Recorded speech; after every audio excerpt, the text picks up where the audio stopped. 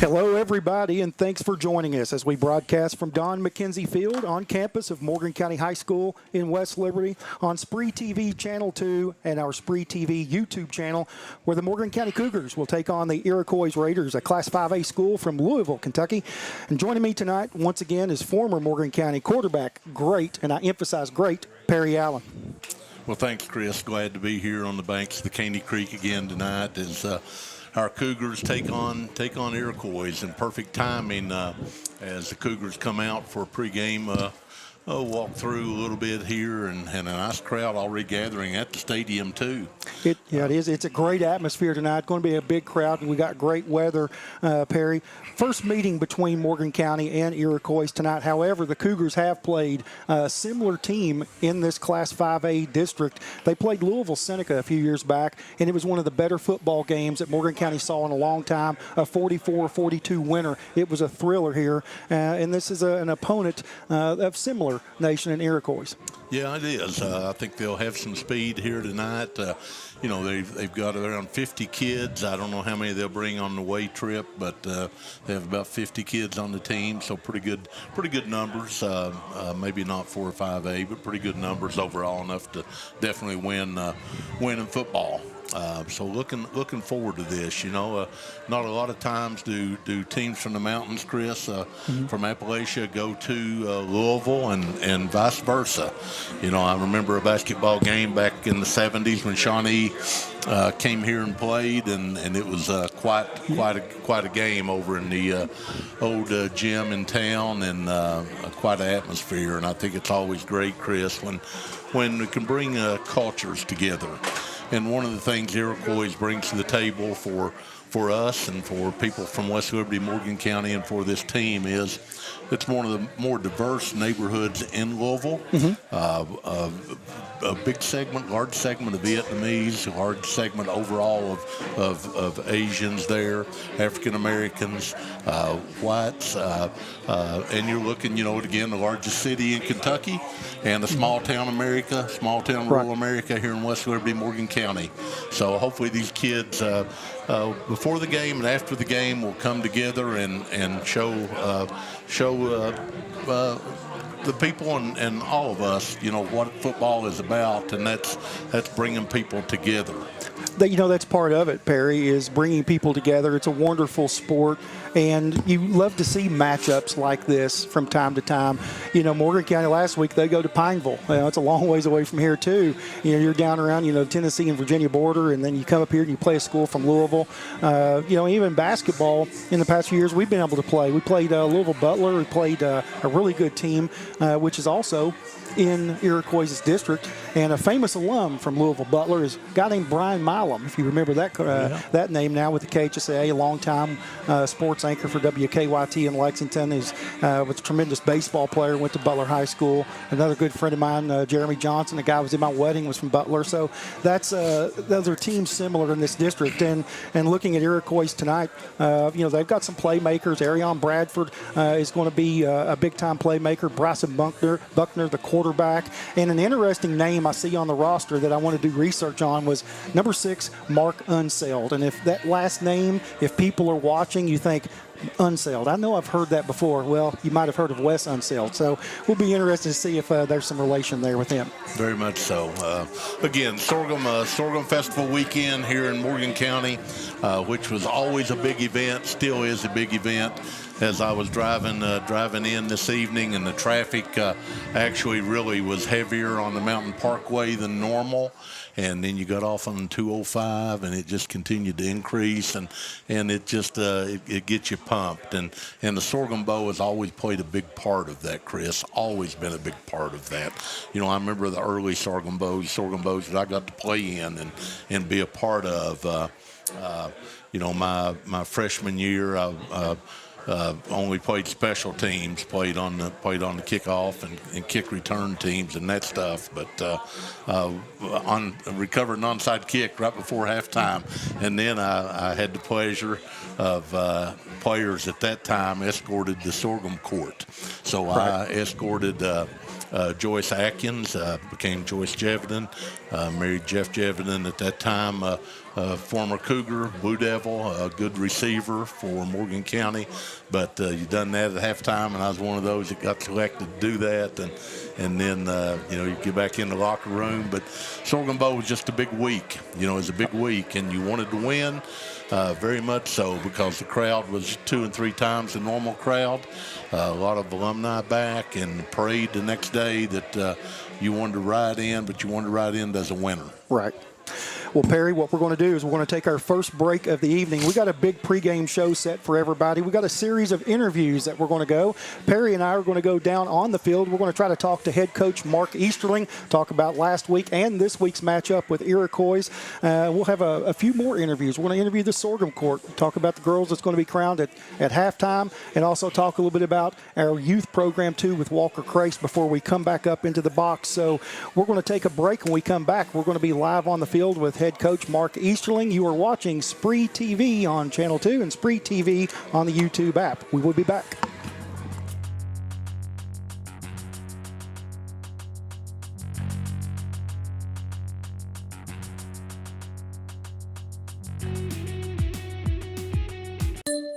September is saving season at Appalachian Wireless, so get an iPhone 14 for just a penny. Yeah, just 1 penny. Or how about $800 off select devices? Or even take $75 off prepaid phones.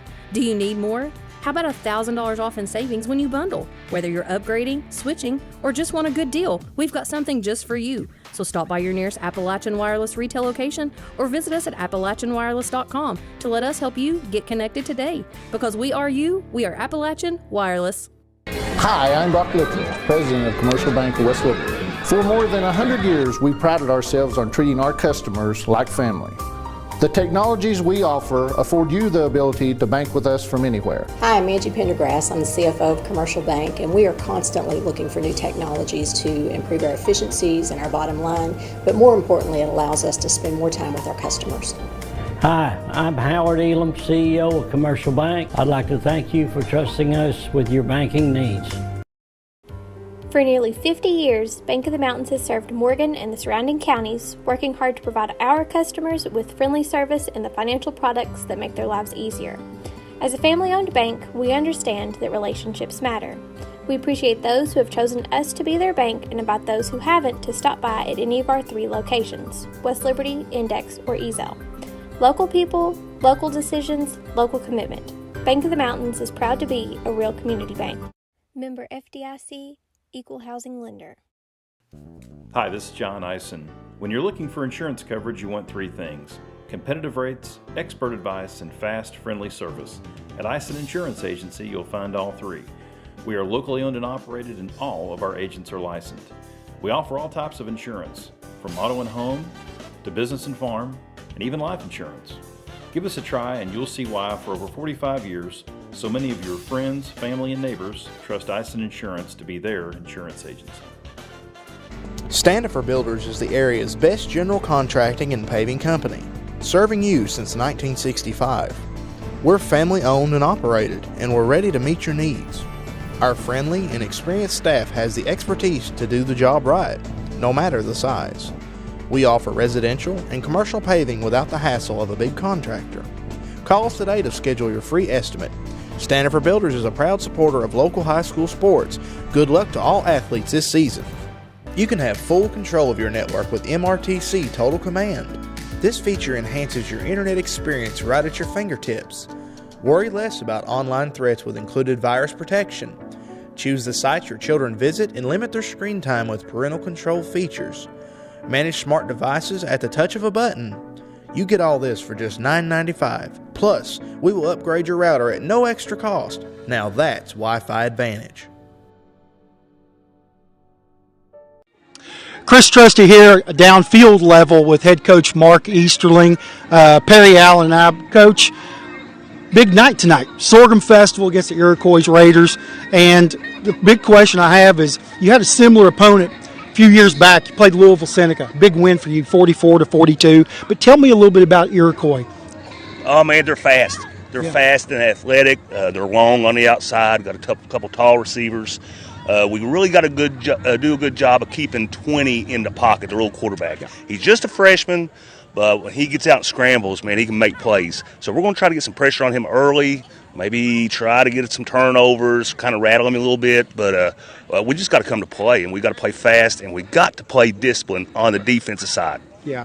Well, Bryson Buckner is that quarterback you're talking about. Also, Kamar Pinkston, another big playmaker for them. And this is a team that last week when they played only 48 yards of total offense against, I think it was Bellevue, but they had a big win against Trimble County. They threw it for 147 yards. So is them through the air or them through the ground kind of interest you the most? Well, it's going to be a little both. I think they're going to try to air it out, and Bellevue had a real good game plan, and they're a real good ball team watching film. But we just got to do a good job not letting guys get behind us. I still think we got to corral 20 because he'll look to throw, but he don't care to scramble as well. So we got to be disciplined up front. We also got to be disciplined behind it because he'll chunk it. He'll chunk it. It's got some big, tall receivers. So we just got to come to play. If we come to play and take care of ourselves, I think we'll give ourselves a shot. There you go. Perry Allen's got a few questions. We got to hand the mic over. We're on microphone duty tonight. So Perry may have a question or 10. Well, that's fine. Hey, anytime I can talk to Perry, it's an honor. Thanks, Chris. I appreciate the bunch. Enjoyed watching practice Tuesday this week. Thanks for allowing me out on the field. It was good to have you out here. Well, it's always good to be back. You know, one of the things, Sorghum Bowl is big, always was big. Sorghum Festival's big, and the bowl has always been big to, I think, everybody. Always been big to me. So tell me about one of your favorite or one Sorghum Bowl that you recall the most. Well, I guess playing-wise would be the year we had to go on the road. We played the Sorghum Bowl away one time. McGoffin? McGoffin County. Yeah, I was a junior in high school that year. But my biggest memory is the very first one I got to be as a head coach. Played Estill County down here in a good, hard-fought game against Coach Jones and Michael Prater and Garrett Atkins. Garrett Atkins had one outstanding game in that game. I remember that. So my first time in a bowl as a head coach, got a win. You know, you can't get much better than that when you're a Morgan County boy. Yeah, Chris told me a lot about Garrett and actually sent me some film. I was very much aware of Michael Prater, but I wasn't as aware of Garrett as I am now after watching video. So, Dave made life a lot easier. I didn't have near as much gray hair back then. So who do the Cougars need? And I know it's a team sport, but who do you really need to stand out tonight on both sides of the ball? If there was one or two players on each side of the ball, who needs to make the plays for you? Well, I think first and foremost, I got to get Kevin Keaton going. I think he's going to kind of be the engine that gets us pumping. Coop has got to manage the game. He don't have to come out here and win this game, but he can't come out here and lose it for us. He don't have to force stuff. But I think getting Kevin going is big for us. I think defensively, Alex Lee needs to set the tone and be a little bit of everywhere tonight. I hope you guys are up there calling the game and saying, man, I think there's three of him on the field. I mean, we got to be uber aggressive with him, get Kevin going, letting Coop settle in and not try to do too much. And again, as always with me, play in front of the sticks. Well, very good. Again, happy to talk to you always and wish the Cougars nothing but the best tonight. Chris? Well, I've got to go back and talk a little bit about one of his most favorite games it played, and that was the McGoffin County game back in 96. Was that right? 94, 5, 6 range? Okay. One of the few times that people don't know that Morgan County had to play the Sorghum Bowl on the road, right? So McGoffin County had a really good football team. Remember Jason Robinette, Jason Wages. The quarterback was Michael Caba, now the head coach at Montgomery County. But in the second half, Morgan County starts. We're down 8-0, Perry, on the road. Morgan County scores 30 straight points thanks to 7 interceptions, a school record, 4 interceptions by head coach Mark Polo Easterling, I believe. Was it 4?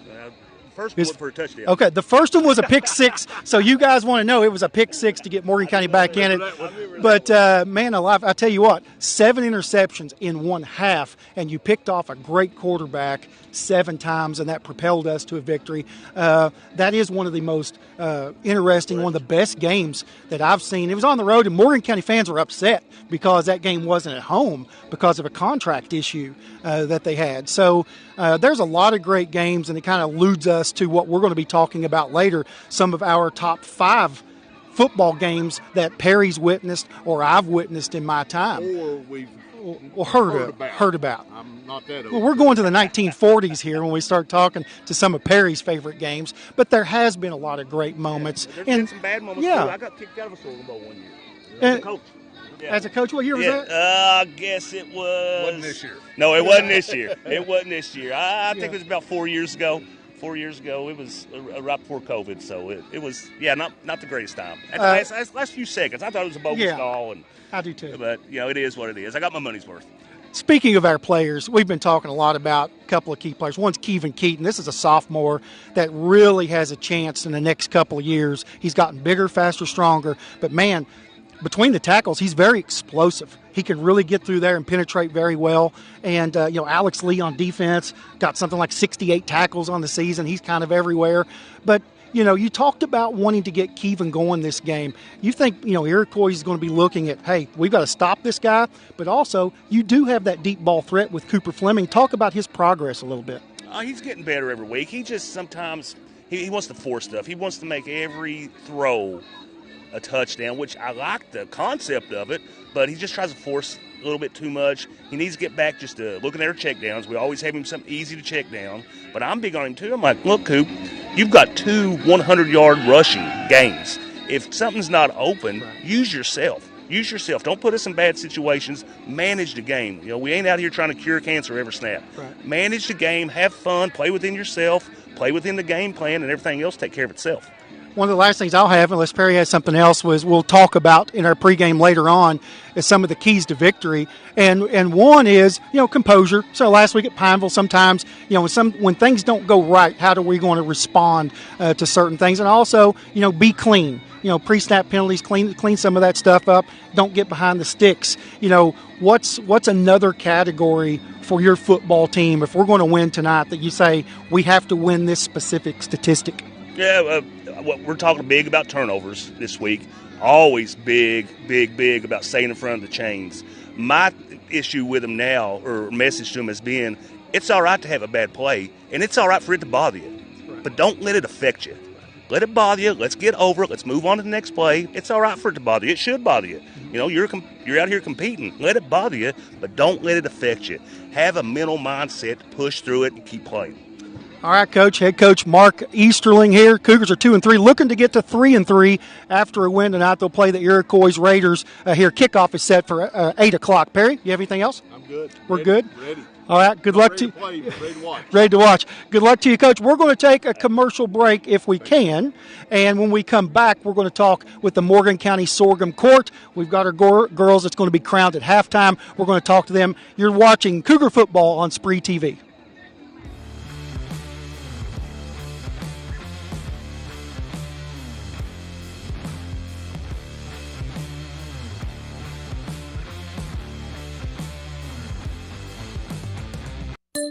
At Appalachian Wireless, we get it. You need reliable service without breaking the bank. That's why we offer affordable unlimited data plans and advance pay options to fit any budget.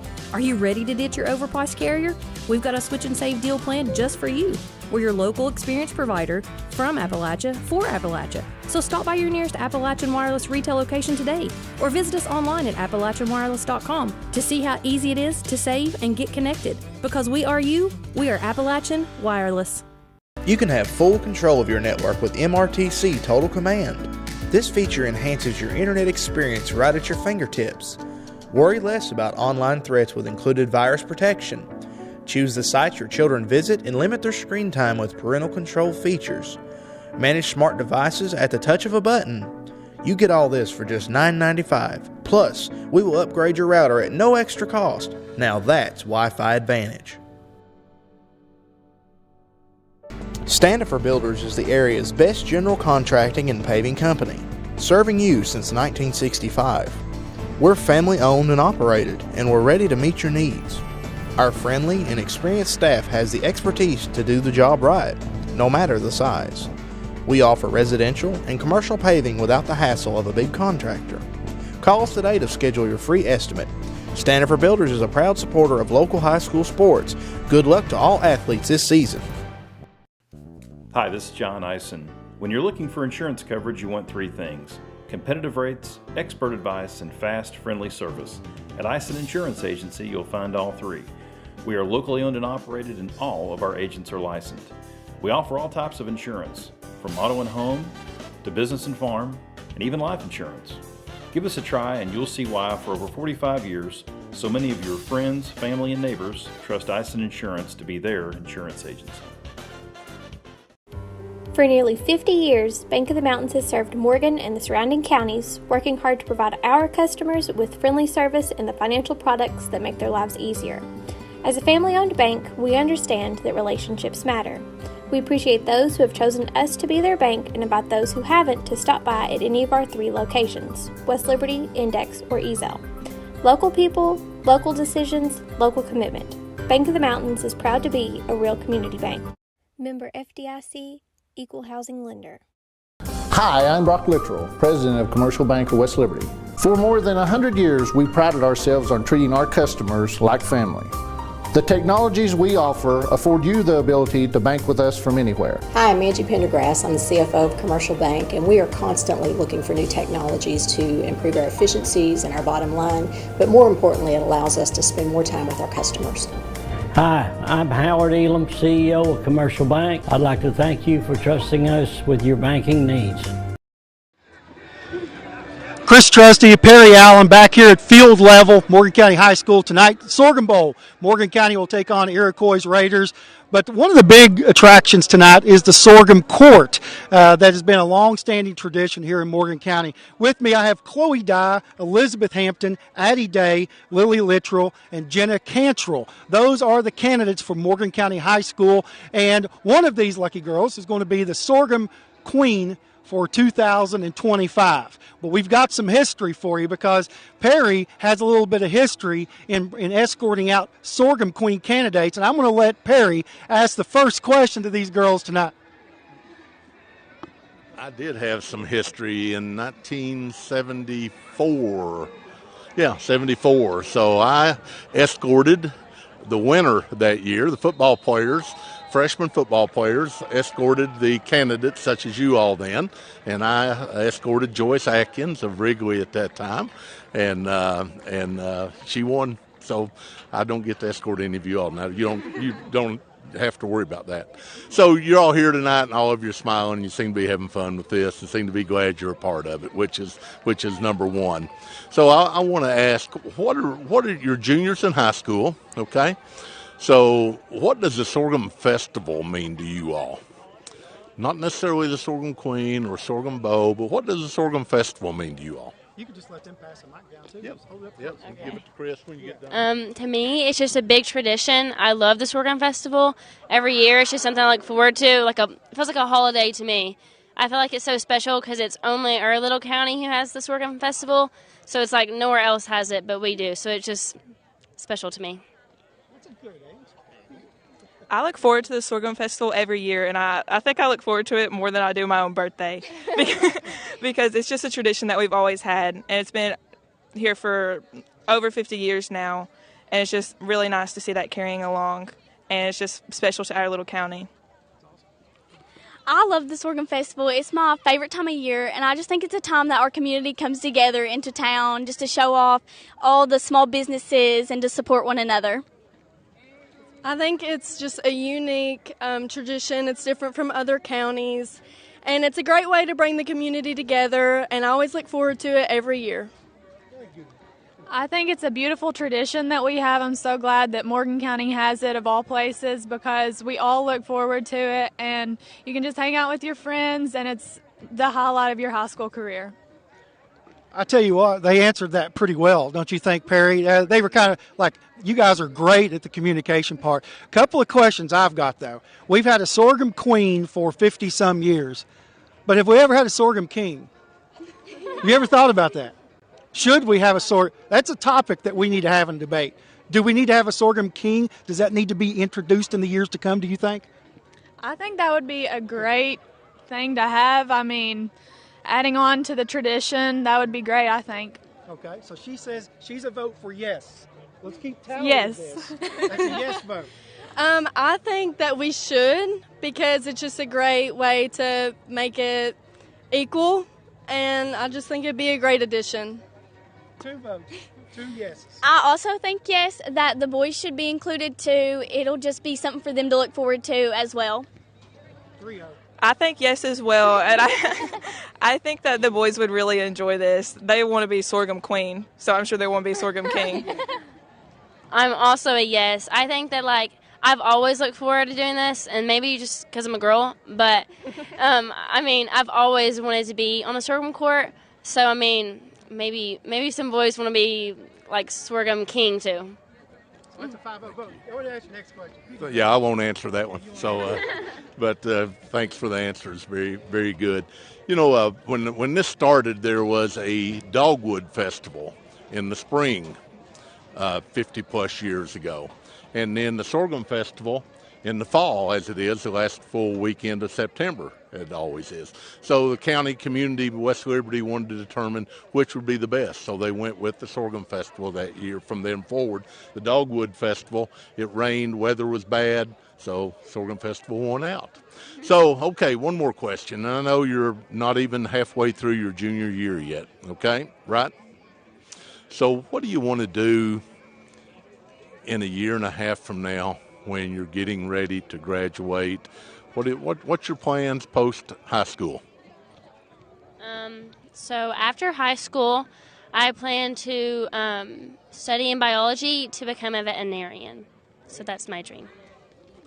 After high school, I plan on attending UPAC to major in biomedical sciences and then later become a dentist. After high school, I'm wanting to go to University of Kentucky to major in healthcare to be a pediatrician. After high school, I want to attend MSU and major in biomedical science and become a PA. After high school, I plan to attend the University of Kentucky and major in biomedical sciences to become an anesthesiologist. These girls, Perry, have it all together, as you can see, you know. So one of the questions I want to ask is the sorghum queen and the sorghum court is so unique because of the dress. And one thing I don't think we talk about enough is that one of the great traditions in Morgan County is the sorghum court, but the dress that you're wearing. Does anybody know the history behind the dress? And do you think, this is another kind of a quiz, do we keep this tradition going forever, or do you change the dress? I think this tradition should go on forever because you see the many generations that have even worn the same dresses, and I just think that's an amazing thing to see the generations pass it down. I think that the community should keep the style of dress because it's unique and different. You don't really see it often anymore, and I just think it makes it stand out. It makes the Sorghum Festival stand out. I think the sorghum court dresses should stay because that's just a part of what sorghum court is, and that's what you know sorghum court for. I think it's a beautiful tradition that just shows off the history of the Sorghum Festival. I think the tradition should stay because of how unique the dresses are and how it's just different. You don't see it in homecoming or prom or really anywhere anymore, and I think we should just keep it because nobody else usually wears this style of dress. I'm also going to agree. I think the Sorghum Festival is so special because, I mean, no other county has it, and people probably don't get what we're saying in other states or other places whenever we say we have the Sorghum Festival. So I think keeping the dresses is just as a big part of it. So, I mean, I think keeping it is just like a part of the tradition. I agree. I will vote on that one. So I agree. I think it is part of what's been here and what goes on, what needs to go forward. Chris, I think what I'd like to do, I know we're getting close to wrapping up, but give you all about 10 seconds each, 15 seconds each, just to share some parting words, okay, that you'd like to share today about your family, about school, about others in the court, about your friends, whatever you want to share, almost whatever you want to share. Okay, so I'm going to say I'm very, very happy that I got to be on the Sorghum Court. Ever since I was little, I've always watched the other girls come on the Sorghum Court, and I've always just dreamed of being on it, so I'm so thankful I get to be a part of it, and I'm so happy that I get to do it with my best friends. I'm so happy to be on the Sorghum Court with my best friends, and it's just something I've always wanted to do as well. Ever since I loved it my 8th grade year, and I knew I wanted to be on it again my junior year, and I'm just so grateful and happy and excited. I've always adored the girls on Sorghum Court in the years past, and I've just always wanted to be on it, so it is such a blessing to be here with everybody. I am just so grateful to have this experience with these girls that I grew up with my whole life, and I'm just looking forward to it. I'm so grateful that I got chosen to be on the sorghum court. I mean, you look up as a little girl and you're like, these are the princesses of the high school and the county, so it's just a great honor. You guys are wonderful. Real quick, before we go to our next commercial break and we go to Walker Crace here, and we might have Walker ready if he's on standby. Real quick, you guys have been awesome. Tradition's been great. We're going to carry this on forever. But let's talk about the football game. I need a score, and whoever gets the score correct, Perry Allen will buy milkshakes for all of you all if somebody can nail this score. At the Freezer Fresh, what do you got? Cougars 21, Iroquois 6. 21-6. Cougars, I'm going to say 18, Iroquois 12. The Cougars are going to be 60 and Iroquois is going to be 0. I think the Cougars will be 32 and Iroquois will be 14. I'm going to say Cougars are going to be like 42 and Iroquois 0. A lot of good picks. We're in agreement with all of them. Well, thank you all a bunch for being here. Thanks for being willing to participate in the interviews, and most importantly, to be a part of your class and be a part of the Sorghum Festival. So thank you all. Chris? We'll just keep it here if that's good. We'll keep it here. We got Walker Crace on standby. Girls, thank you so much for joining us. That was a wonderful interview, and good luck to you guys tonight. We know a lot of the crowd, they're here to look at you all, okay? So thank you very much. There you have it. That's the Morgan County Sorghum Court candidates tonight. So they're going to be crowned at halftime if you're watching this on SpreeTV. When we come right back, we're trying to get Walker Crace, but he likes to talk too. He's going to join us for an interview to talk about some Morgan County youth sports. So somebody grab Walker and we won't have to go to commercial. Yeah. Yeah, you're good. Thank you. Yeah, thank you. Perry, well, as we're still live here, and what a great interview by those girls. Yeah, tremendous job. You could tell why that they're in it, and I'm sure there's plenty of other young ladies, within the Morgan County junior class that could have been too, and probably wishes they would have been. But great group of ladies there. Hello, how are you, Walker? Doing fine. Perry Allen. Nice to meet you, Walker. Nice meeting you. Walker, come on over here. Jump in. Yeah, we're going to let Perry just go ahead and get right into it. Got all kinds of questions. Sounds good. Yeah, you've helped regenerate the youth football program, and former player here, same as I'm a former player here, just a lot of years difference. And I think you've opened a restaurant recently too. Yes, sir. That's Morgan County themed, sports themed a lot, so that's great too. Tell us what you're doing, what's happened in relation to youth football, here in West Liberty, Morgan County. Right now, right here. Okay, gotcha. So right now we're trying to get everything lined up. We've got approximately 60 kids between 3rd, 4th, and 5th grade.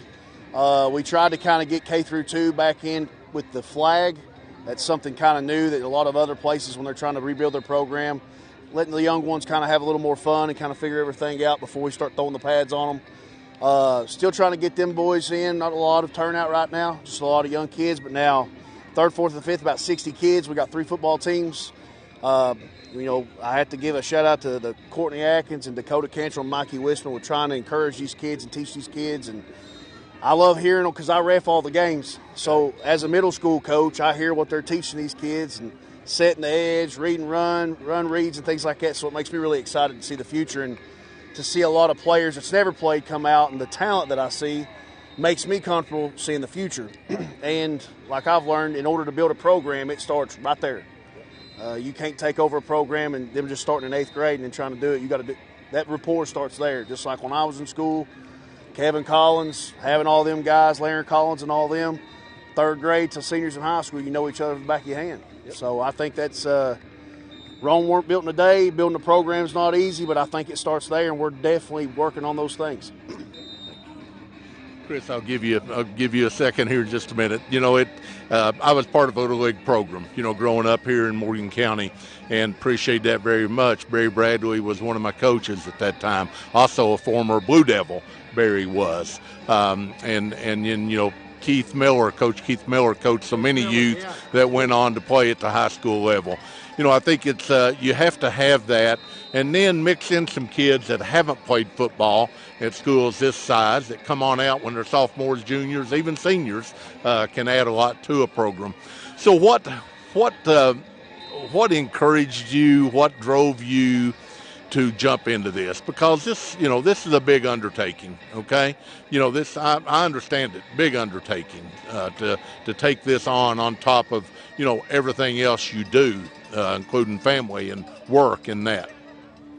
Yeah, my wife can definitely attest that I'm not home much, but I was a part of some history in Morgan County. We hosted the playoffs 2 years in a row. We never got that lucky number 9 win season. We never got to get that win, but getting a taste of a little bit of history and then going back in time a little bit to 2008 where we went to the first ever state playoffs and went to the state semis and got beat by Bluegrass. It just the momentum that goes a little bit further and to have a taste of that. And then, every program has it where they kind of get up here and then they kind of trickle off, and Coach Polo's really tried to kind of keep that momentum going, but he can only do so much where he's at, and somebody's got to take the lead down there. So I'd always been beating on his door going, let me have it. I got this.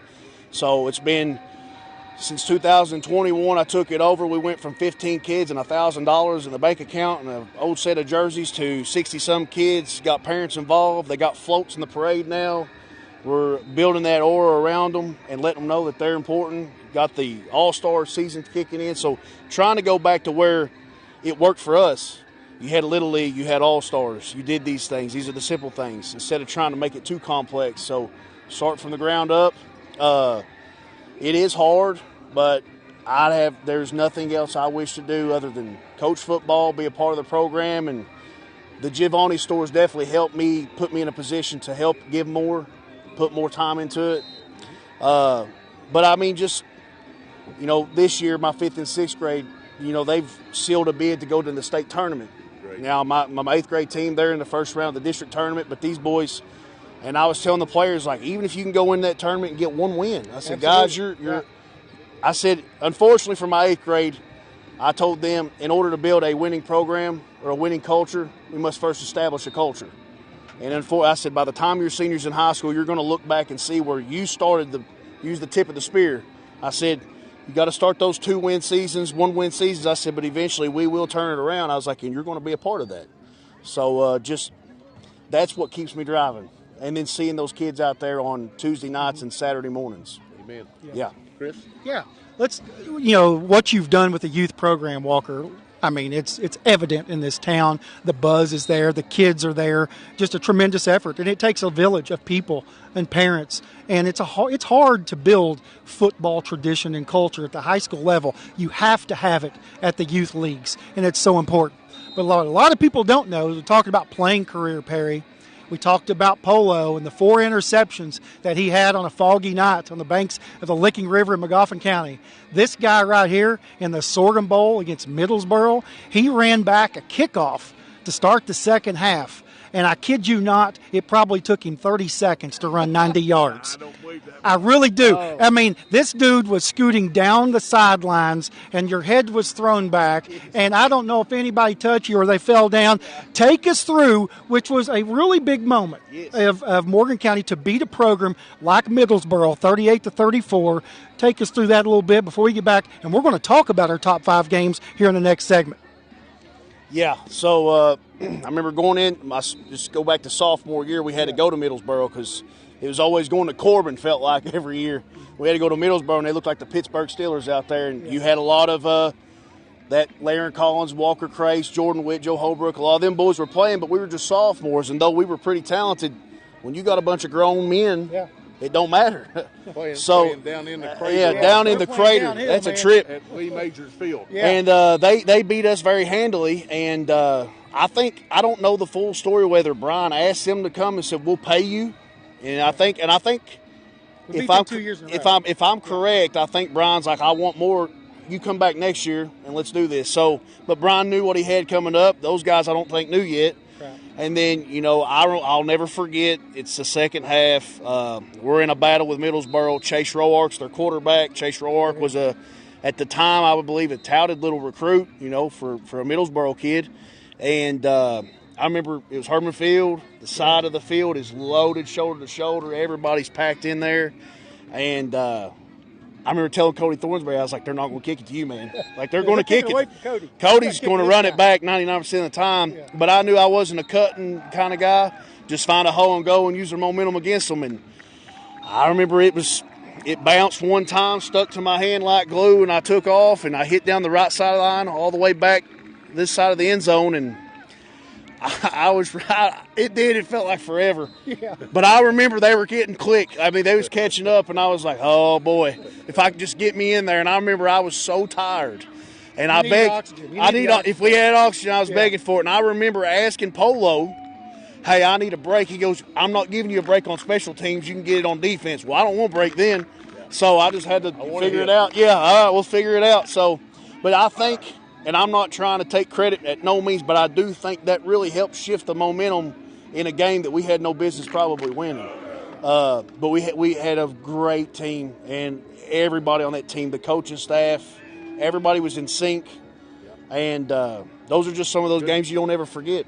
Those are good moments and good times. Oh, and you never forget them. My wife says I'm stuck in the past. Absolutely. Yeah. There ain't nothing better than that. But never going to forget those moments. Obviously, you're not in the past all the time. You're moving forward with the future.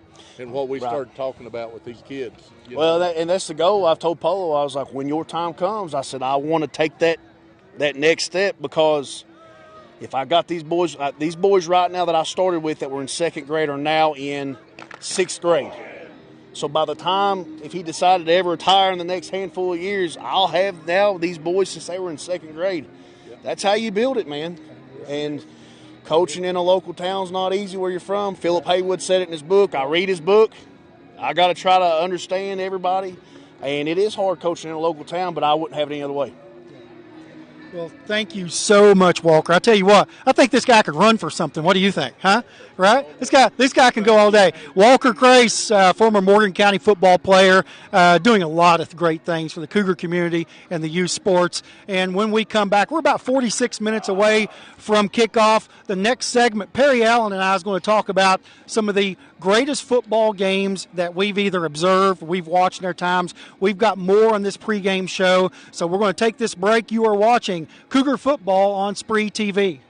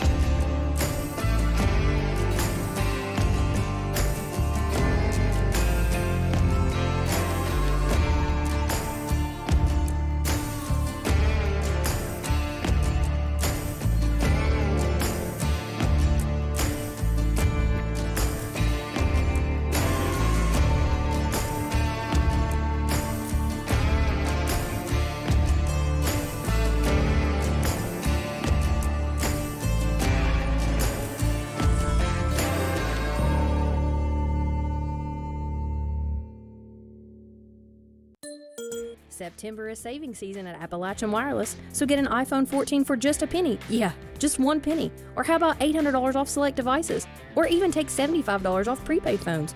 Do you need more? How about $1,000 off in savings when you bundle? Whether you're upgrading, switching, or just want a good deal, we've got something just for you. So stop by your nearest Appalachian Wireless retail location or visit us at AppalachianWireless.com to let us help you get connected today. Because we are you, we are Appalachian Wireless. You can have full control of your network with MRTC Total Command.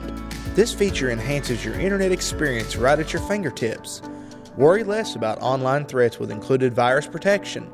Choose the sites your children visit and limit their screen time with parental control features. Manage smart devices at the touch of a button. You get all this for just $9.95. Plus, we will upgrade your router at no extra cost. Now that's Wi-Fi Advantage. Hi, this is John Ison. When you're looking for insurance coverage, you want three things: competitive rates, expert advice, and fast, friendly service. At Ison Insurance Agency, you'll find all three.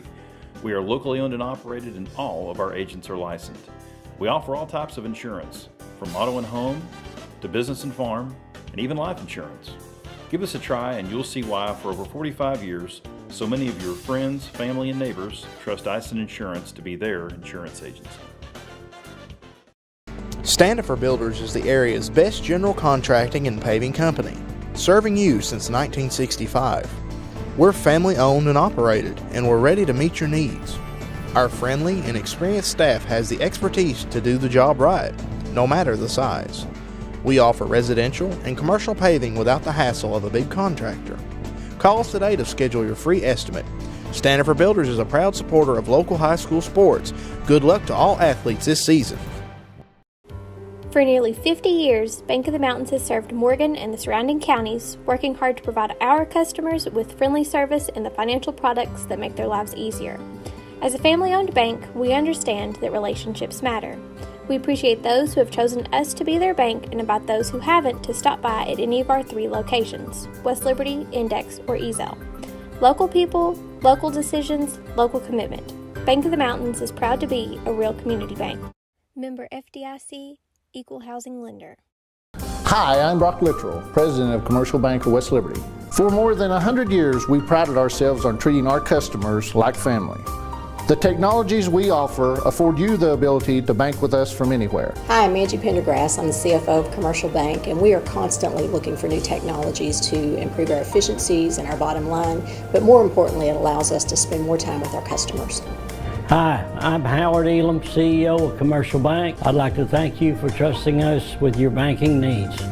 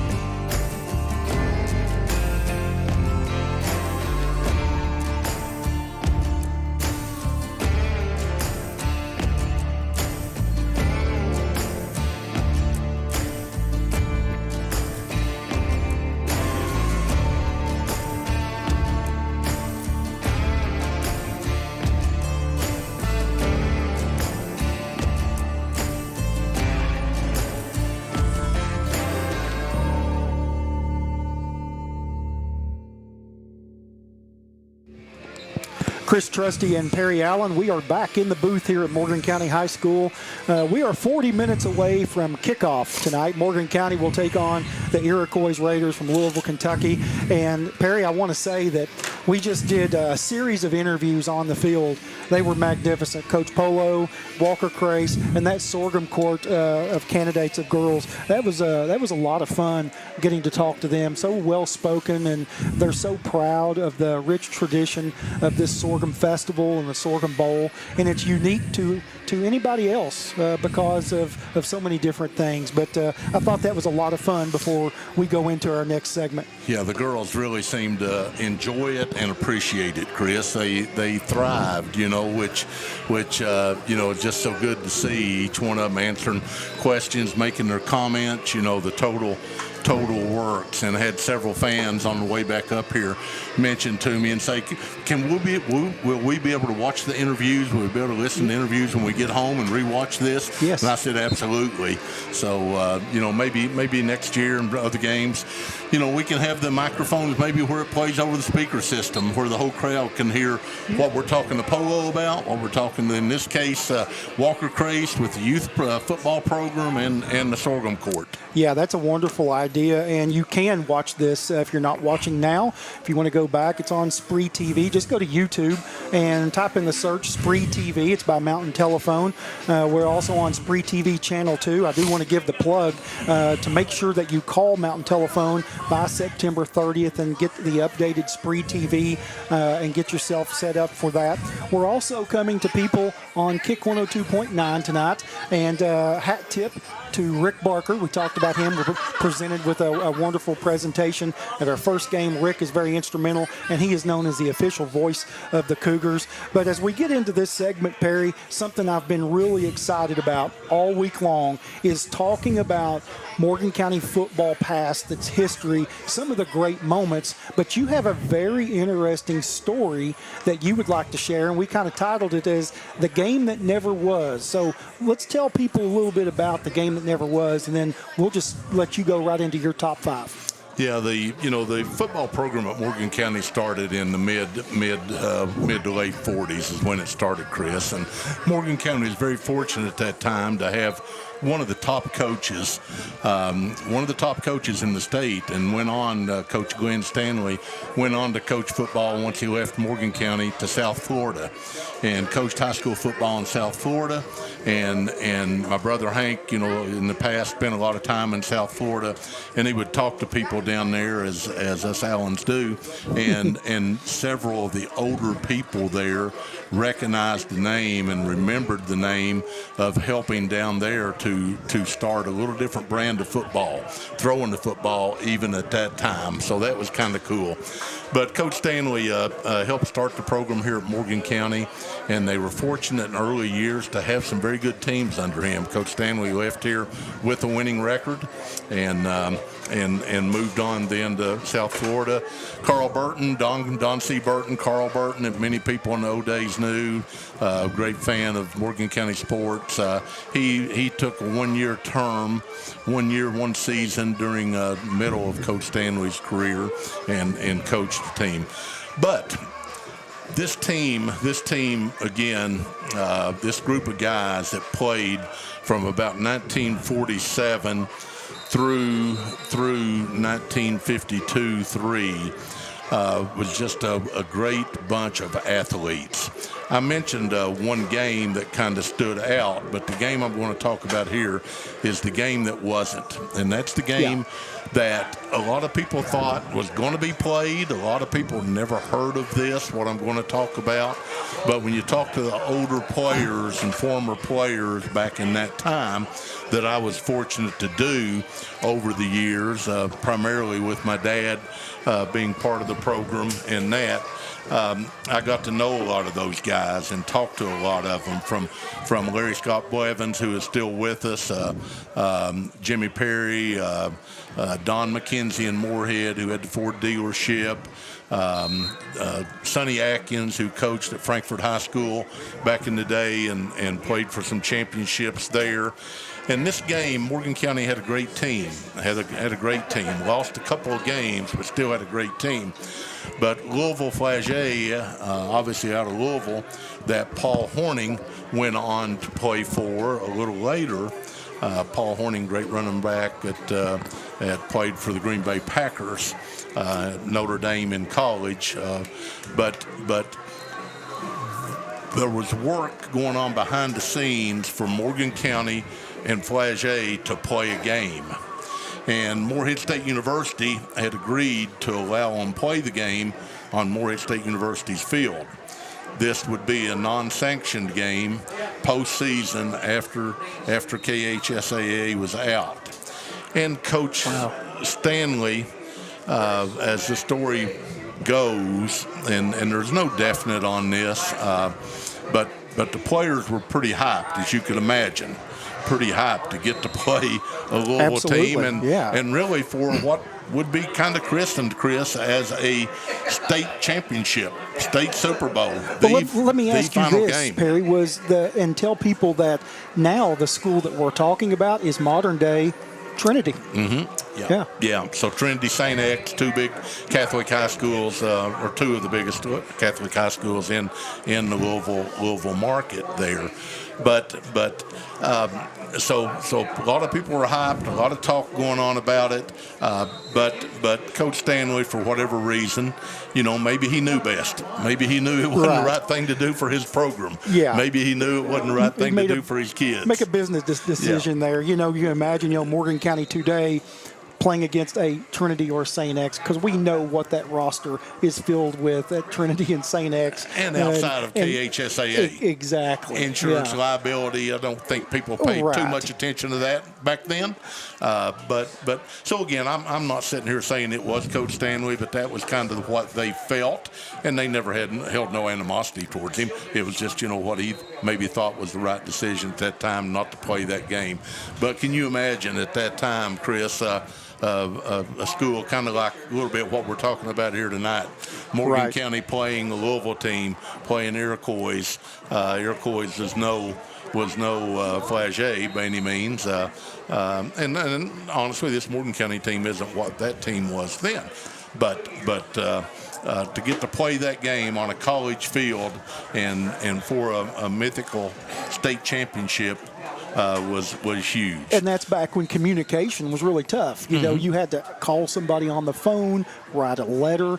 Today, communication, we know it's a lot easier. And that reminded me, as you was telling the story, West Liberty, when it was West Liberty High School. And in the 1940s and the early 40s, you had Bruce Macklin, one of the all-time great basketball players at Morgan County, was a Kentucky, Indiana All-Star, went to the University of Georgia, then transferred to Marshall. That basketball team ranked as high as 7th in the state of Kentucky. And there were newspaper articles talking about they had trouble finding teams for them to play because nobody wanted to come here and they thought would lose. So they were like, announcing to everybody, hey, we'll go anywhere, we'll play anybody in the state. So it was kind of like a early form of trash talking through the newspapers back then, which I thought was really, really interesting. And we're going to, keep it here. And I want to piggyback off of that story, the game that never was, because Perry and I have been working on the top 5 Morgan County football games we can kind of remember. And people, if you're watching this, you may have a different top 5 or a specific game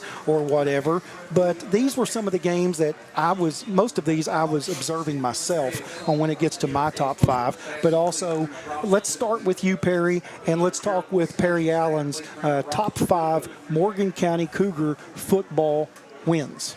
Yeah, and it is wins, Chris, and it's hard to come up with just 5, as you very well know. You and I have been talking for the last 2 weeks about this, and we'll go back and forth with some games and trying to determine, which ones. And I kind of took the teams from back prior to my lifetime, plus up through, and I think, Chris, you and I kind of ended on you started on a team that I ended with in the 80s, maybe. Yes.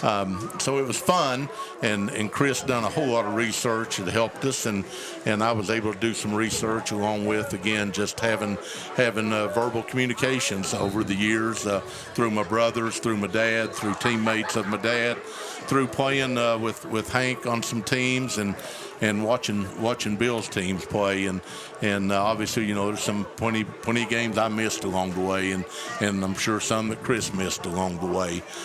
So again, as Chris said, love for you to submit your top 5 or your top 10 games, because there might not be many that overlap, to be honest about it. But I put the 1949 Blue Devils win over Mount Sterling.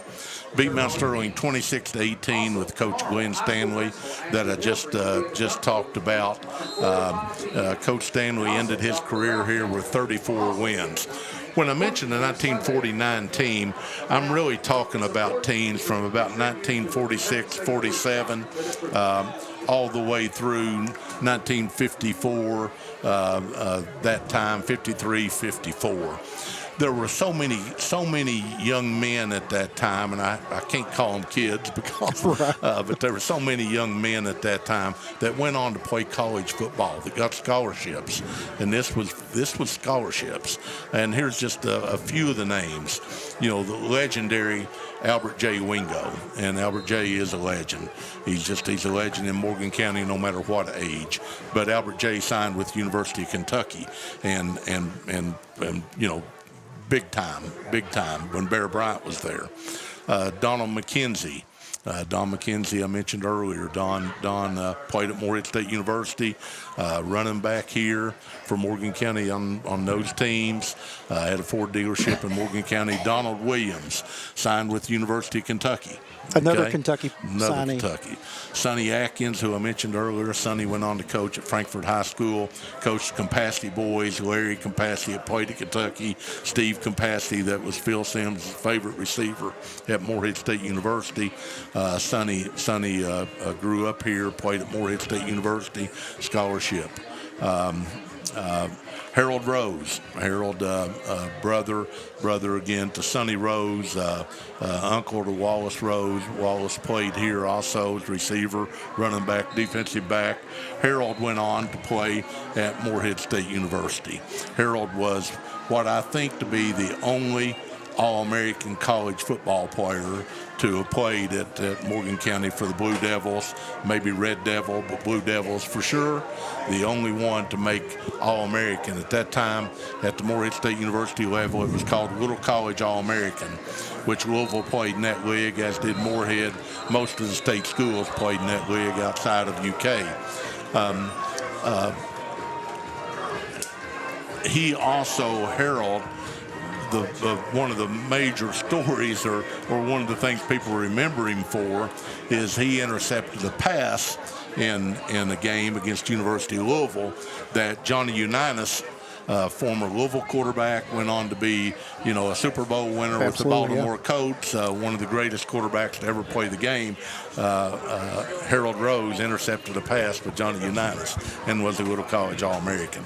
So what I recall from the different stories with my dad and others, there was about 11 guys over about a 4-year period there, including Dad, that signed with Eastern, that went on to play or signed scholarship to play college football. Right. And I mentioned one game, but that group of guys, many more, Larry Scott Blevins, Denzel Elliott, Gary Elam, I could keep Tremendous going. athletes, too, to come in Morgan County that people don't know, and they didn't know it before tonight. Right. Chris, I'll go on if that's okay and try to move a little quicker for that's you. Fine. I know we've still got quite a bit of time, but the 1965 team, I list 2 games for them, and I could have listed 3 in my opinion if I'd wanted to, so I will mention all 3. But the 1965 Blue Devils, they beat Pikeville 26-7. They beat Paintsville 6-0. That's the 2 games I list. They went on to beat Prestonsburg same year, 28-24. So they swept the Big Sandy Valley. They swept the Big Sandy Valley. That's the fantastic. Big Sandy River, Little Sandy River. I mean, they didn't have any water left in it when these guys left, okay? They awesome. took the water with them. They took the Dairy Queen in Paintsville with them. They took the Dairy Cheer in Prestonsburg and Pikeville and took them all with them. Just beating the tradition-rich programs. Yeah. I mean, to sweep all 3 in a season, is pretty strong. Gary Cheese Holbrook. A lot of people knew him as Big Cheese. Gary was my coach my senior year in football and quite, one of the best top 3 athletes to ever play at Morgan County High School on that team. Donnie Gardner, son of Major Gardner. Donnie was a quarterback along with Jerry Dale Holbrook. Jerry Dale was quite a bit younger, but Jerry Dale played quarterback also on that team, as did Donnie Gardner. Darrell and Dorn Bradley. The tackles twins. Everybody knows Darrell and Dorn.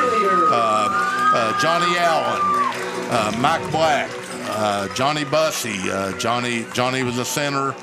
His dad, Bruce Howard, coaching. Also Morgan County went on to start the program at Johnson Central. Didn't know that. Sure did. First coach at JC. Richard Lewis, my cousin Mike Price, who played at Morehead State University, and the legend that I put in the same boat with JC with Albert J. Wingo is J.C. Brown, J.C. Brown. And that name gets team. brought up as one of the greatest running backs of all time for Morgan County, J.C. Brown. Just a tremendous list there, Perry, of former Morgan County players. Just tremendous. Yeah. You have number 4 in the state, right? I see on your note there. Number 4 in the state after winning those games. Then they went on to play Fleming Neon. And Fleming Neon in the time was quite a school. Fleming Neon beat Morgan 13-0. Morgan finished that year ranked 20th in the state, Chris. Overall, 20th in the state. So great job there. The 72-73 Blue Devils, Wheelwright. They played Wheelwright 2 games. Beat Wheelwright, I'm pretty sure it was in 72. Beat Wheelwright 32-20 at Wheelwright. So played them once Wheelwright, once Morgan. I'm pretty sure that was the one in Wheelwright. John Reed's first game as head coach. John Reed finished his career at Morgan County. One of the things you kind of see in common, not with the winning record, not with the losing record, but a 500 record. Most physical game those guys will tell you that they ever played in. My brother Hank's quarterback on those teams. Greg Phillips, go down the list. Greg Wingo, Kim Likens, Randy Reisner. I shouldn't got into names really. You keep going. This is what's great. But that game was a tough game, a tough place. Tires were flattened by Wheelwright folks of Morgan County fans. The bus after the game was rocked. I mean, rocks rolling up the windows. Hey, you got Keith Henry sitting beside you. He was going to say, no way in South Florida are they cutting tires, right? Elwood Pratt was the bus driver. Elwood was ready to whip all of them, right. but Elwood didn't even get off in that mess to try to do that. But it was something to be a part of for that team. One of those 2 games, Greg Phillips, the first game. Greg Phillips ran the opening kickoff back. Rainy night. I was a manager at that time, wasn't old enough to be able to play, and thank the Lord, as rough as it was, and we're right that night I wasn't. But Greg tells the story of the kickoff being kicked to him and pouring the rain, field a mess, other than the coal on the field, get a little traction. That's right. But the referee looked at him and said, son, they're kicking a rubber ball. I wanted to let you know. And Greg said, rubber ball. And he said, luckily the ball hit him right in the chest, and he hung on to it and took off straight up the right sideline and ran the first kickoff back of John Reed's coaching career of the start of this program at that time, kind of like Walker Grace talked about. Yep. Something that provided momentum for that team, provided momentum for this team, also. I want to talk about quickly, Chris, I know you've got it down also, I'm pretty sure. The 83 yes. Team. It's one of mine. The Cougars over Belfry, beat Belfry twice, but the 83 team's what I have down. Cougars beat Belfry in 82, 16-6. They beat Belfry on Pond Creek, or what Belfry fans want to call it, Pond Creek Nation. They beat the Pond Creek Nation 28-26 in '83. Interesting part of that too is that Belfry paid Morgan $2,000 to come back up there and play again, and beat their butt again and went home with the check. And let me tell you what, if you've been to Belfry recently and you think that's a drive, you don't know a drive, what it was back in 1980s and before. It was Mountain Index, old Index Hill over here. Nothing. Or Wrigley Hill. No way. They were baby hills compared to those 3 mountains that you crossed, Johns Creek and heading on over to Belfry. But Chris, that's kind of my take. Other than I want to give you a little rundown on the running backs that they had on the 1972 73, around that time. The running backs that Morgan County had, and I want to think, I probably haven't remembered them all, and this is amazing. This was on teams right then that were stacked. Greg Phillips, Mark Hobo Jackson. You know, Greg, one of the best halfbacks to ever play here. Hobo, probably the best fullback to ever play here. Gerald Emmix, Lindbergh Emmix's and Matty Emmix's son, underrated running back. Kim Likens, Glenn Likens, Betty Gay's son. Ralph Havens from over in the Ezell area. Ralph had never played football. You know, consolidation happened. Ralph, a great halfback. Scotty May, Raymond Scott and Janet's son here. His brother Tommy, also a fine football player from Morgan County. Scotty's a heck of a linebacker and tailback. George Bellamy, halfback. Coach Bellamy, all right. Yeah. Rennie Fraley. Rennie was quite a linebacker and fullback. Also, he played behind Hobo on the offensive side. But all those guys were on the same team. Amazing. They could have started for a lot of high schools. Chris? What a history lesson we just got right there of Morgan County football and names. Perry, just magnificent. I've got so much great feedback this week from what you have provided with this color analysis and just talking about the names of prior Cougars, Blue Devils, Panthers. We used to be all three of those. What we're going to do, we're going to take a short commercial break. When we come back, I'm going to have Chris Trusty's My Top 5 Morgan County Cougar football moments. You are watching Morgan County football on SpreeTV and listening on Kick 102.9.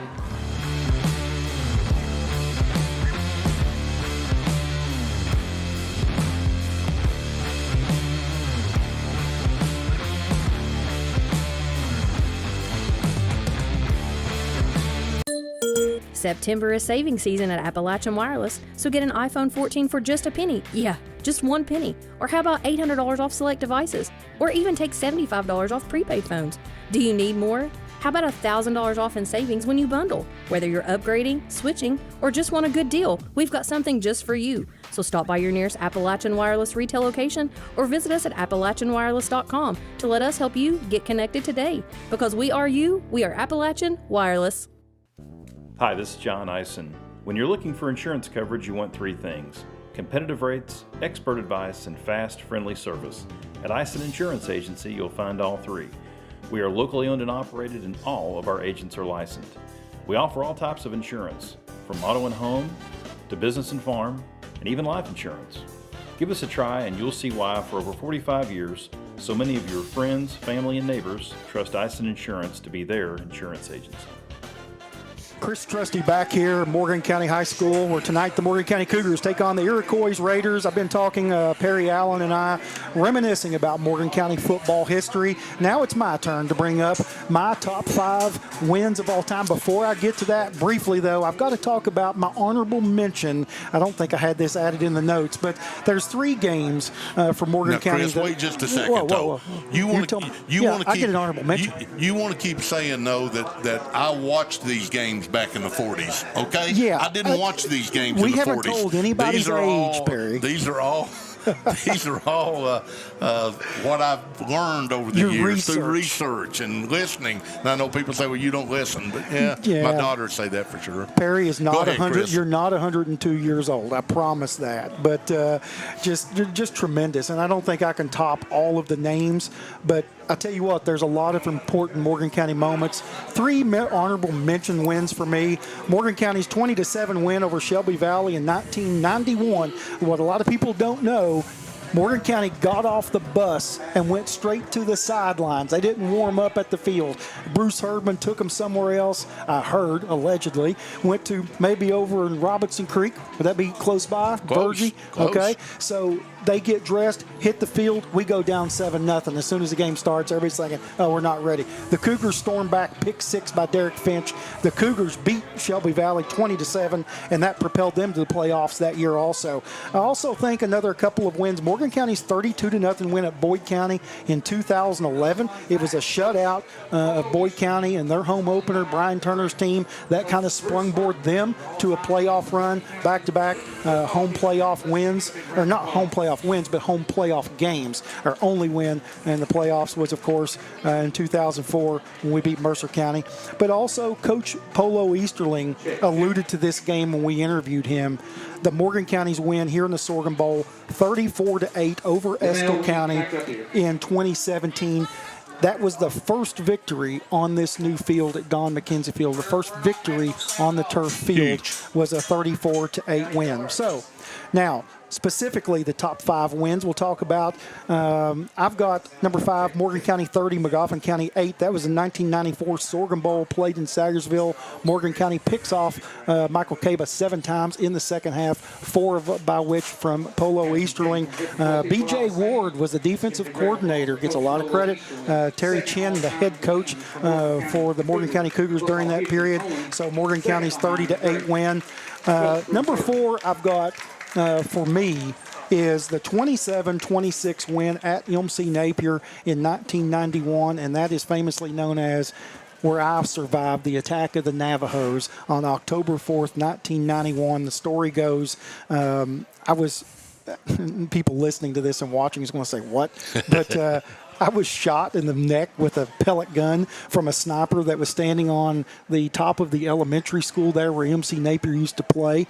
And I remember getting hit, looking to my left, and Eddie Dunn was standing on the sidelines, and then he gets shot right on top of the head by this pellet gun. And what's going on here? Of course, nobody seemed too concerned. We went over to the sheriff and the deputies, and they're like, I don't know what you're talking about. So just kind of common? Just kind of common, yeah. You're on the opposing sideline and those things? That's just what you get when you go up that way at that time of year. You run into the wrong dude, man. You're going to get I'm glad when I played off. Up there one time that I had a helmet on. Yeah, because I don't know what was coming. So the funny story behind that is MC Napier takes the first snap of the game.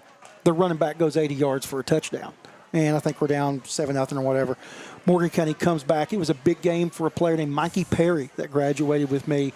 I know there's some other guys that were here that played in that game sitting down below us. Kelly Bowman played in that game. Derek Finch and, a lot of Cougar players. I had 22 seniors on that team, and I was up there watching. I was not a player then. And we won 27-26. And I got a plaque from the football program at the end of the year, and it says I get a Purple Heart for surviving the attack of the Navajos. So going on, another Magoffin County win was the Hugo Bowl of 1989. A lot of people don't know that Sorghum Bowl, we had the remnants of Hurricane Hugo, and it was completely drenched and muddy. Keith Ubu Elam kicks a 39-yard field goal in a driving rainstorm to beat Magoffin County 9-8. And that was just a crazy, crazy night. I remember that was like my freshman year of high school. And then so a 39-yard field goal to win the game. To win the game. In the mud. In the mud. And that thing probably didn't get 15 feet off the ground, Perry, but he kicked a sidewinder, and that thing went through the uprights, and Morgan County went nuts winning that game. So 2 big wins to follow. The biggest wins, I think, in Morgan County football history. Number 2, Morgan County goes on the road in 2005. Randy Wood is the head coach. They beat a top 10 ranked in Class 2A Fleming County 23-17 in overtime. And get this, Morgan County blocks a field goal to win it. It was Brandon Henry who blocks the field goal from Fleming County, sends the game into overtime, and I believe it was Derek Young who recovers a Fleming County fumble in the end zone. The Cougars escaped 23-17 in overtime. They had Jordan Fritz, I think, was a quarterback for the Panthers, a really good quarterback, a really good team, but Morgan County and Randy Wood comes out with a big victory in Flemingsburg. And to me, it has to be the greatest win, I think, in Morgan County football history was the 21-14 upset win on the road in the playoffs in 2004 against Mercer County, where we go to Harrodsburg. A huge crowd from Morgan County goes. They tailgate for hours before the game, and it was just an electric atmosphere on the road in Harrodsburg that night. Randy Wood gets the school's only playoff victory, and that was in 2004. And going back, I think it was 2000. Some of our better teams was 2011. The question you asked me was one of those teams. Yeah, Brian really Turner good. had some very good teams, very good records. Teams. I think a couple of 8-3s, Chris. They did go 8-3, 8-4. had Lawrence County on the ropes as a home playoff, the great atmosphere. We got stopped inside the 1 yard line or we would advance. But Brian Turner's teams, man, look at offensively what they did. They put up a whole lot of points. That was some really good football teams that Coach Turner had those years as well. Yeah. Well, coaching has always made a difference, always will make a difference, especially at smaller schools where the talent level isn't just enormous, okay? You got to have coaching. Massive crowd here tonight. You can hear the Cougars coming onto the field. The fire truck, the lights are going off here on the banks of the Caney Creek, ready at Don McKenzie Field. We're about 9.5 minutes away from kickoff, Chris, and dang, it feels good. What an electric atmosphere, man. This is great. 10, or maybe with you, I maybe threw in 2 extras. You threw in probably 5 extras, and we still, Chris, left out probably 30 games. Oh, there's people at home saying, well, how come they didn't talk about this team or this? Yeah. It's just so much. But we're going to get to those guys. We're going to get to those teams. We're going to try not to leave anybody out. But we really want the people watching and listening to talk. You know what? Morgan County's played some good football here. We've got some good football players, and we want the tradition and the culture to get back to some of those years and those decades where Morgan County football was such a formidable opponent. So we're just under 9 minutes from kickoff. We're going to take a commercial break. When we come back, the Morgan County Cougars and the Iroquois Raiders are going to do battle in the Sorghum Bowl here in West Liberty. And I'll also tell you about the first Sorghum Bowl I missed and why. When we come back, you're going to hear that story. You're listening to Cougar Football on SpreeTV.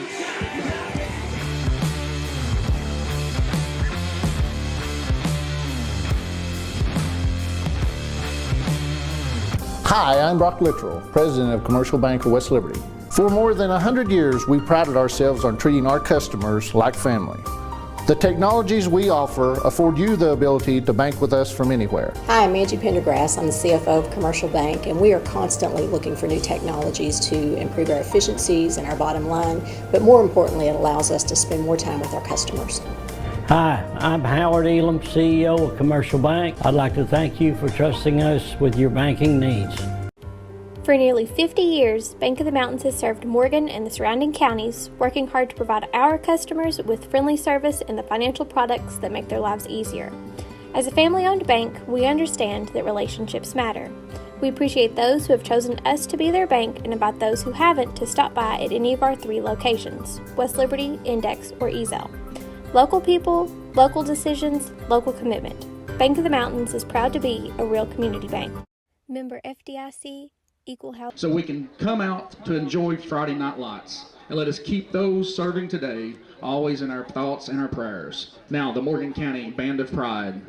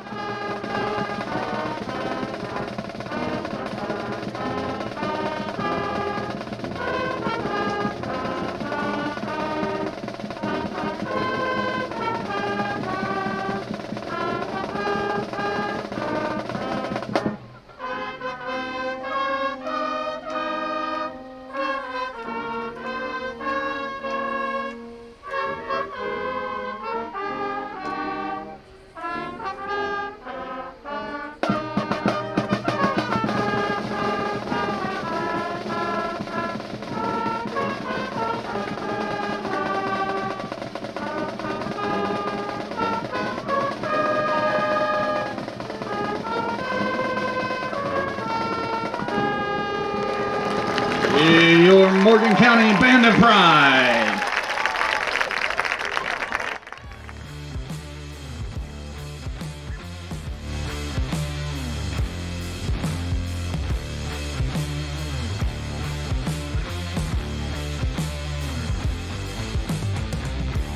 Standifer Builders is the area's best general contracting and paving company, serving you since 1965. We're family owned and operated, and we're ready to meet your needs.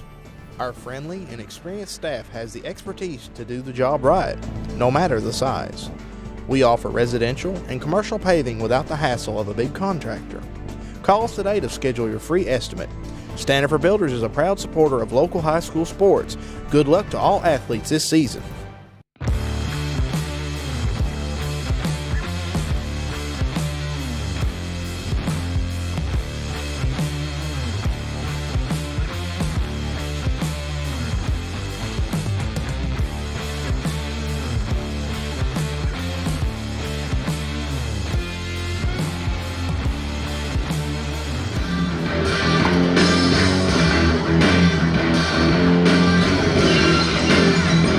Less than 5 minutes away from football here in West Liberty. We've got people watching, listening from all over the country, Perry, and a special shout out to a former player here at Morgan County, Cam Bush, serving our country out in Fort Irwin, California. So shout out to you, Cam, thinking of you, and appreciate what you're doing, serving the United States of America and what you do. It's just really special to see you grow and always checking in on your Cougars and anybody that's out and serving the country. Want to give a special shout out to those Cougars as well. Very much so, Chris. Very much. Thank you all. Thanks to everybody watching SpreeTV, and again, thanks to Mountain Telephone and their work and desire to allow this to happen and make a great production of this. Also want to shout out to West Liberty Church of God. Compliments on bringing the sorghum molasses cookies or suckers in for us. And Chris, who brought the hot sauce? Okay, we got to talk about Larry Lewis. He brought us both the pepper sauce. Tell us about what's on that bottle you see there. Yeah, you got the hot pepper Appalachian Fusion. So Larry grills, and I think he might even have some ribs for us tonight. He does. He has them. I don't think you've got into them yet, Perry, but they're back to the right. We've already tore into it. I've seen some people down through here, and I want to make sure I get my part before they get started. It's interesting, Chris. I was talking to a fellow that used to have the same position with U.S. Bank that I had before we both retired, and he's up in Ohio, and he's done the PA work there for about 20 years for his high school team. And Andy said, are you getting anything for doing this? And I said, a whole lot of fun. Said, got lunch or supper the first time. Got barbecue from Larry at that time, and he said, you got fed? I said, we did. Yeah, absolutely. He said, I've done this 20 years, and we haven't even got anything. We don't even get hot dogs.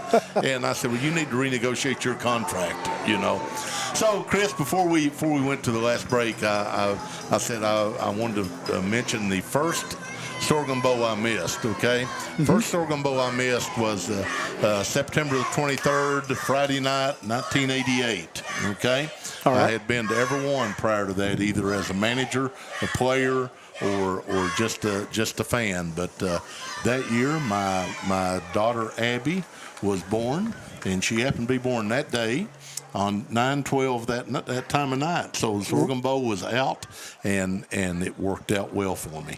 She turned out pretty good too. Abby, I love your girls. Your daughters are just fabulous. But happy birthday the other day here, yeah. and we had jambalaya that Robin fixed, and you and Nick came over. Great evening. We have five birthdays in September. Good night. Robin's still coming up, so I've got everything though that everything's wrapped and ready. I know she's laughing when I said that. Well, we've got this has been great. It's been a great pregame show.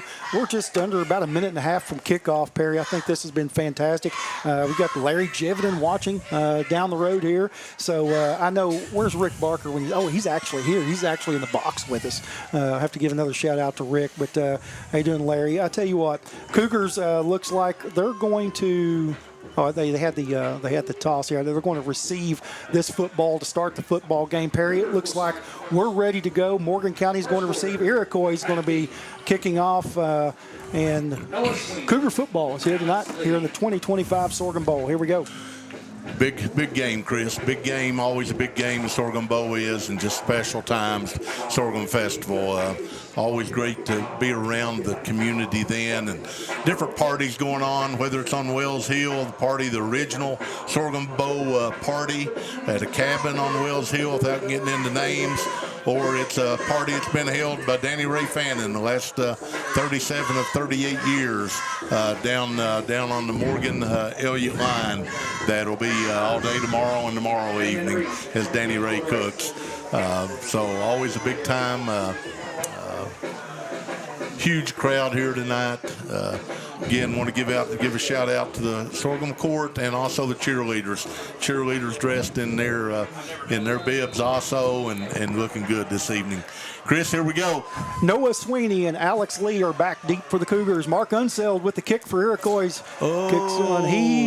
Get away, Morgan. Get away, Morgan County. Don't touch it before it goes 10 yards, and it'll be our football right there. So bad opening kick by Iroquois. Bad for them, good for the Cougars. We'll have the ball, Chris, on the 45-yard line and 42-yard line of Iroquois. 42-yard line. Morgan County will take over 1st and 10 at the Iroquois 42. That might have been a little squib kick gone wrong for the Raiders there. But I think you're giving him a benefit of the doubt there, Chris. I think he just missed the ball, but you could be right. But either way, it's good for the Cougars. Cooper Fleming will open the quarterback for the Cougars. Like I said, Morgan County, 42-yard lines.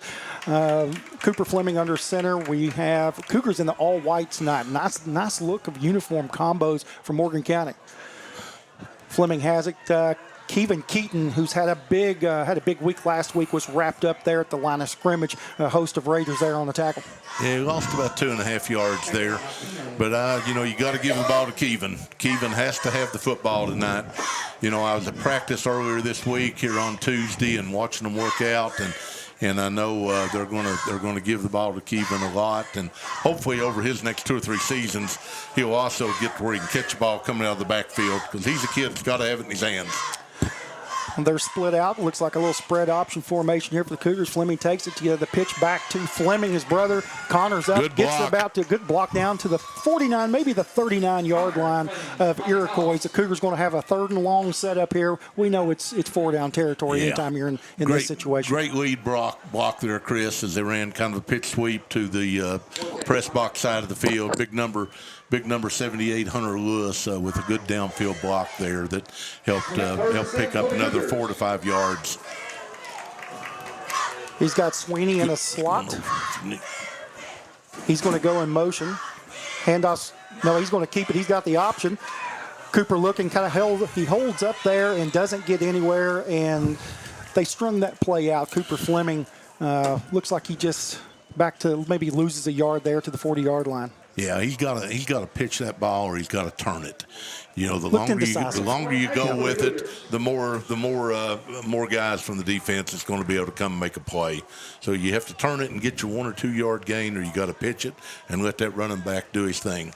Well, we talk about it all the time. Speed kills, and when you can kind of contain that perimeter like Iroquois did there, and we don't have maybe the speed, maybe you get to the perimeter, it's going to be tough sledding. 4th and 8 from the 40-yard line. Cougars, Noah Sweeney in motion. He's going to fake the give there. He's going to look. He has a man out in the flat. He's got Alex Lee, and he just almost breaks that tackle. He breaks that one, Perry. He's going to get a 1st down. He's going to come up a little bit short. Cougars going to turn it over on downs. Yeah. Good play, good design play. They ran it well, just came up a yard short on it. Good pass, good catch. Ryder Whitt, number 4, with a good block out on the side that helped get another yard or 2. So, again, not a bad series. 1st down hurt the Cougars.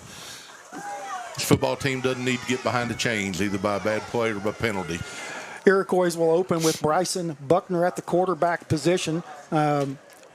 Iroquois only 48 yards of offense last week, but really opened it up against Trimble County. He threw for 174. Be interesting to see what they do here.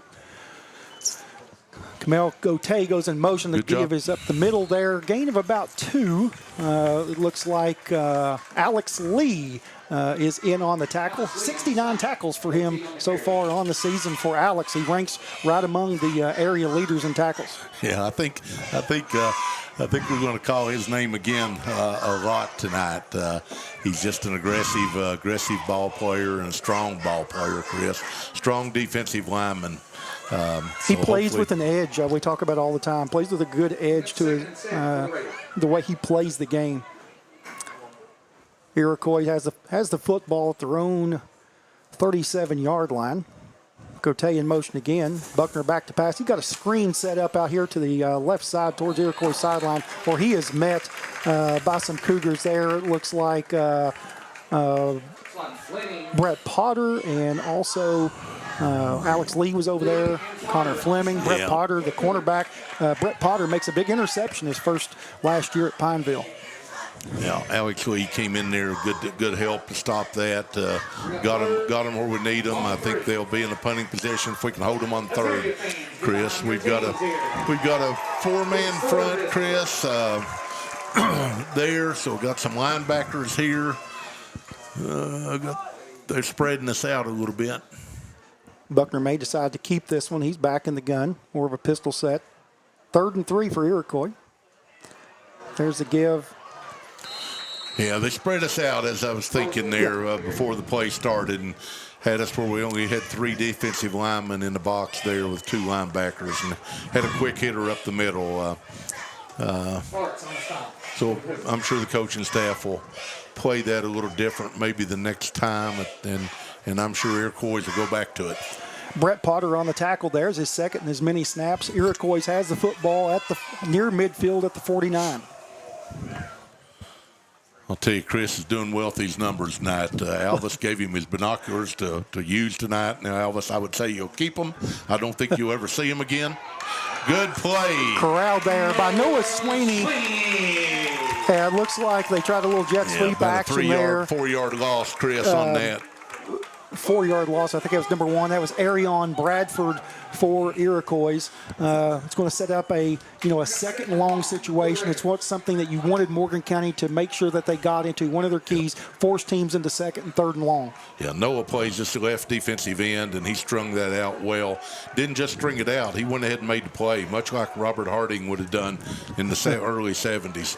Robert, one of the best defensive ends to play at Morgan County High School, living over in Maysville, Kentucky now, retired teacher. 2nd and 13 from the 46. Man in motion for Iroquois. They're going to swing it out wide. Get on the ball.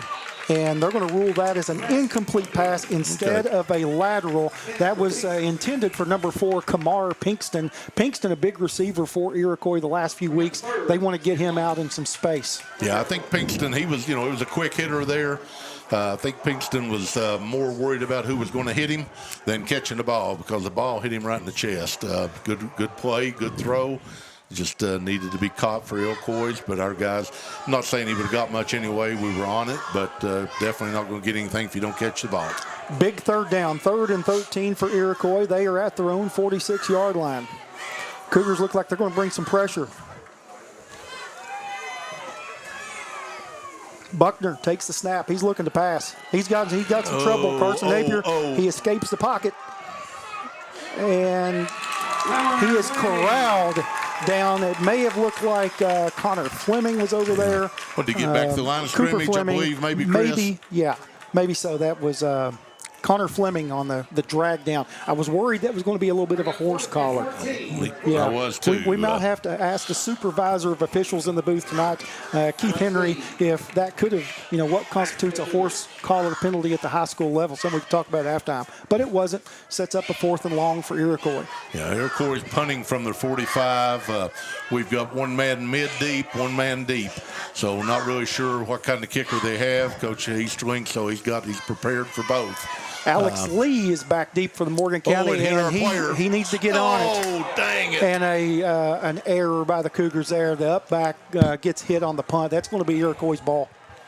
Yeah, he was running away from the blocker. Our kid was running away from the guy covering the kick, but the ball took a bad bounce and hit him right in the back of the leg. So Iroquois going to have the ball, Chris, on about the 31-yard line, I believe. 28-yard line. So bad break for the Cougars. Not really anything he could do. I think he was moving the right way. Just the ball took a bad bounce and went into him on the punt. 1st and 10. Iroquois is going to get the football back on the punt that is muffed by the Cougars. And the Cougars going to have to stiffen up as Iroquois has it inside the 30 at their Cougar 28. Buckner has got his man in motion. He's going to give it off and be brought down after a really good gain by a host of Cougars there. Might have been Dorian Mosley. I'm not for sure. But that's what Iroquois wants to do too, Perry, is they want to set up, 2nd, 3rd, and manageable. They can't afford to get behind the sticks either. Same type club to a degree, Chris. Like you just said, Morgan, Iroquois, neither one wants penalties. Nobody wants turnovers. And the team probably that has the least of those will be the team that wins. It's going to be 2nd and 7 from the Cougar 25-yard line. Iroquois, Bryson Buckner, the quarterback. He's in the gun. Takes the snap. He's gonna sweep around in here. Great tackle, open field tackle there. That was number 21 from Morgan County. Asa Barron, I believe, from Morgan County. Was it not number 21? Yeah, it looked like maybe a hold over here on the end that never got called. I mentioned in the first game we done, Chris, home chain gang, can play a role in a win. That's Officials exactly can play a role in a win. 3rd and short. This is an area Morgan County cannot jump off sides. Teams going their cadence, going a hard count here. It's going to be 4-down territory for Iroquois if we hold them. Right. Well, let's get a loss here, Cougars. 3rd and 1 inside the 20-yard line. Buckner's got it. He's going to give to Mosley. He's got running room. He's got the first down and a few more. Mosley on the carry. Yeah, gain of about 4. He is brought down by Alex Lee again. And we're not defaulting to Alex Lee. He is making these tackles. Yeah. Connor Fleming, Alex Lee, those two kind of back and forth are going to be in on a lot of tackles. Cougars wearing their white jerseys tonight, which makes it easier on Chris and I to find the numbers. Good-looking uniforms, dark helmets, white pants, white jerseys, blue numbers, Iroquois, and a Carolina blue pant, and a dark top on offense. It's going to be 1st and 10 from the Cougar 16-yard line. Iroquois threatening here with 3:43 left in the first quarter.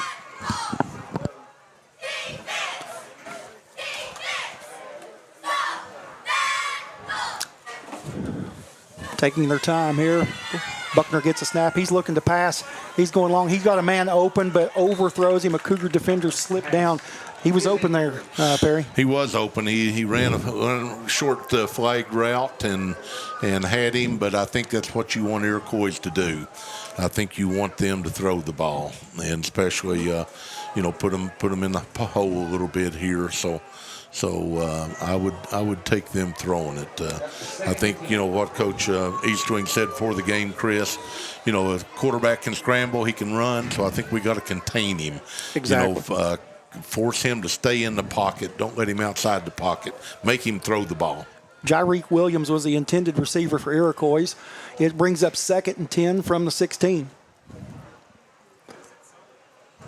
Buckner puts his man in motion again, gives off to Mosley. He's low to the ground. Boy, he gets knocked down there hard. Yeah, I believe you got a first down, Chris. Connor Fleming on the stop.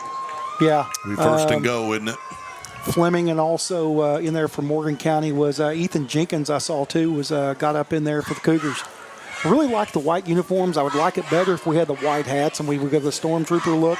I think that's what Kentucky is wearing on the road tomorrow at South Carolina. It's going to bring up 1st and goal here.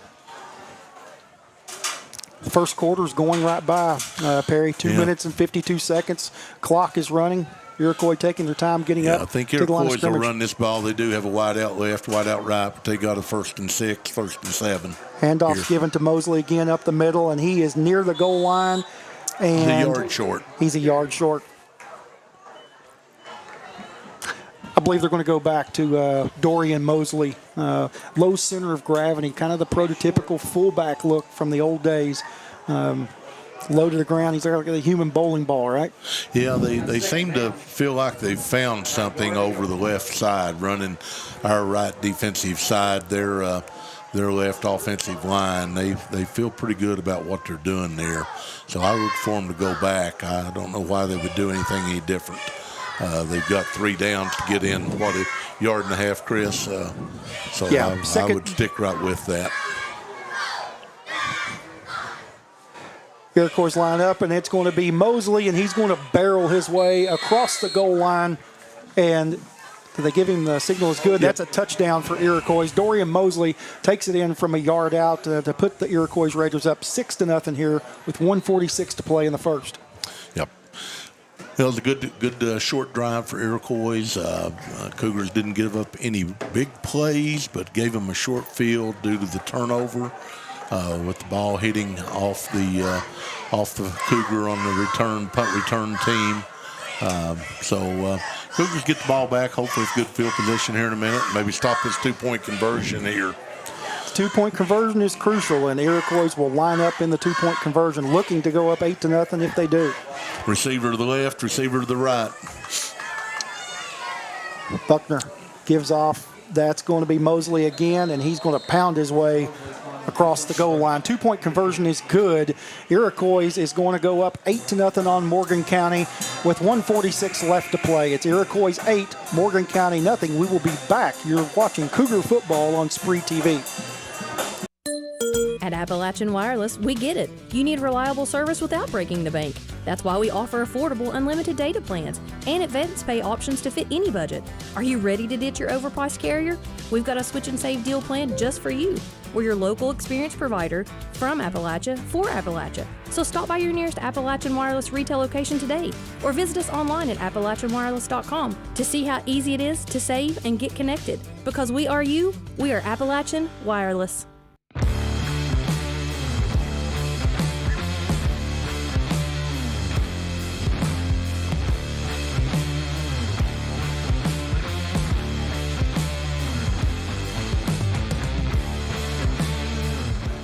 Here we go, 1:46 left to play. Iroquois kicking it off with an 8-0 lead here late in the first quarter. A little better kick this time. Cougars mishandled a little bit. And there's a scrum.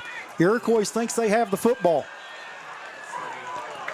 And if they do, that's going to be two huge mistakes by Morgan County and special teams, but I've not seen a signal yet. Can they give it? Well, they give it to Iroquois. They sure do. I couldn't imagine how they got that ball. You know, it wasn't a true onside kick, I don't think, but I don't know if the guy can do much better. But it worked. We were all around the ball. Cougars should have had that ball. We're all around it. Yeah. We've got to stop them here. We'd had great field position. We'd starting around the 40-yard line, and 66, Jace Adkins has had a big first few games on the defensive line for Morgan County. Ethan Jenkins up there. Noah Swinney here at defensive end. Tanner Sparks, name we need to call a little bit more, had a really big week the first week, and at Lewis County on the season. Is going to have to make some big plays here for the Cougars early. Iroquois with the football again. Buckner's back looking to pass. Nothing there. He's going to scramble, takes it himself, and he is loose. He's down to the 25, the 20. He's got more room. He may go in for the score, and he does. That is Bryson Buckner. He's going to take the first snap, and he's going to score a touchdown from 38 yards out. And just like that, Iroquois goes up 14-0 with 1:28 left to play in the first quarter. Yeah, is a design pass play, which was in our favor, the way they've been running the ball, but nobody was open, and he tucked it, and a few of our guys thought they had the angle on him, but obviously that didn't work. He went straight up the middle with it and veered to the right and came out near the end zone side of the school was on.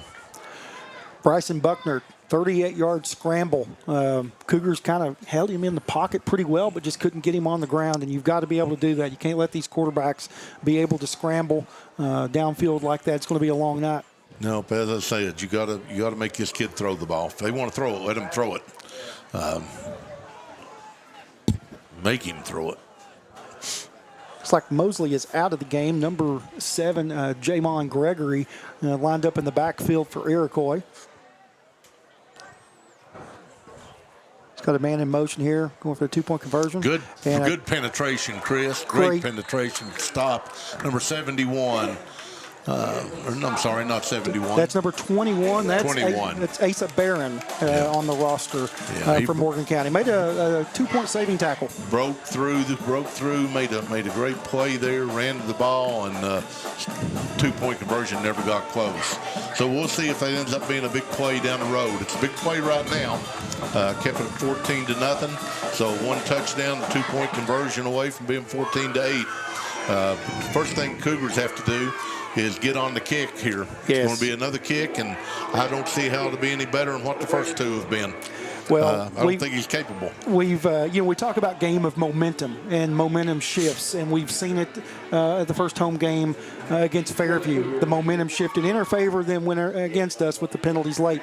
You have to be able to overcome this. Cougars need to take this possession, march it down the field, and kind of answer here. They're doing a little better. The Cougars are in their lineup. They've got 9 guys within 5 yards of each other, and then only 2 deep, and they're not deep at all.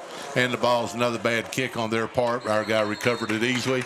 So we'll have the ball, Chris, starting on the 37-yard line. Very good job there by Cooper Fleming. You know, Coach Eastwing had a few different guys in on the return team this time. Trying to what we call the hands team, trying to get some kids in there that used to touching the ball, running backs, receivers, quarterback in this case, with the recovery. So let's go, Cougars. Need to get touchdown here and a 2-point conversion. Morgan 30 left in the quarter. First and 10, I believe the 37-yard line, Perry, and there's going to be a timeout. Iroquois, they didn't like what they saw there. Iroquois. Well, they only had 10 men on the field, Chris, and so they chose to take their timeout. And let's try to get at least 11 out there this time. We're gonna stay right here. We'll not take a timeout quite yet. We'll just stay here with them, maybe a 30-second timeout. Yeah, Chris, I was able to go to practice this past Tuesday, and it was fun watching the Cougars here practice. Some of the kids were having a little sickness issue, and I didn't ask Coach Eastwing this evening. I assume they're all good, or they wouldn't be here. But they were working on a lot of things, from making sure they weren't jumping off sides, legal procedure, and that, and they were really looking good, I thought, Tuesday at practice, running their play set, a lot of good enthusiasm. So I was happy to see that. They got it translated onto play here on Friday night, though.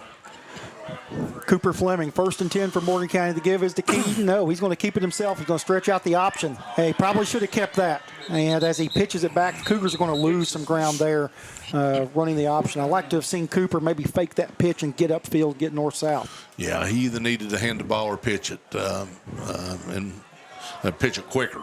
If he's going to pitch it. But first 2 options: hand the ball off, to Kevin, or keep the ball and get 5-yard gain himself. He's a big enough kid; he's going to get 2 to 5 yards every time he runs it. Loss of 5 there. It's going to bring up 2nd and 15. Inside 1 minute to play here in the first quarter. The Cougars have it at their own 32. Fleming, he's going to look a little inside trap. Great, get upfield there. Keeton, he's at the 40 to the 44, 45-yard line, and that's what Morgan County has to have more, is that quick hitter ability by the sophomore Keeton. Push out of bounds. And I believe he gets up near. Yeah, he's a couple yards short, so great position. 12-yard run there for Keaton's going to bring up 3rd and short, I believe, at the 44. Bring up 3rd and about 3 for the Cougars. I thought he got it. I thought he had another yard or 2 than that, Chris. I thought he got to the 45. They may have spotted him just shy of that as he went out of bounds. I'm not sure he wasn't hit out of bounds on top of it. You got to go maybe twice in a row here to Keaton. Now, Cooper's going to cuts it up. That's a good decision by Cooper, taking that and cutting that ball upfield. First down. Yeah, he ran the option to the right-hand side, and it wasn't much of an option, which was great. He didn't let him drag it out. He just turned the ball up, knowing he only had to get 3 yards. Got a first down out of it, exactly what he needed. So great decision-making there for number 13, Cooper Fleming, the Morgan County quarterback.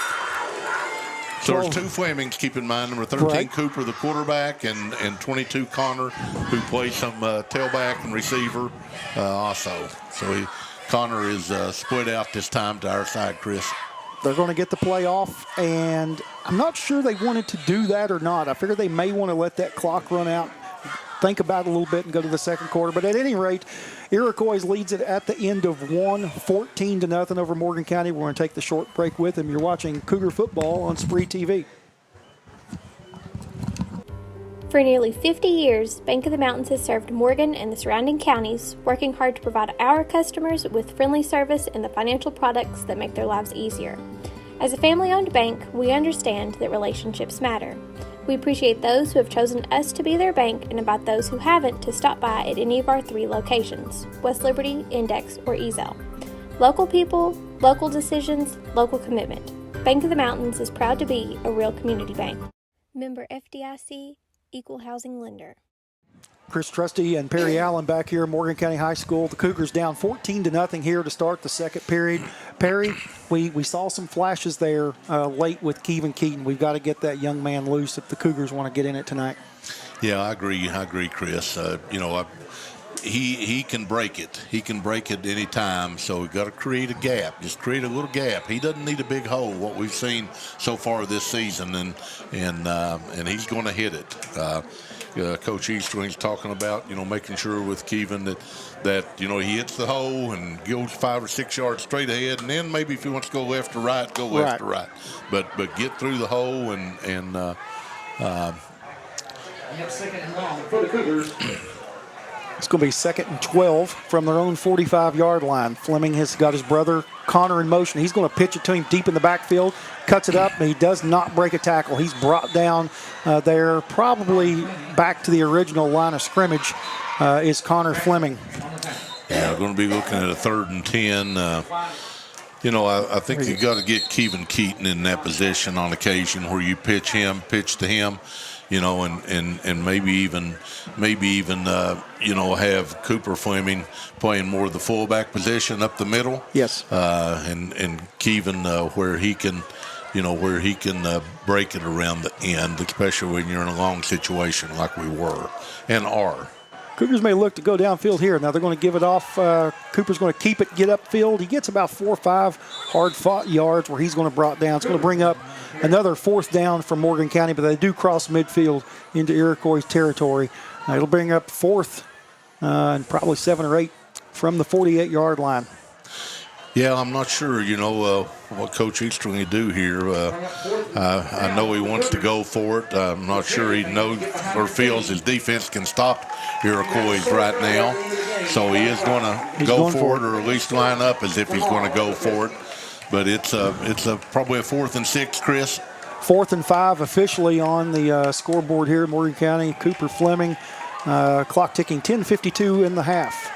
He's going to give it off to Connor on the end of the round. He's got a man broke. He's he might be gone. He's the 25, cuts it back up. He's hit and dropped down at about the 16-yard line. Great play call there on 4th and 5. They had all the defensive flow one way. Connor goes the other way. Yeah, Connor Fleming turned it on there, Chris. He showed some speed that I haven't really seen. I was glad to see that. And straight ahead for a long gain and on a half-2 down. Coach Easterling showed confidence in his offense, and they came through. So got the ball on about the 17-yard line now. 31-yard pickup for Connor Fleming, brother to brother. Cougars are threatening here in the red zone. Fleming looks to swing it back out, and that ball is dropped. Probably a good thing that ball is dropped. That was intended for Connor Fleming. They'll bring up 2nd and 10 from the 17-yard line of Iroquois. Well, Chris, some of my keys before the game to beating Iroquois is a few penalties. You're going to have some, but have very few. But neither team have had many at this point, if any, which I'm okay with. No interceptions, okay, which have been a problem so far this year, but not tonight. And then running the ball with Kevin. Defensively, staying in your zone is one of the things I put down, and that's not being done maybe as well as it should be. The give off is to Keaton, and he is swallowed up in the backfield there. Iroquois was ready for that. Mosley with the tackle. Dorian Mosley, he's having a big night on the ground, but also defensively made a really nice tackle there of Kevin. That's going to be a little bit of a loss on the play and bring up 3rd down. Yeah, I'm not sure that we shouldn't just run pretty much straight ahead at this team. This is a fast ball team, Iroquois. They've got speed on the inside and the outside, but just run at them. I'm not sure our guys can hold their block long enough for the traps and counters. Fleming, he's going to be back to pass. He's got protection. Gets a list. Noah Sweeney on the catch. Great. No, he fumbled the ball. And he fumbles the football. I believe if they call it incomplete, the back judge saying incomplete, or is he calling it a catch? I believe this guy's calling it down, but back judge called it incomplete. Cougars catch a break there. We've got Keith Henry here with us tonight.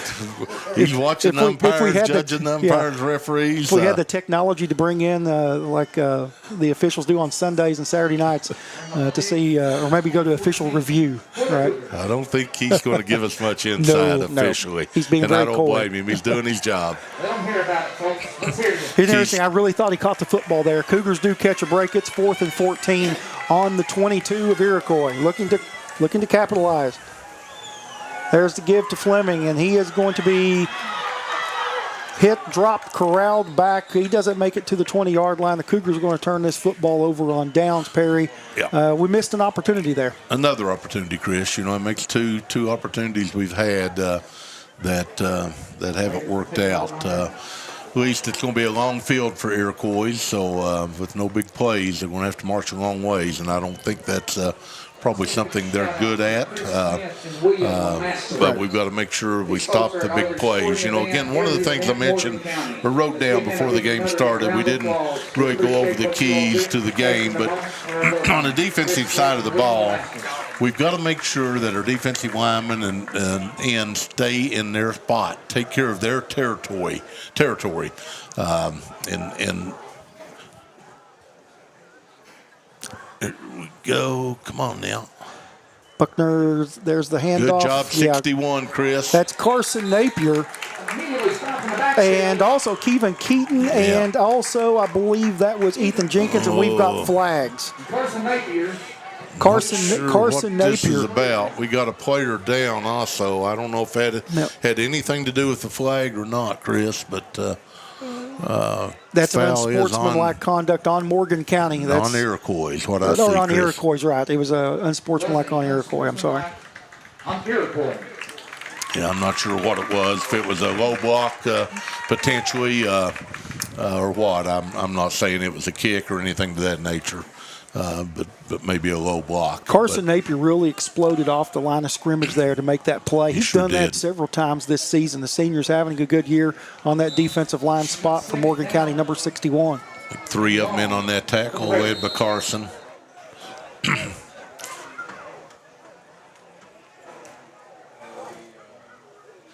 Buckner's got it. He's looking to keep it himself. He's going to cut up, and he is drilled right there by host of Cougars on that tackle there. Kevin Keaton is right in the middle of it. Alex Lee is right in the middle of it. Once again, Cougars, I was thinking, Perry, this is a type of game Morgan County has to have some sort of, defensive play. Maybe a defensive touchdown, turnover, especially deep in the territory, to turn the tides here. If I'm the Cougars, I'm going to be watching right here for some type of reverse maybe. We're flying to the ball right now and doing a good job flying to the ball, but that leaves your backsides uncovered. So I'm watching. If I'm the corner number 3 over here for Morgan County, Brett Potter. Brett Potter, I'm watching that. Eye discipline is key, correct? It is. It is. You fly to where you think the ball's going, and then all of a sudden the ball goes a different direction. So here we go, Chris, on what, a 3rd and 20? 3rd and 20, Buckner back to pass. Good rush. Getting heat up the middle. That ball's floating out, and that ball was underthrown. Pretty decent coverage there for Morgan County. Yeah, I was hoping maybe we could intercept that ball. Now here's a dangerous play because they're going to punt. And this is what I talk about, the momentum swings. Like when Fairview, if it's the bad snap, maybe you can get a fumble, a block kick. We don't want to run into the kicker, but some type of mishap deep in their own territory is what you're hoping if you're Morgan County. I think at this point of the game, 8 minutes to go in the second quarter, and I'm down 14-0, and they don't have much of a kicking game at all. I don't rush the kicker at this point. I take the ball where we're going to get it, and hopefully get it somewhere around the 40 of Iroquois. And if I can get a return out of it, I take the return, but I don't try to block at this point. That's a good snap.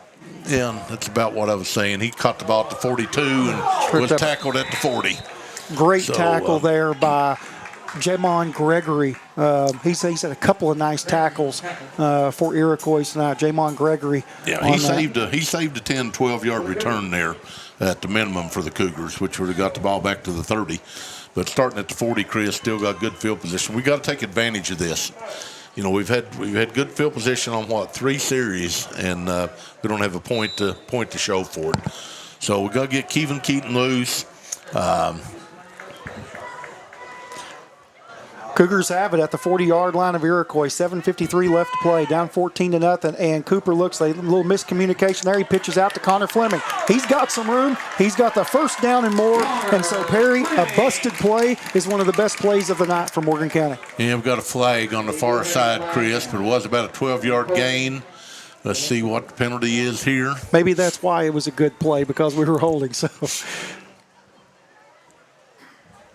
going to be a 10-yard penalty on Morgan County holding. Big play that, you get yourself. Yeah, that's a tough one. That's a tough one there. Start out, you have a 12-yard gain, all of a sudden you're backed up 10 yards, and you got a first and 20 now. So it changes your outlook a little bit, other than, you're going to go for it on 4 downs either way. So first and 19 now instead of first and 20. Ball on the Iroquois 49. 7:45 left to play here in the half. There's the fake give. He's looking, and he makes something out of nothing there. A little indecisive there for Cooper, but he does get some positive yardage down to the Iroquois 42-yard line. Yeah, he was. I'm not really sure of that play. It's very similar to what we thought was maybe a busted play on a couple of plays before, but when he decided what he was going to do on this one, he turned it and got a decent gain here. Looking at second and 13 now, second and 13. Morgan County has to get more north-south. We're not a team that can go east-west. We're not blessed with the team speed, but we have success when we can get in between those tackles, get it upfield. Fleming looks there. He's got Keaton. He's looking to get outside, and he is going to be dragged down back to the original, maybe a line of scrimmage. Maybe gain of about 3. Gain of 2 or 3 yards there. It's going to bring up third down. Yeah, going to have a 3rd and 10, so we got 2 downs here to get 10 yards. Again, I think that's a play there where, Kevin is not used to maybe the Iroquois' top speed. The teams we played before so far this season, he could have probably got 7 or 8 yards minimum, but breaking it outside. Whereas Coach Eastwing said in the pregame talk with us, Chris, he really needed to stay straight up the middle there. Right. And, he would have had a 5, 6, 7-yard gain. But he's a sophomore, and he's going to be a great back for Morgan County. Brings up 3rd and 10, 6:15 left here in the half. Morgan County has the football on the Iroquois 40-yard line. Cougars need to convert to here. It's definitely 4-down territory. Need Big J Sackins tackle on the right-hand side, number 66, to really get a block here. There's a pitch. That's a halfback pass. He's wide open. Underthrew him, Chris. Halfback pass, and he was wide open on 4th down, but couldn't get the ball to him. That's a situation you like to see that receiver maybe work back to that football, give yourself a chance. Even though it was underthrown, you still have maybe a chance to go back and make a play. Maybe even get in a situation where you can create a penalty by a pass interference of going for the football. But it brings up 4th down.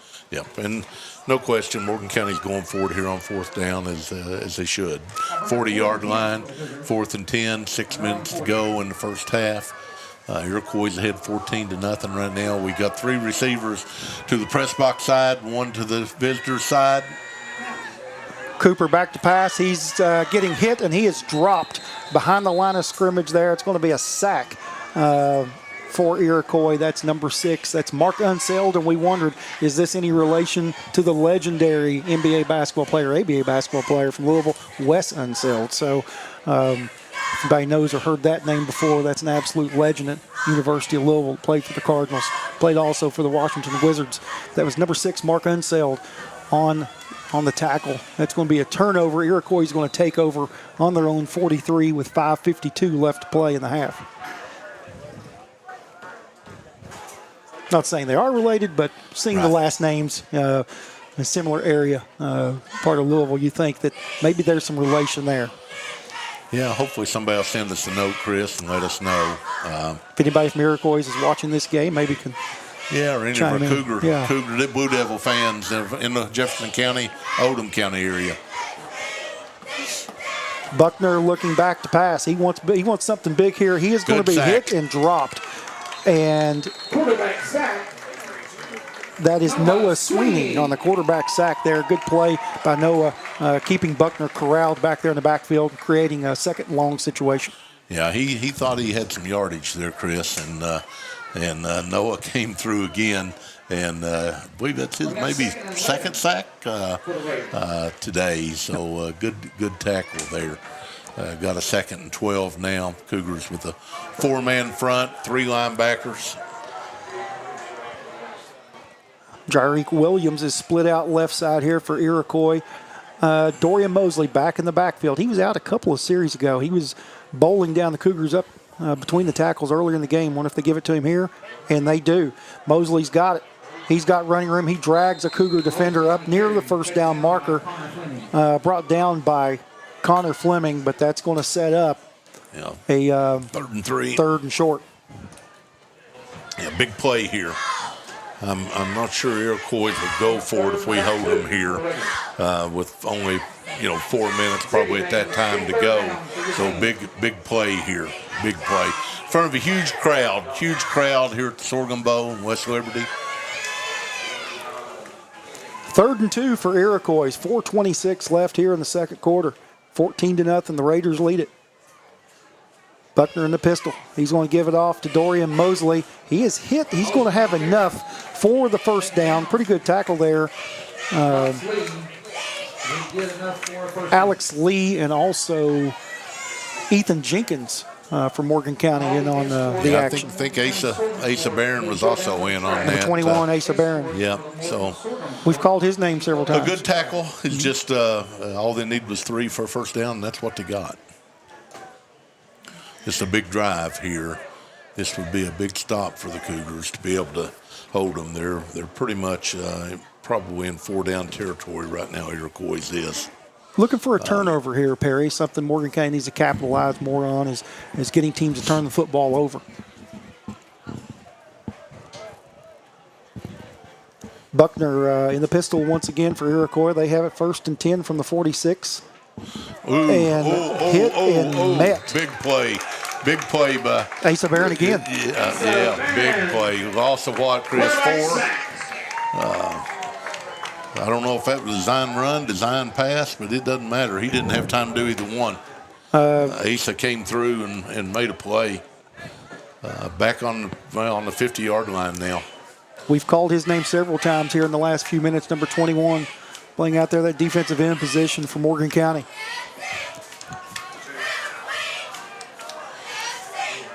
You don't need any big plays here, and I'm not sure that Iroquois won't continue to run the ball here, but that's where they've had success is running it. We've got 4 guys playing 10 to 15 yards off the ball, which is a long ways off the ball. He's going to swing it out here to, I believe, Kamar Pinkston. He's got some room. He got loose. He's down to the 40, the 35, the 30-yard line. Cougars miss an opportunity there as he scoots his way down inside into Morgan County territory to around the 30-yard line of Morgan County. It's going to be good enough for a first down. Flag on the play. Might be a hold. And big play there. Negates a first down and could have been almost an early nail in the coffin if they take it in and score before the half. But now it sets up a pretty good second and long situation here if you're a Morgan County fan. Iroquois threw the ball out in the flats to the running back out here on the left, and he had a lot of room. But one of the reasons he had a lot of room is one of their receivers held downfield. Second, about 16. We did have a missed tackle there, and it just about cost us some. But it didn't. And last week in the Pineville game, I thought there were some moments where we had some missed tackles that led to some explosive plays. If the Cougars could have shored that up, that game was definitely much tighter. Big opportunity here for the Cougars. I'm not saying we can score before half, but definitely stop them. And yeah, we'll keep it here with them. We'll not break yet. There's 1:51 left to play.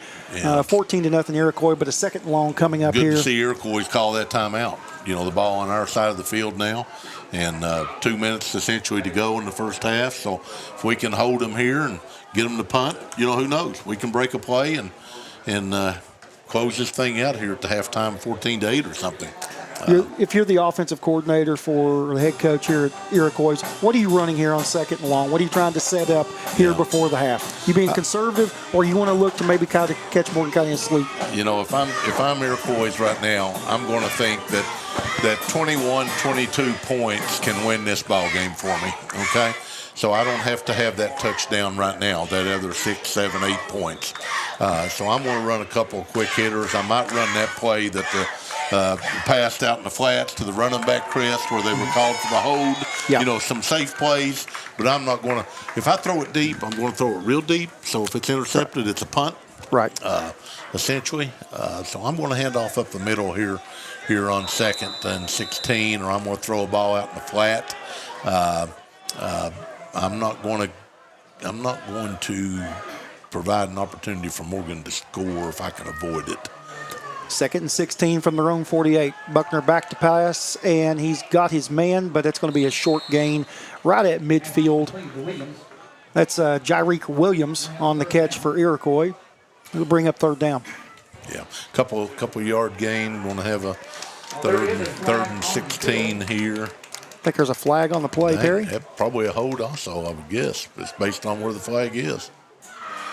We had a guy breaking through the line, but waiting on the call here. Roy Wright, the white hat official tonight. Roy from Bath County. Roy from Bath County. Called a long time basketball, football. Waiting on Coach Eastring to decide what he's going to do with this penalty here.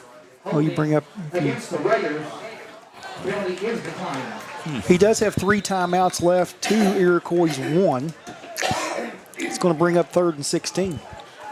Cougars have 4 defensive backs fairly deep, 10 to 15, 17 yards off the ball.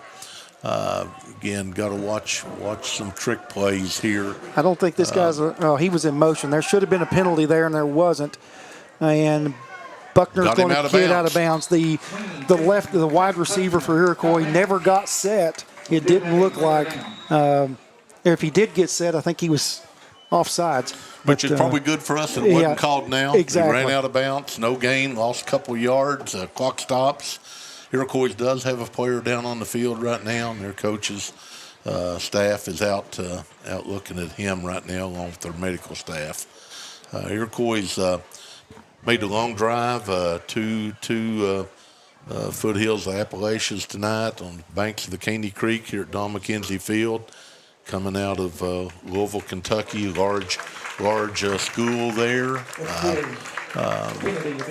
Playing in the city of Louisville, largest city in Kentucky, and then we have the Cougars here in Morgan County, one of the small towns of America.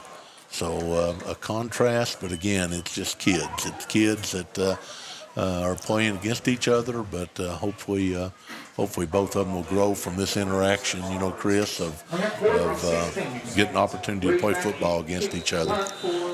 4th and 16 at the 47-yard line. Iroquois back in punt formation. For Morgan County, back deep is Alex Lee. He has a kickoff return to his credit for a touchdown this year. And a high snap, and that's what Morgan County needed. They'll need to corral this. He's going to get it off.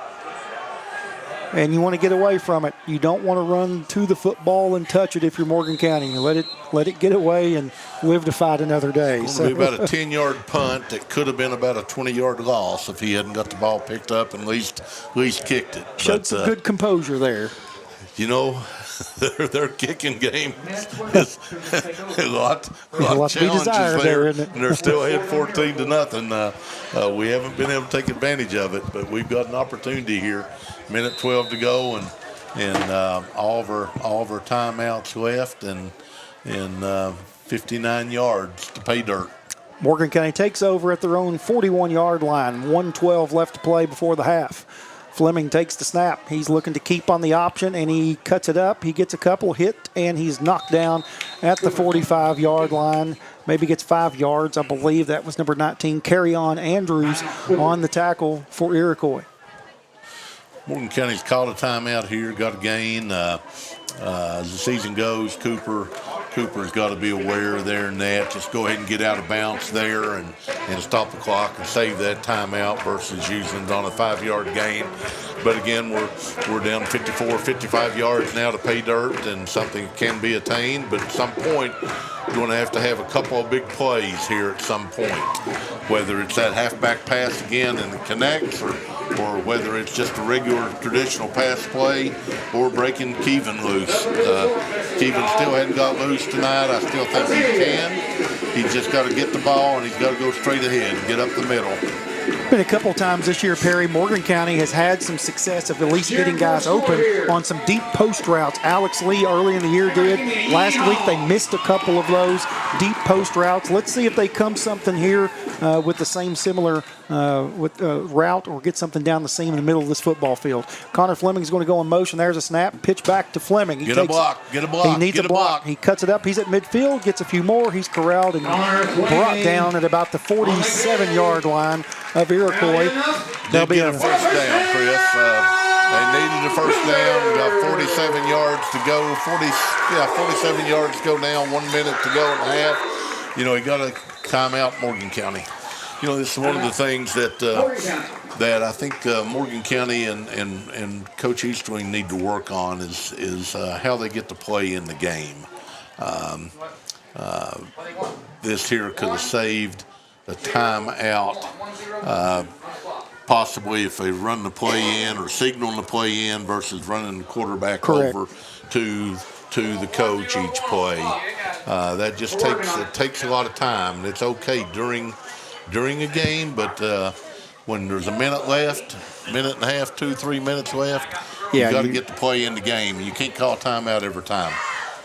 No, you only get 3 of them, and with 59 seconds left to play, and we're not really a quick strike offense to get the football down the field or playing from behind. But the Cougars going to have to look to get something here down the football field. They're going to have to make the catch, make a play. Yep. Somebody, if Morgan County's going to win this football game and get back in it, is going to have to make a big-time play. Yeah, we've had 2 plays here, and we gained about 15 yards, and that's great because now we're on the Iroquois side of the field. But we're going to need a couple of big plays here with a minute left in the half.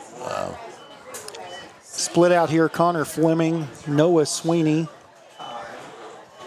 and it looks like Trayvon Steyer also split to the near side here around the 50. They're going to flip sides.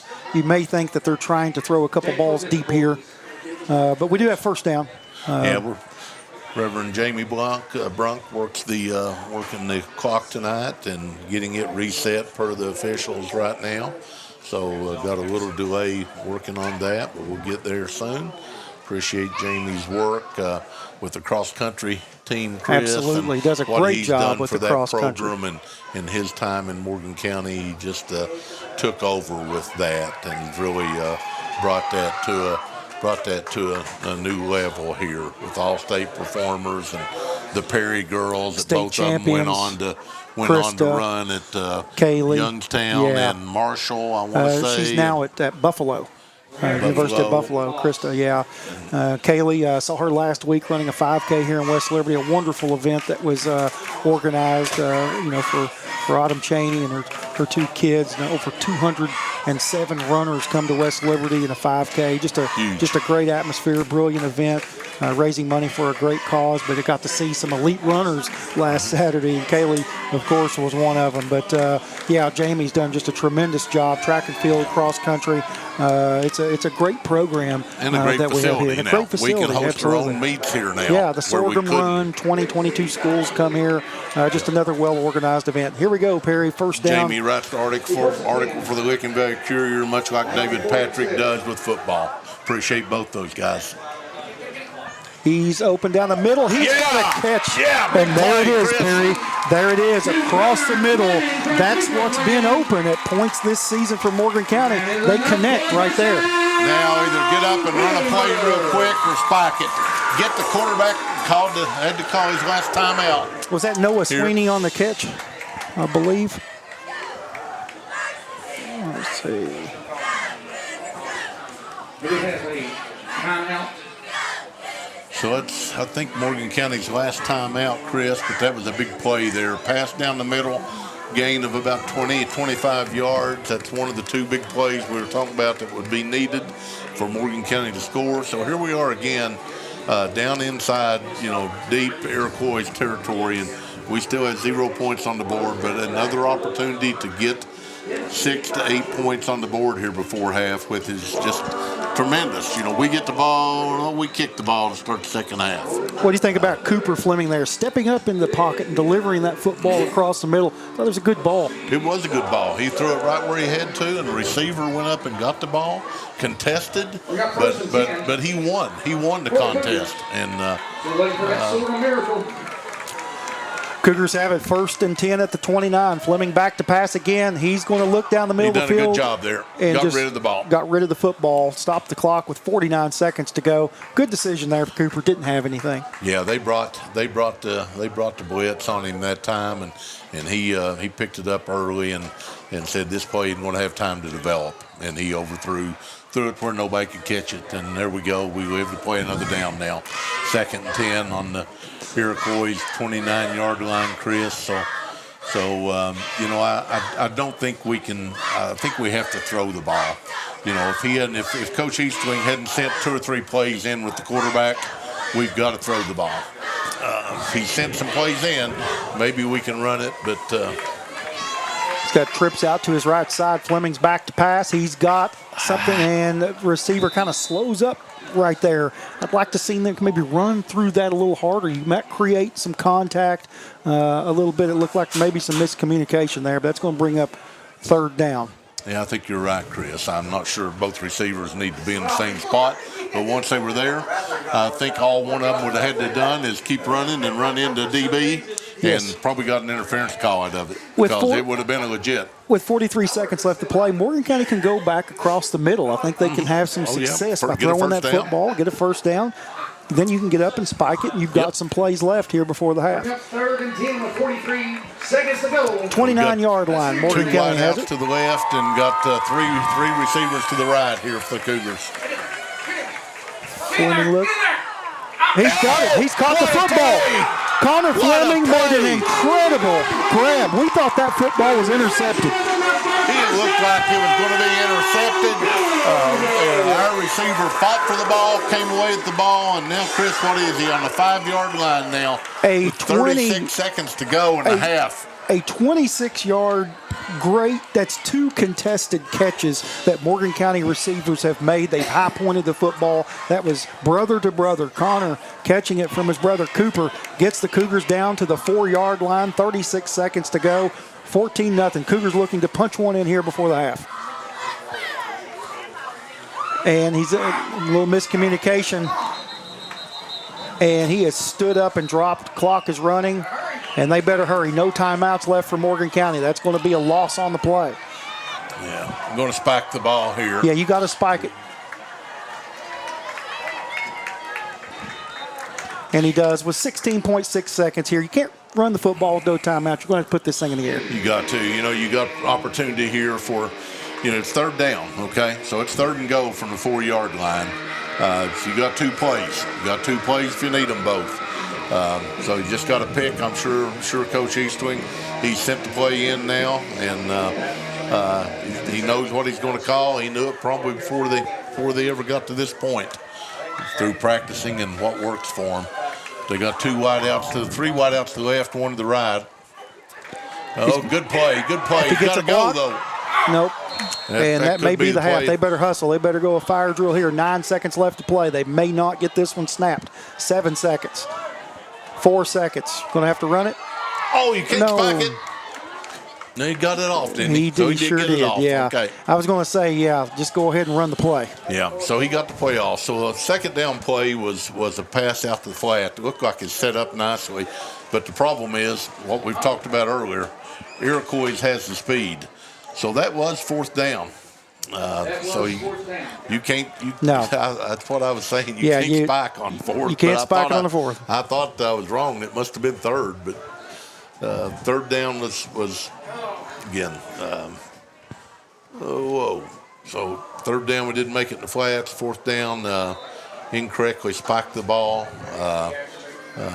not realizing it was 4th down. So 1 second left on the clock. Iroquois takes the knee to close out the first half. Chris, I think we were inside the Iroquois 30-yard line 4 times, and zero points there. So positives from that is Morgan knows they can get it down there. They just got to get it in.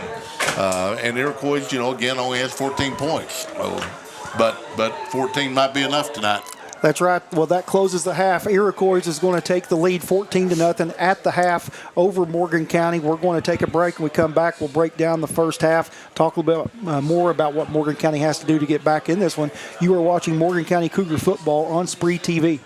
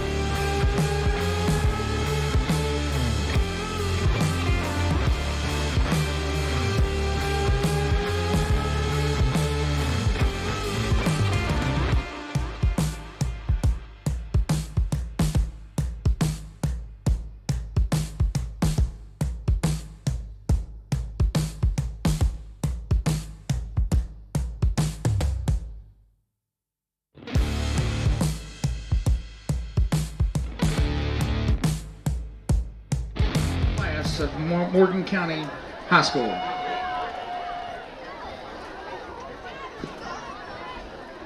Our first court member, Jenna Cantrell. Jenna is the daughter of Tim and Sheena Cantrell. Jenna is being escorted tonight by her father, Tim Cantrell. Her future plans include attending Morehead State University with the intentions of becoming a physician's assistant. Ladies and gentlemen, Jenna Cantrell.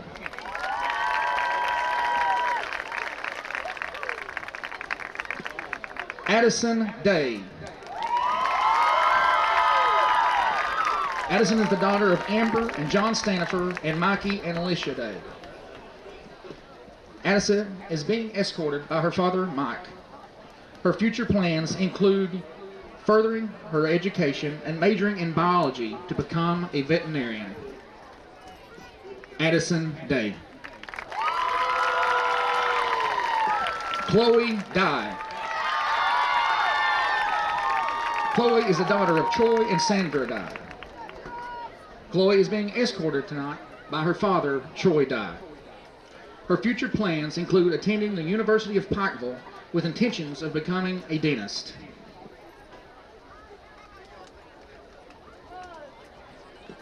Chloe Dye. Elizabeth Hampton.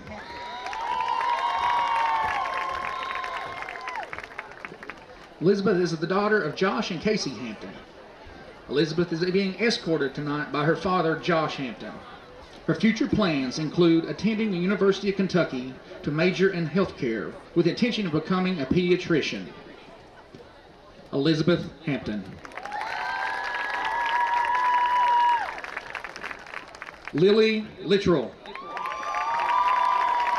Lily is the daughter of Brock and Holly Littrell. Lily is being escorted by her father, Brock Littrell, tonight. Her future plans include going to the University of Kentucky with intention of becoming an anesthesiologist. Lily Littrell.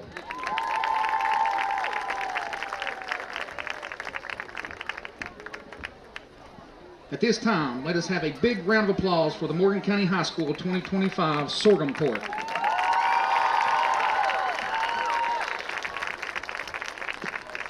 Now, we would like to welcome back to the field your 2024 Sorghum Queen, Ireland Brand Holbrook.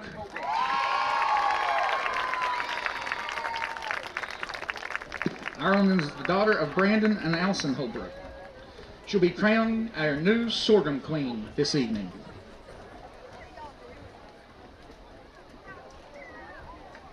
Again, reminder, the Sorghum Queen is selected by the entire student body of Morgan County High School. And now, your 2025 Sorghum Queen.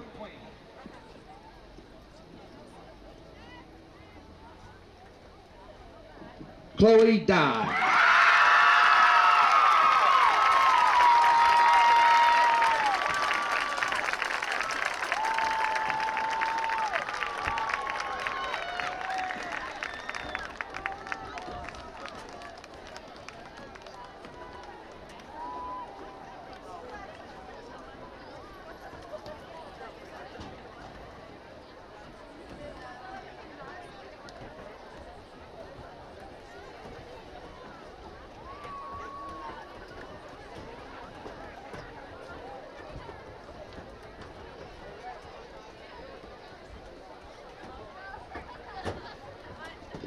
Ladies and gentlemen, your Morgan County Sorghum Queen, Chloe Dye.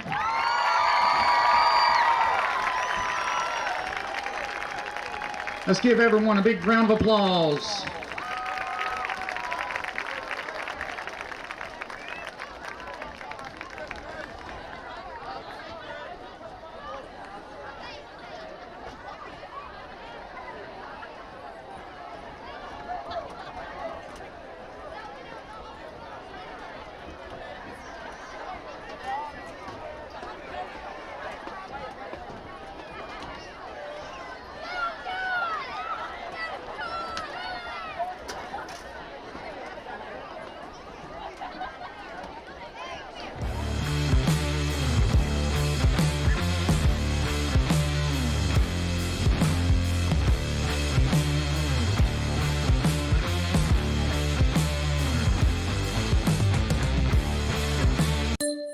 September is saving season at Appalachian Wireless, so get an iPhone 14 for just a penny. Yeah, just 1 penny. Or how about $800 off select devices? Or even take $75 off prepaid phones.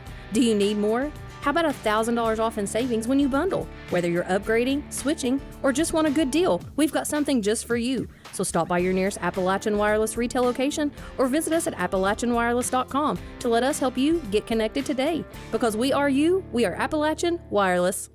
Hi, I'm Brock Littrell, President of Commercial Bank of West Liberty. For more than 100 years, we prided ourselves on treating our customers like family. The technologies we offer afford you the ability to bank with us from anywhere. Hi, I'm Angie Pendergrass. I'm the CFO of Commercial Bank, and we are constantly looking for new technologies to improve our efficiencies and our bottom line, but more importantly, it allows us to spend more time with our customers. Hi, I'm Howard Elam, CEO of Commercial Bank. I'd like to thank you for trusting us with your banking needs. Standifer Builders is the area's best general contracting and paving company, serving you since 1965. We're family owned and operated, and we're ready to meet your needs. Our friendly and experienced staff has the expertise to do the job right, no matter the size. We offer residential and commercial paving without the hassle of a big contractor. Call us today to schedule your free estimate. Standifer Builders is a proud supporter of local high school sports. Good luck to all athletes this season.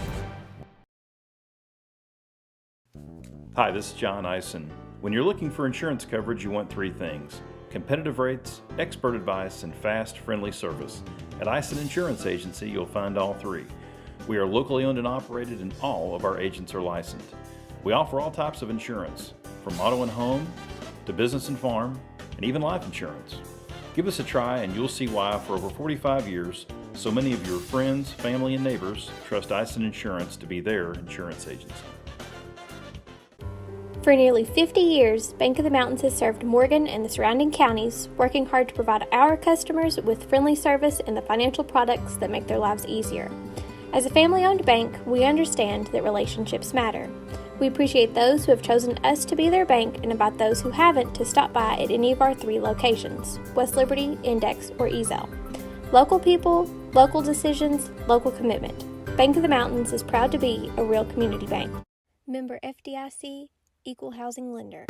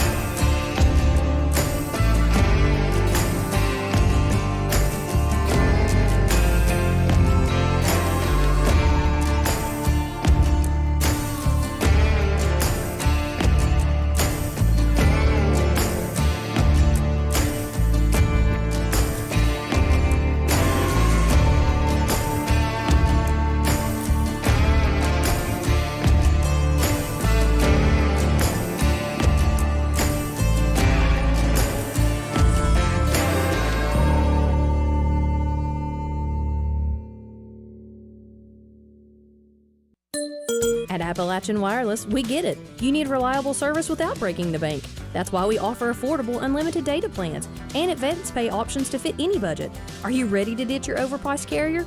We've got a switch and save deal plan just for you. We're your local experience provider from Appalachia for Appalachia. So stop by your nearest Appalachian Wireless retail location today or visit us online at appalachianwireless.com to see how easy it is to save and get connected. Because we are you, we are Appalachian Wireless.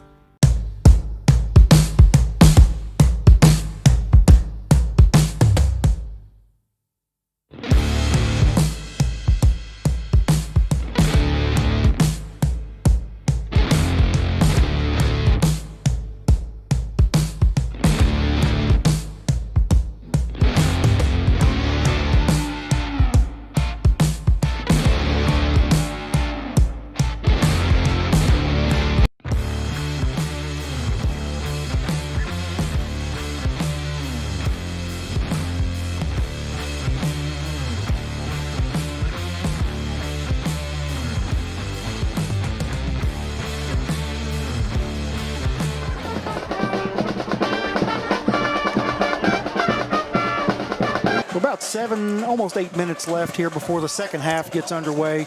Alongside with Perry Allen on the color tonight, doing another wonderful job. Perry, I had a couple of notes down on my notes, the keys to victory for Morgan County. And, you know, if you look right here, the first thing I have written down that I put together this week was red zone capitalization. The capitalize when we get in deep in the other team's territory. It's kind of been of a bugaboo all year long. We're really getting the football down there, but we're not converting. Yep, you hit it on the head, Chris. You know, we could very much be ahead in this ball game, but you know, coulds and shoulds don't get you there. So we'll see in time. But all we have to do is, I think, really calm down and stick to what we're due. Whatever, stick to what we do. Don't get excited now that we came out and passed a little bit and got it down the field. I don't think that's what's going to win this ball game for us, okay? It might be a play like that wins it, but not consistent throwing the ball. I don't think we can do that well enough yet. I think, you know, the running the ball, mixing in some short pass plays, you know, is the key for us. And then on defense, you know, we got to stay in our lane. And what I'm talking about there is defensive tackle, defensive end, nose guard, whatever. They've got to play their area, their 3, 4, 5 feet area. They've got to stay there and hold their ground there and make Iroquois throw the football. Iroquois might score a touchdown on us throwing the ball, but might is the key. Running the ball, they have scored touchdowns on us. So we got to make sure that the quarterback doesn't run the ball, that he throws it when he drops back.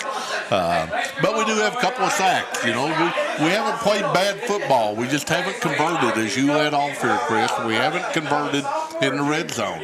We've played a pretty good penalty-free game, pretty good overall.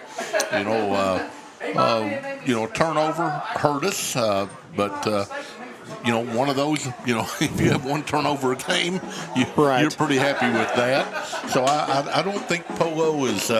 If I'm him, I'm not just mad as blank at the team about this. I'm just probably a little more upset with myself how I didn't get us in, for some touchdowns, even though the players have to carry it out.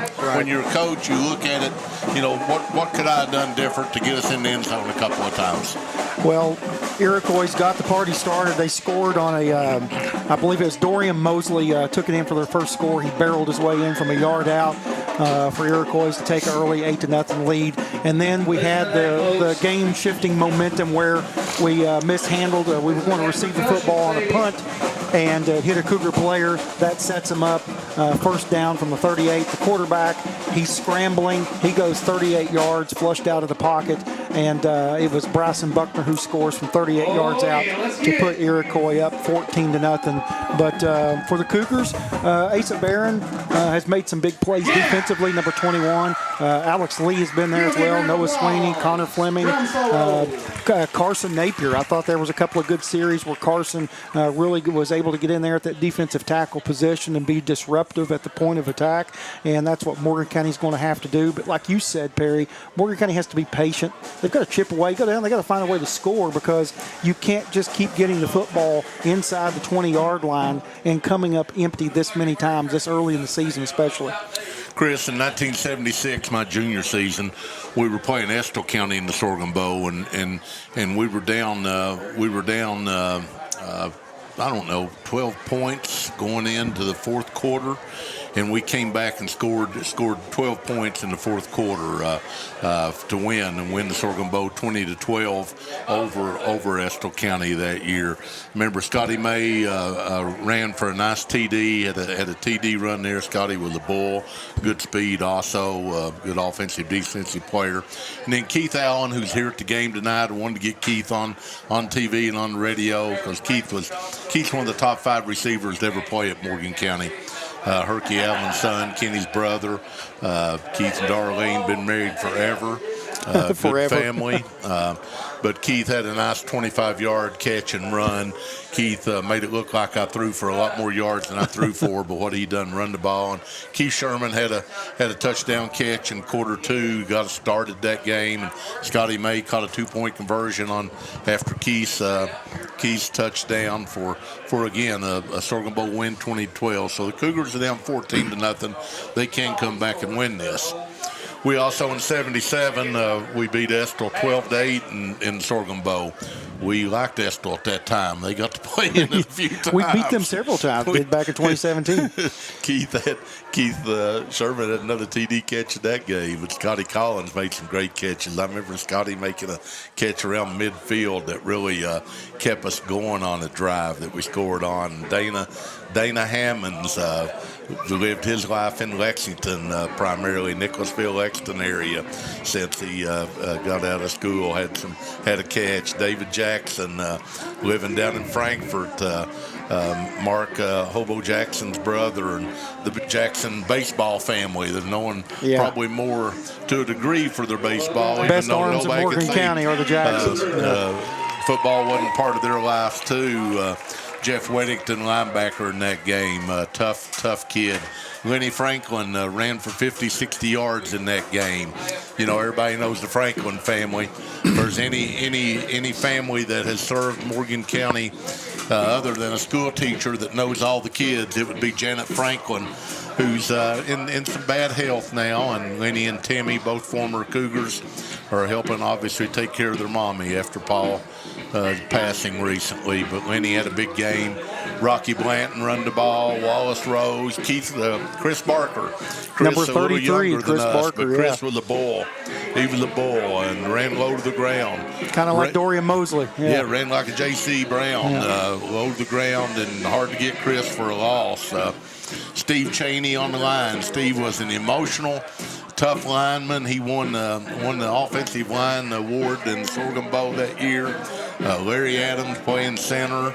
Mike Fife was only all-area player my senior year, tackle offense and defense. And Linville Martin, a little younger kid, lineman that went on to play at Morehead State University. It's retired educator, vocational school system up in Floyd County, and done well. So again, this team will come back, I hope. We'll see very shortly.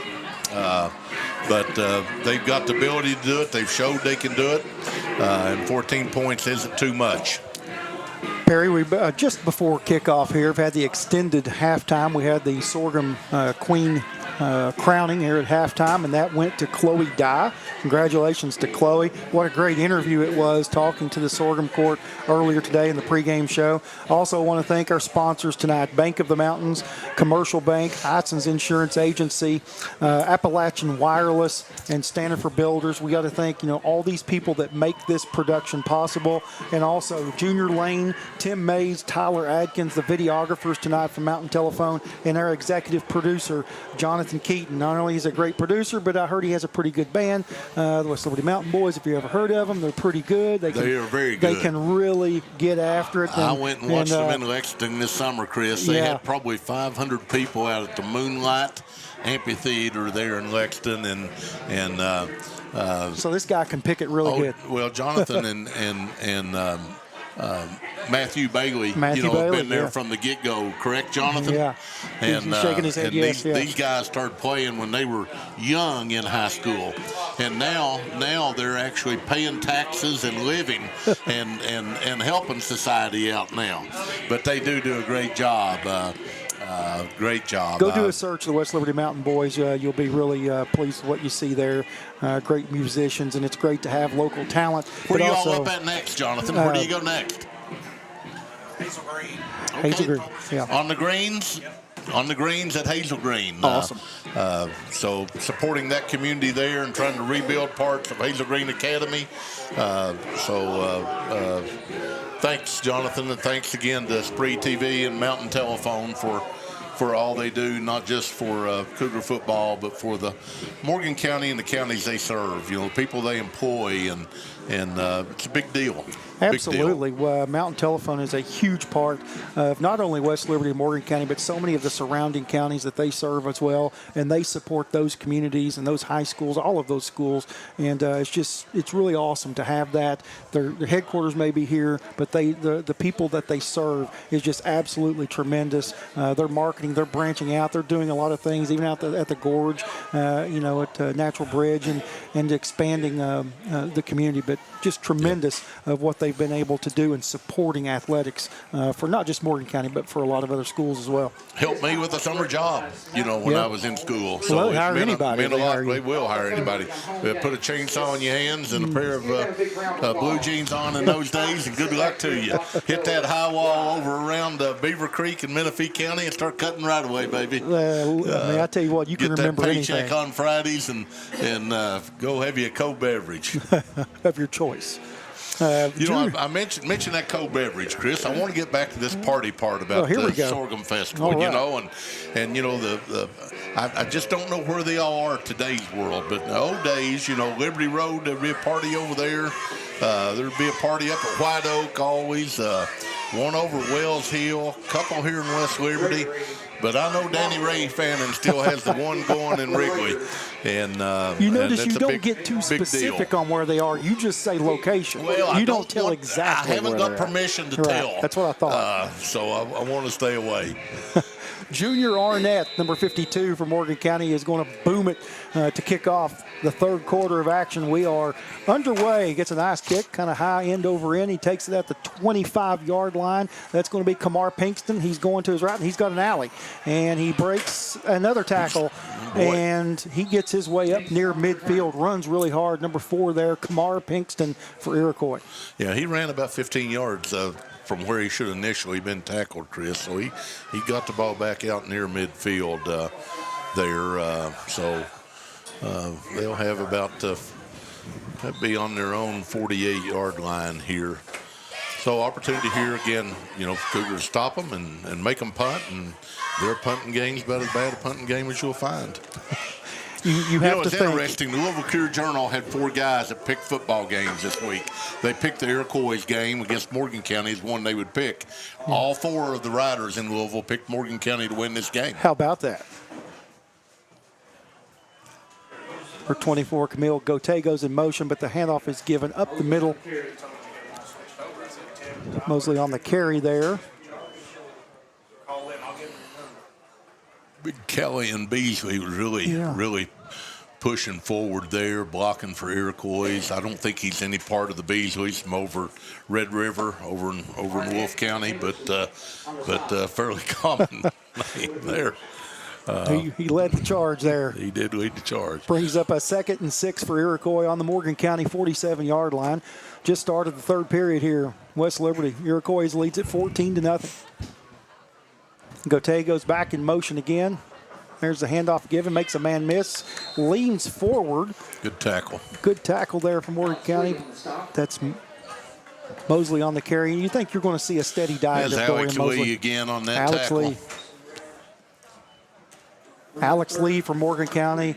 Asa Barron from Morgan County also had a good first half. Cougars are going to have to get a turnover here. They're going to have to turn the tide of this football game to get back in it. They're going to have to come up with an exchange. 14 Morgan County cheerleaders, and they're all doing well. And they're all dressed in accord for the Sorghum Bowl and Sorghum Festival, all with a smile. It brings back a lot of memories and all good memories. Bryson Buckner for Iroquois back to take the snap. Gauthier goes in motion.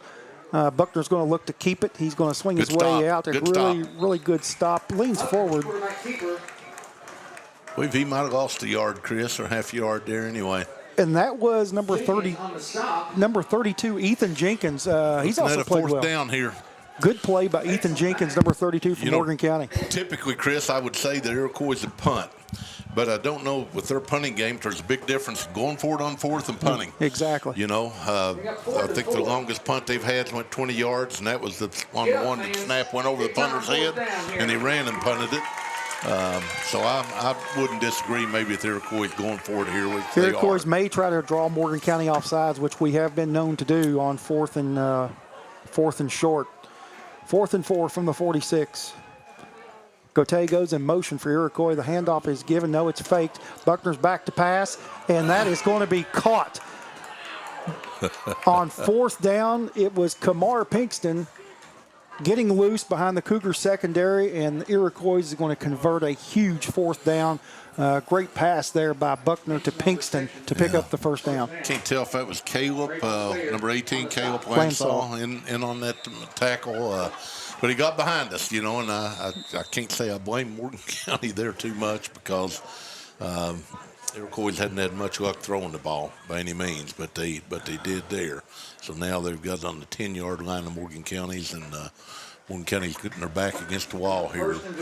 But gotta stop them here, and again, it's a 10 yard. It's not a 1st and 7 or a 1st and 5. It's a 1st and 10. Iroquois has the football down at the Morgan County 10-yard line. Buckner back in the pistol. It's looking for the snap. Back to pass. And that ball is off the mark. You'd like to see us defensively maybe close down on that, kind of read that pass. Maybe you pick that football off there. You've got about 90 yards ahead of you. Yeah, I was tickled to death, Chris, when he dropped back to throw. Yes. On 1st and 10 and threw it into probably, he had one receiver, 3-man coverage over here, but he threw it over all 4 of them's head. So that kind of tells you a little bit how lucky they were on the 4th and 4 there just a second ago.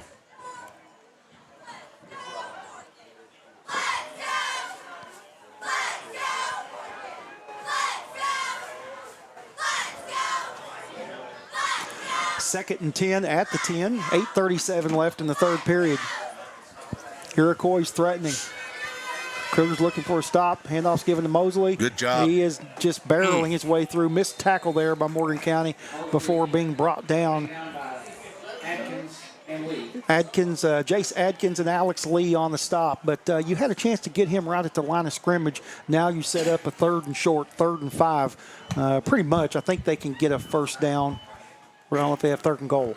Third and goal. It's third and goal. I want to give a shout out to around. Greg Phillips, former Blue Devil running back, watching the game from Louisville. I want to give a shout out to Mark Reed, a friend of mine, fraternity brother, who lives in Fairfield, Ohio, and his dad, Jack Reed, from Morgan County, and still stays in touch. 92 years old, plays golf 4 days a week, 18 holes. They're watching tonight and listening tonight, so glad to have them on board. Dr. Bailey over at Ezel, thank you all. Took a lot of time. I was wondering if they get the snap off. The ball's floated up, and that is caught in the back corner of the end zone. That's going to be a touchdown, Iroquois. Bryson Buckner connects to Jairique Williams, number 12, who throws a back corner fade, and he goes up and high points the football. And I had to tell you what, the fourth down play call and that pass, Buckner looked good throwing those footballs. He threw that ball where only his guy could catch it. I will say there was a push off on his receiver did push off to create separation. He didn't have to because the ball was high enough. It was separated anyway, but it could have been an offensive pass interference there if it would have been called, even though, again, he didn't have to push off. He did. Iroquois for the two-point conversion. Buckner looking in the pistol. He's going to look to swing it out wide, and he does, and he is hit, and he is short of the goal line catch, but the tackle is made there by Morgan County to come up short. It's 20-0. Iroquois leads it over Morgan County with 7 minutes and 30 seconds left to play. We'll keep it right here, Perry. We've talked about this before. We know what Morgan County has to do, but now it comes down to an execution standpoint. And still, you're in this football game, but you got to take one thing at a time. Yeah, you do. I still think you don't panic, and I know some of you all out there watching, listening, say, well, how long are you going to wait to panic? Before you panic. And that's a good question. I think if you don't score a touchdown on this drive here, then maybe you panic and you start doing some things that out of the normal for you, to be honest. But right now, I don't think you would do that. I don't think we're that good at that anyway. And so we need to get a touchdown the old-fashioned way. That's what works for you. And that's running the ball and throwing some short passes. Back deep for Morgan County is Kevin Keaton. And in order for Morgan County to have a chance in this football game, Kevin Keaton's going to have to get loose. Amen, Chris. Yeah, they've contained Kevin tonight for sure. We've got 9 guys up close, and the ball was kicked about 11 yards, and Cougars fell on it. So we'll get the ball starting, Chris, on the 44-yard line of the Cougars. So short field to work with again. Alex Lee, the up back there, good hands, good baseball player for the Cougars here. We know he can handle it, but he was tackled pretty daggone hard by his own teammate to make sure he was covered up. Alex probably thinking, man, that's the hardest I've been hit all night. So, Cougars get the ball back with only 7.5 minutes to go in this quarter, Chris. So they've got to take advantage of when they have the ball this half now. There's a give to Keaton, and he gets knocked forward. Yeah, good gain of 5. Good gain of 5. Brought down there by number 13, Raylan Ratcliffe of Iroquois. Yeah, good blocking there. I believe that was Kelton King, number 58, leading the way there. It's a good job to him. And again, I mentioned in the first half, 66, Jace Atkins. I believe I'd stay on that right side for a while here and try to wear it out a little bit. Cooper Fleming looking to keep it. He's going to be undecided, kicks it up, crosses down to maybe the 47-yard line. 3 or 4. It's kind of what I've said, Chris, all season. He just got to make that decision quicker. Turn it, and that boy, just like there was nothing there, Chris, and he got 4 yards. But if he waits another second and does that, he ain't going to get a yard. So good decision there. 3rd and 1 for Morgan County. Cooper Fleming back in the pistol. Man in motion is Noah Swinney. The give off is to Keaton. He has the first down and a few more. He wants to cut it back. Hang on to the football here. He is brought down. Doesn't go down, but he has enough for the first down. And it's enough to move the chains for Morgan County. Yeah, 44-yard line, another first down, moving the ball. Just keep doing what we're doing here. Don't get greedy. the whole complexion of the game changes if you can get this to 20-8, 20-6, 20-8, two-possession game. Sure does. So you don't, like you said, don't need to panic here. But you've got to take this and score on this possession. Yeah, you do. And honestly, Chris, they really need 8 points on this one. And I know I'm jumping the gun here, but they don't just need touchdown. They need 2-point conversion, too. Good Fleming job. keeps it, cuts it up a little bit more. Another gain of 5. Another more declarative move by Cooper Fleming where he's not thinking, he's reacting, and that's what he has to do on that option. Cooper's got better speed than I had, and I know a lot of you all are saying, well, Perry Turtles have that, but he's got good enough speed to where if he makes a decision in time, he's going to get you 2 to 5 yards running the ball. Trips right, brings Connor Fleming in motion. The give is to Keaton. He's got to turn it up. Kind of dances a little bit, almost gets the football stripped out, but he hangs on. Keaton is going to pick up a few more yards. It's going to be about a 3rd and 1, I believe, Chris. Gain of 4 on the play, I believe, we'll give him for Keaton. Good run. Again, running off that right side. Again, led by Jace Atkins, 66, and these linemen, they haven't quit, I can tell you that. There's no quit in these guys.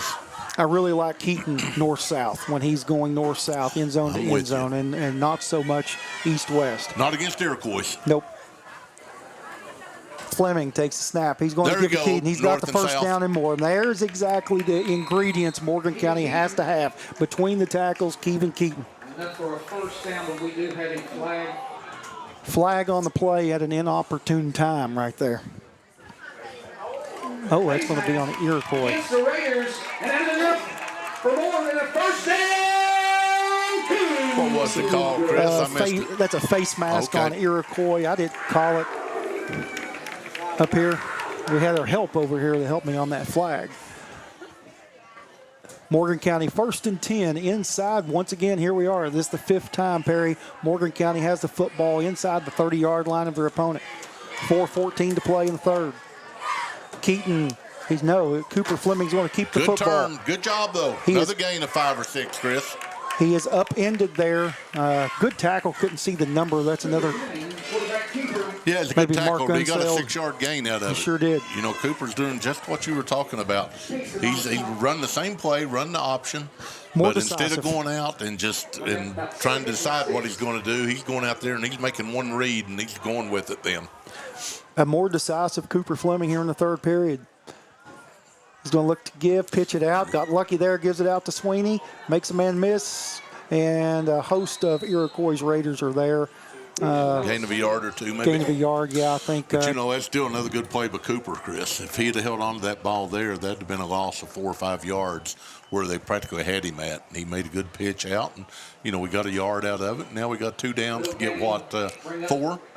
I think 2 downs, you have to go Keaton here to hope 2 touches can get 4 yards and keep those sticks I wouldn't moving. go him any more than twice, would you? No. 3rd and 4th. Cooper's going to keep it on. He's going to get some running room and barrels his way down inside the 15-yard line. Cooper Fleming. Gained about 6 or 7. Cooper's finding a lot of confidence keeping the football now and not so much of the indecisiveness that we saw in the first half. Yeah, I feel like, that he and Polo have talked it over at halftime because he just came out a different player here this half, and it won't serve just well for him in this game. It's going to serve well for him rest of the season. Fleming, he's going to look to pass. He's got his man. Pass. And is he in the end zone? He may have been in. He hit the pylon. That's a touchdown. Touchdown. That's Alex Lee, who takes the 5-yard out, swings it up, makes a mad dash to the pylon. Alex Lee will put the Cougars on the board. An 18-yard touchdown pass from Cooper Fleming to Alex Lee. Yeah, Cooper hit him in stride, short pass in the flat, but then Alex, he had 2-3 guys he had to get through, and he made the pylon. Big 2-point conversion here for Morgan County. There's the pitch out to Fleming. Got to turn it. And he crosses it. But there's a flag on the play. I would say this is going to be a hold. Did he get across the line? Yes, he reached out for the pylon and was able to hit the pylon with the football, but this looked like it may come back.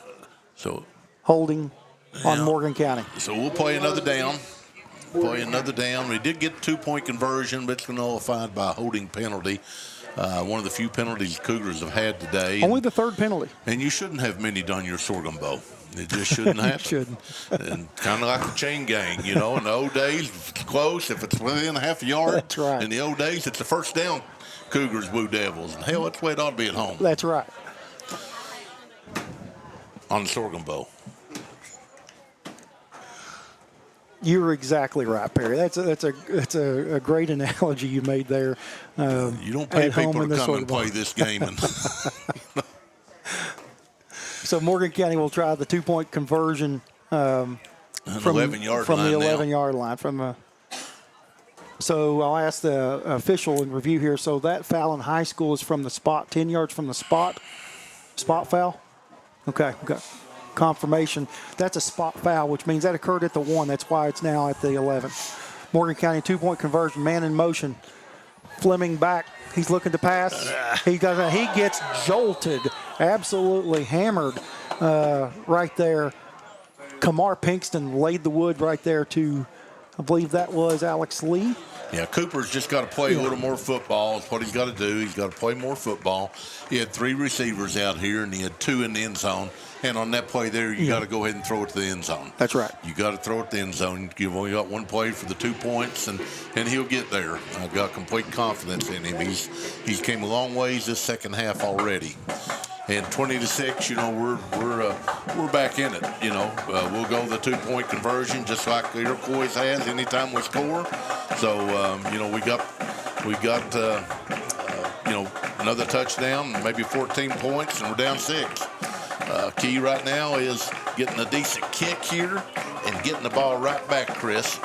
We need a touchdown. We need a touchdown no more than probably 3 to 4 minutes into quarter 4. We need to have this scored either 20-12 or 20-14. With no more than, probably 4 minutes into the fourth quarter. You wonder if you pick up a soccer kid sometime and just get that extra point. Teams that have kickers, it can be a weapon. Yep. Junior Arnett's going to be booting it for Morgan County once again, number 52. Cougars got it lined up. 2:29 left to play in the third quarter. It's Iroquois 20, Morgan County 6. Cougars had a nice drive there, capped off by an 18-yard touchdown pass from Cooper Fleming to Alex Lee, and he may get that football. Out of bounds. And he might have touched that before it went 10 yards from my vantage point, but they may have gave it to him had he been able to corral that football. I think they give it to him on our sidelines. It was awful close, like you were talking about. The Sorghum Bowl, you get those calls. Yeah. But very close. That ball's got to go 10 yards before the offensive kicking team can touch it. And it was right on it. But we ended did out of bounds. Yeah. Iroquois will have the ball and a good onside kick.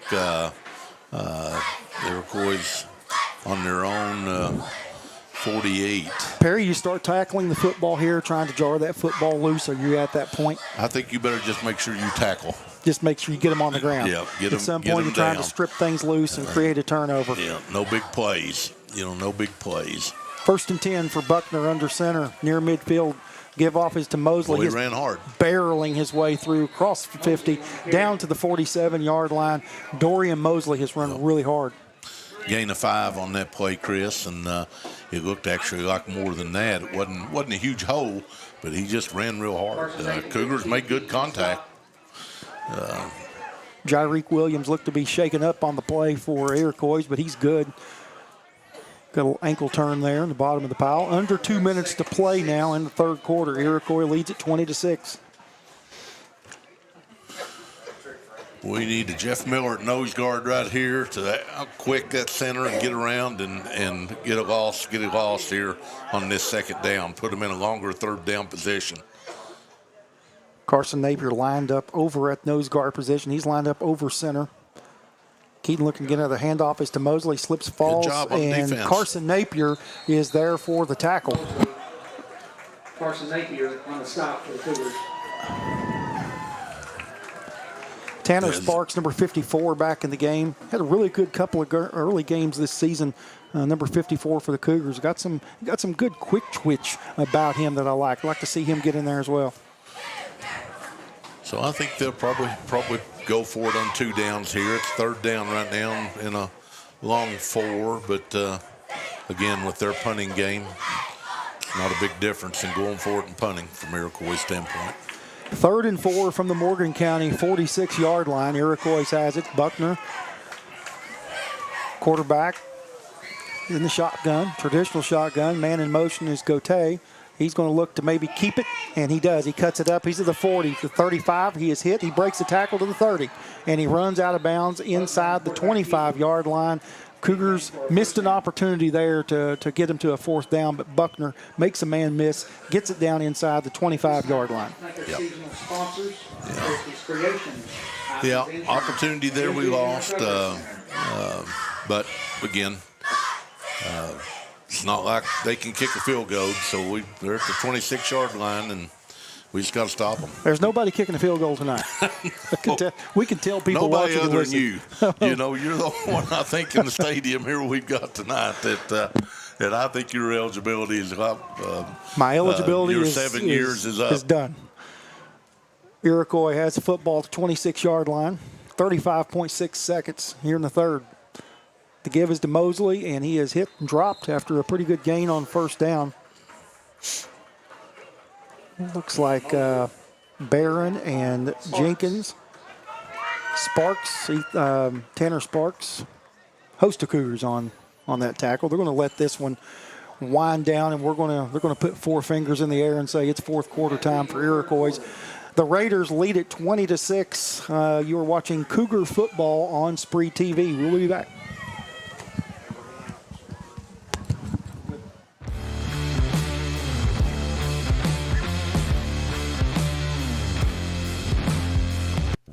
Hi, this is John Eisen.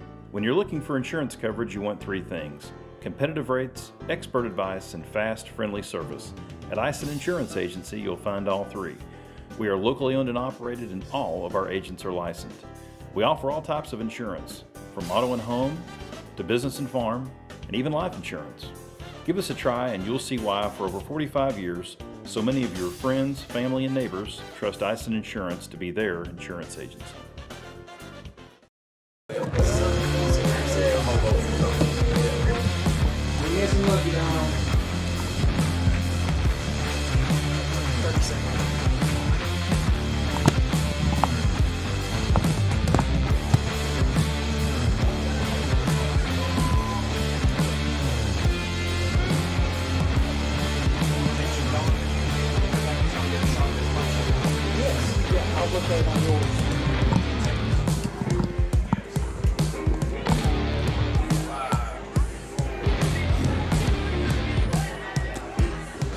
Chris Trusty, Perry Allen back here as we start the 4th period of play in memory of Donnie McKenzie. First Sorghum Bowl without Donnie on the sidelines, and the absolute legend here in West Liberty, Morgan County. Meant a lot to so many, including myself, you, and everybody. Miss old Donnie McKenzie. And tell you what, we were frying fish today at the Sorghum Festival and thought a lot of trying to emulate what he did. There's the pass to start the 4th quarter of play, and Buckner has got a completion. Down to about the 9-yard line, Chris.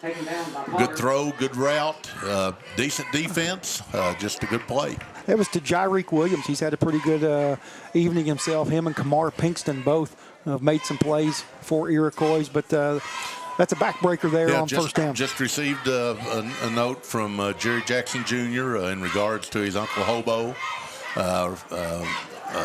Mark Jackson, fullback, one of the best, if not the best fullback to ever play for Morgan County. So thanks, Jerry Jr., for reaching out to us.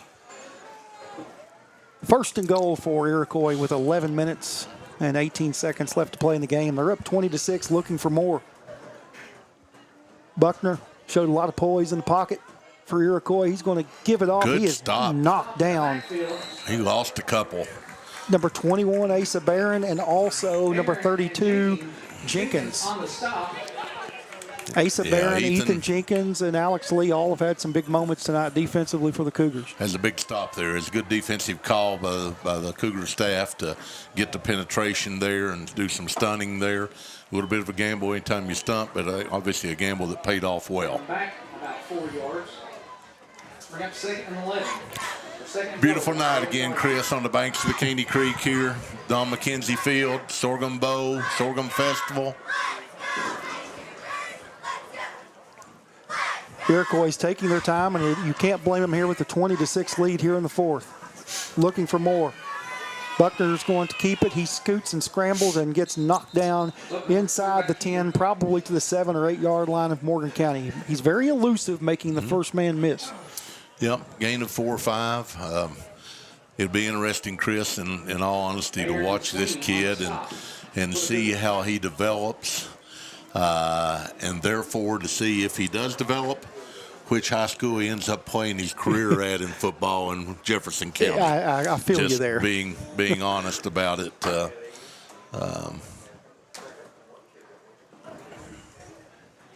So we had Trinity and St. X playing tonight. That was a 21-10 score we saw, I think, earlier. Usually played in front of about 35,000 people in Louisville. Yeah, playing at Cardinal Stadium there tonight. 9:26, clock is rolling, 3rd and 7 for Iroquois. They're looking to score again here to try to make this a 3-possession game. Buckner looks, he's got a man, and that ball is broken up. I believe that's Cooper, wasn't it? That was Cooper Fleming, the quarterback, back there playing safety, and was able to knock that ball away. And he did knock it away. He had the ball for a touchdown almost, but almost doesn't get it. Well, some good news, Chris, on the baseball front. The Marlins are beating the Mets tonight 6-2, so the Reds are still alive. Big news there. Appreciate Wallace Rose reaching out tonight, listening, watching the game. Former Cougar player that got to play under a few different coaches, but really got to finish his career under a real good one in Bruce Herdeman. 4th and 7 for Iroquois. Going for it deep in the Cougar territory. Gote goes in motion. Buckner's going to look to keep it. They're going to have to corral him, and they do. Yep, that's over. And that's I don't know what we got here. And we don't need that if you're a Morgan County fan on 4th down. That could be a backbreaker if that's on the Cougars. And a backbreaker it is, a face mask. That's a first down, isn't it? Yeah, it's a first down. That's not an automatic first down. That's only a it's half the distance to the goal at this point, right? Play down then. Yeah, but in high school, 4th and 3 then we've got, well, we're still alive. Still alive. Right. Not a killer then.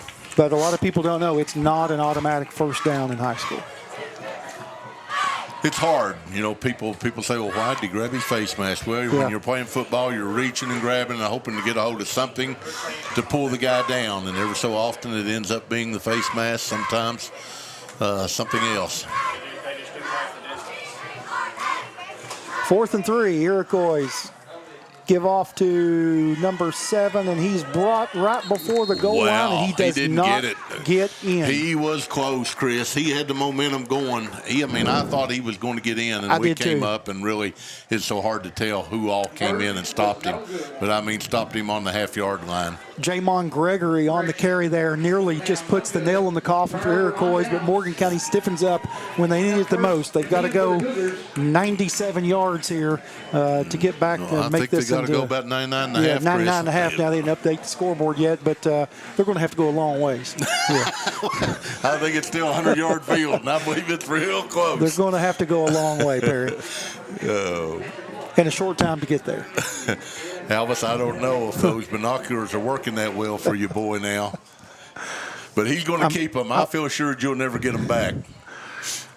Handoff is given there up the middle. Not sure who. Just to give him some room. Yeah, quarterback sneak there. Got about 4 yards out of it. Got out to near the 5, I think. That's a good call, Perry.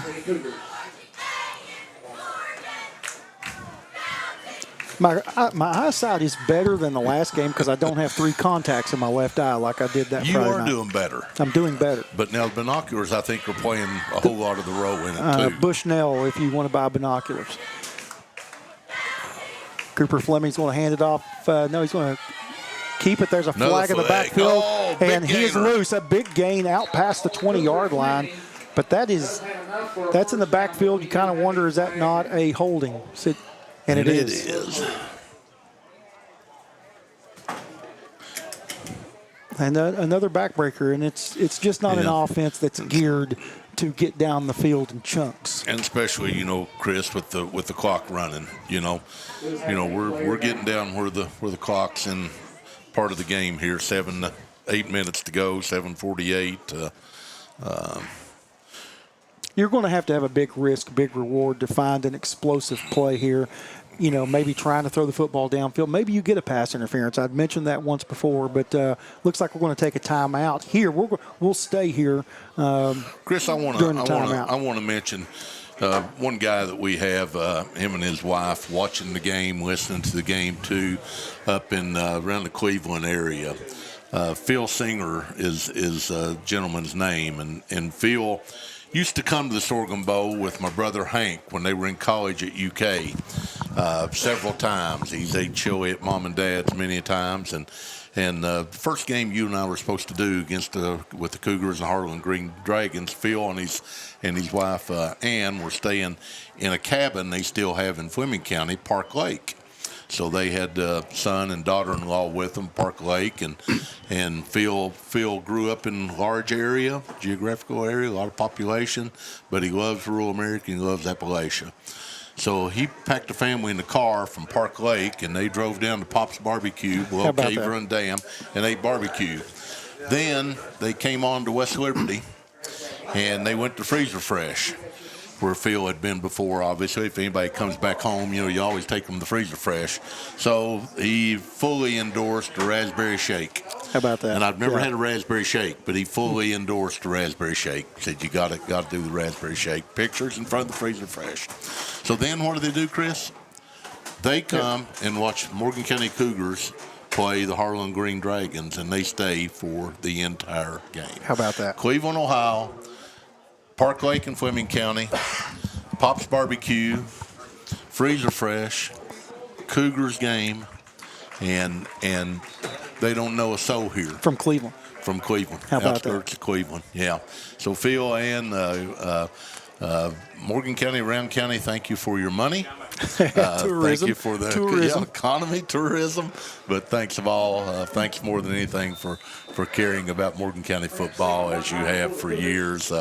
Since you came back in the day to watch, Hank would bring you up to watch me play and watch Brother Bill play, and thank you. And thanks for watching tonight on SpreeTV Mountain Telephone. Morgan County, Perry, 2nd and 10 from their own 2. 7:48 left to play in this one. Fleming, a little misdirection here, and we've got Sweeney. He's out to the 20. He should have kept going. He holds up. He probably gets another 7 or 8 yards if he just kind of gets to the sideline and run it. Yeah, but that's enough for a first down. A big play there for Noah Sweeney. A little misdirection, I think. It was a good play call there on 2nd and 10. He gets that football up to about the 23-yard line, gain of 21 for Noah Sweeney. A little late, but we get it in. They're going to have more of the explosive plays, Perry, for the Cougars. Yeah, couple of former Cougars here tonight. I see Jeff Stanifer and Keith Allen. Jeff, one heck of a linebacker. And Keith, one heck of a receiver. Great pass there. Good pass out in the flat to Connor Fleming, his brother. Yeah, Cooper to Connor. Good 7-yard gain. Good ball. But always good to see former players here, whether it's Blue Devils or Cougars.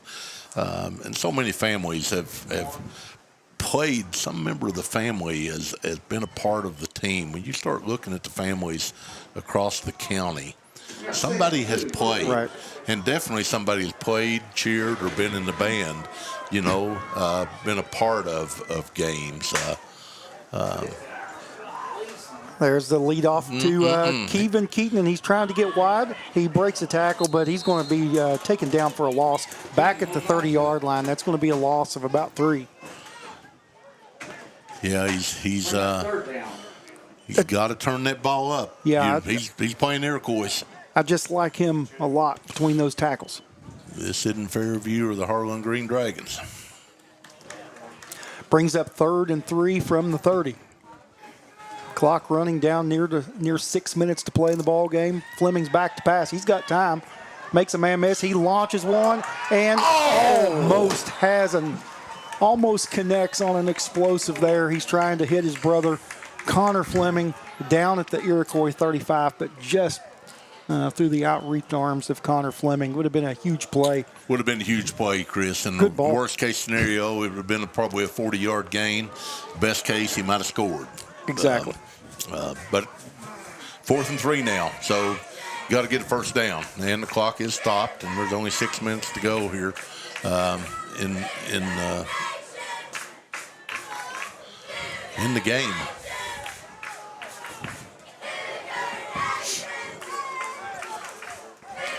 Fleming in the shotgun again. He's got Noah Sweeney, and that should be offsides on. It's going to be interesting here. Yeah. Oh, he's calling it on Morgan. Nope. No. Okay. Offside. That's encroachment. There's no such thing as an offsides, if I'm correct. It's an encroachment. Is that correct? It's an encroachment. In high school, there's really no such thing as a defensive offside, so they call that encroachment. Once you go into the neutral zone, that's automatic. You don't get the free play. It's going to be a 5-yard penalty once you get in the neutral zone. Got a first down. Big play there. Got to capitalize now. Really can't be a grind out, and Coach Easterling knows that. That's why he went through it there a minute ago on the 3rd down play and threw a deep ball, and he'll do it again here in a minute or so. There's the give to Keaton. Little counter. He gets it up to the 40. Barrels his way, runs over a defender. Another first down. And that's a hard run for Kevin Keaton as he runs over Jairique Williams right there and meets him at about the 40-yard line. Yeah, that was Kevin's best run of the night. He kept it more north-south there and had about 6-7 yards before the defender met him, and the defender met him. The defender wished he wouldn't have met him. That's right. Kevin bowed over him there. That's when he's the most explosive, Perry, is when he is running hard, getting upfield. Got to get the ball moving. Got to get the ball moving here. 5.5 minutes to go, and we've got to score 2 touchdowns. Cooper Fleming back in the gun again. He's looking to pass. He's got a man wide open, and that ball is bobbled and dropped at the 35-yard line. That was intended for Alex Lee, and that was a sure first down that would have put us in a pretty good position in Iroquois territory. Yeah, very, very number 12 for Iroquois, Jairique Williams. Our kid dropped the ball, and a lot of kids in today's world, you see them stand over top of a player and try to act like they made a play or done something. And this kid, number 12 for Iroquois, he goes over and helps pick him up and pats him on the butt.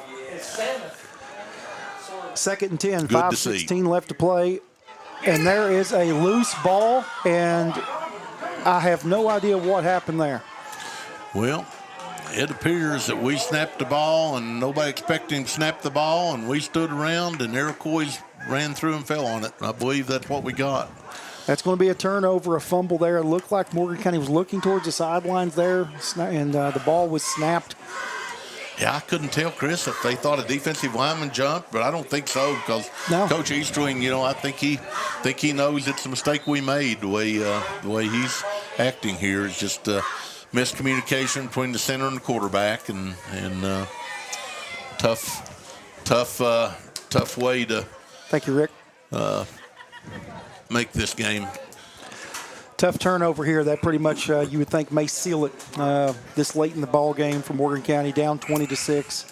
Had some opportunities, just couldn't capitalize and make the explosive play when they needed it the most. Iroquois may be taking too much time here. Looks like maybe 5 seconds before there's a delay of game. They get it off. Give us to Mosley, I believe, for a short gain up the middle. Now, Chris, you asked earlier, is it time to start trying to rip the ball loose and strip it? Yes. Yes. And you asked earlier, is it time to panic? Yes. Past time. It's past time for that. 4:57 clock moving. Really hate to see that type of turnover when you seem to have a little bit of momentum going your way. You know, I want to say, you know, not that this game is over. Nothing's over till it's over. We've all seen things happen, but the Cougars have not quit. They've played hard. They've played hard offense, defense. They just missed some opportunities when they got down inside the 30 and the 20 that they can't miss. Bryson Buckner played a great game for Iroquois. I think he showed a lot of poise, and he's made 2 big plays. Yeah, delay a game there, Chris, on game. Iroquois. So that doesn't hurt us any. At least we'll maybe get the ball back. If we hold them here, get the ball back, and score quick, and onside kick. I'm always optimist, Chris.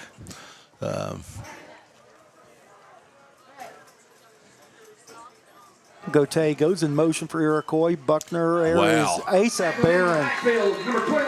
That makes maybe the 3rd or the 4th tackle for loss for Asa Barron. I think he's played extremely well on the defensive side of the football tonight. Asa Barron, number 21. And they've been solos, Chris. Yes. You know, not that he hadn't been in on some assisted, but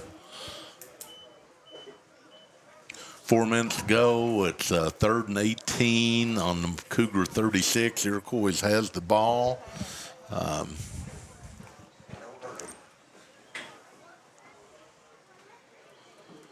Cougars do have their full allotment of timeouts, 3, and still a little early to use them with what we're down being 14 points. I think there's a good chance they're going to run the football again here. Might get another delay. And Iroquois is going to call timeout. Yeah.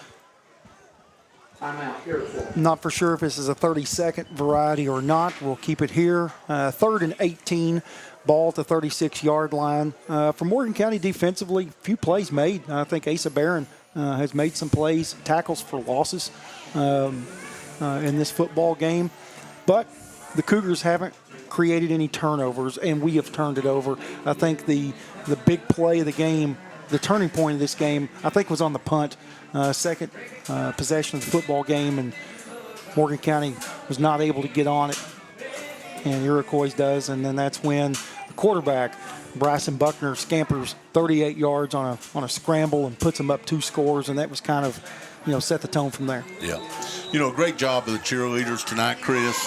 We got a perfect upper view to watch, and I remember back Brenda Wells, the cheerleading sponsor forever, and really helped turn cheerleading into more of a sport here at Morgan County, and done a great job with that. And this group has obviously continued on.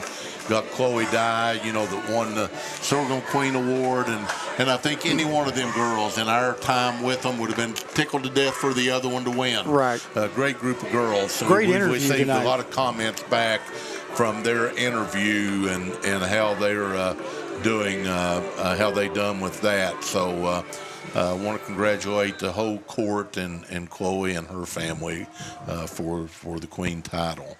3:24 left to play, 20-6 Iroquois. Buckner back to pass. He's looking big here. He goes down. What a play. That's a catch. I believe that's made. Sure was. That's the ball game. Williams. Jairick Williams. Well, got a flag on the play unless he pushed off. Tell you what, he made a heck of a catch right there. He went up in traffic. He did push off down here earlier on a touchdown that they gave him. But I don't. We'll see about this one here. This is back out the 10-yard line. What did he catch it on, Chris? About the 2? Maybe the 6. I thought 6, he might have been unsportsmanlike on Iroquois. Unsportsmanlike. Must have said something on the get up. He made a great catch. These guys are going to chirp a little bit, so that's going to bring the football back. After the play, Chris? Or yeah, that should be a first down, and then it was probably a dead ball foul, unsportsmanlike. Yeah, so that's tough on Morgan to give him 4 more downs. I mean, it beats the alternative having the ball on the 6-yard line. But first and 10 for Iroquois. 3:16 left to play. Ball's on the 22. Buckner looking. He's going to give it off to Mosley up the middle, and he's going to break a tackle, get his way inside the 10 and more, and he's carrying some Cougars inside the 5-yard line. Is Dorian Mosley. He's had a big night running the football, and he's going to set up Iroquois for maybe a late game score here to put this one out of reach.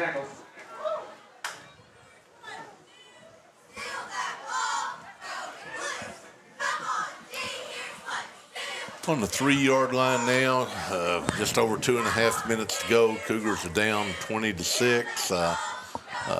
Love to see the Cougars keep them out here. Kids have played awful hard for the score to look any worse than it does, to be honest. But it'll be up to the kids. Buckner in the shotgun. He's going to give it off to Mosley. He's hit at about the 2, and he is dragging, and they're going to call him down, forward progress, maybe to the 1-2 yard line, maybe gains a yard there before he is brought down. They signal it dead. Clock running. Yeah, I believe you're right, Chris. They put it on the 1 yard line, and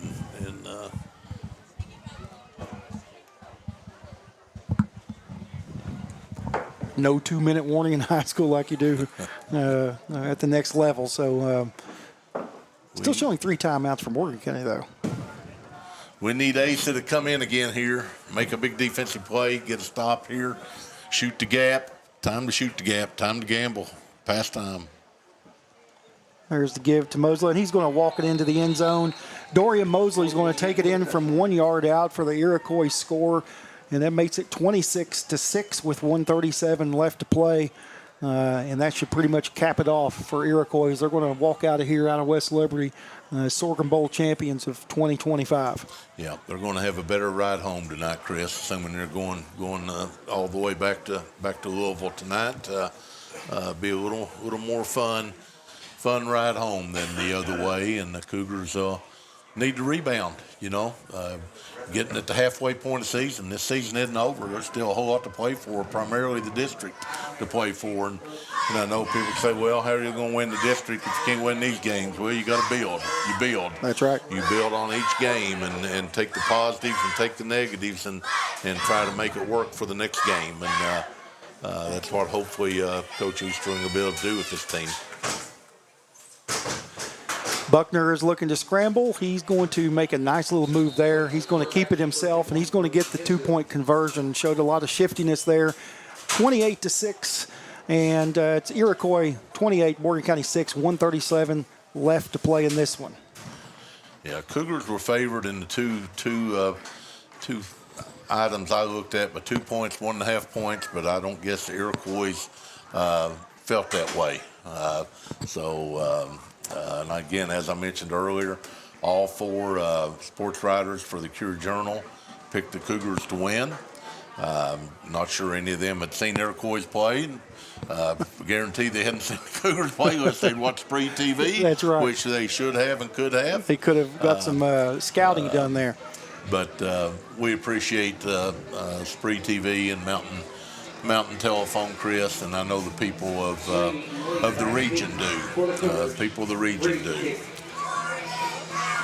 Well, let's see if we can make some explosive happen here and maybe get somebody loose on a kickoff return. I was hoping earlier if you can get Kevin Keaton in a situation in the open field, maybe he can make something happen.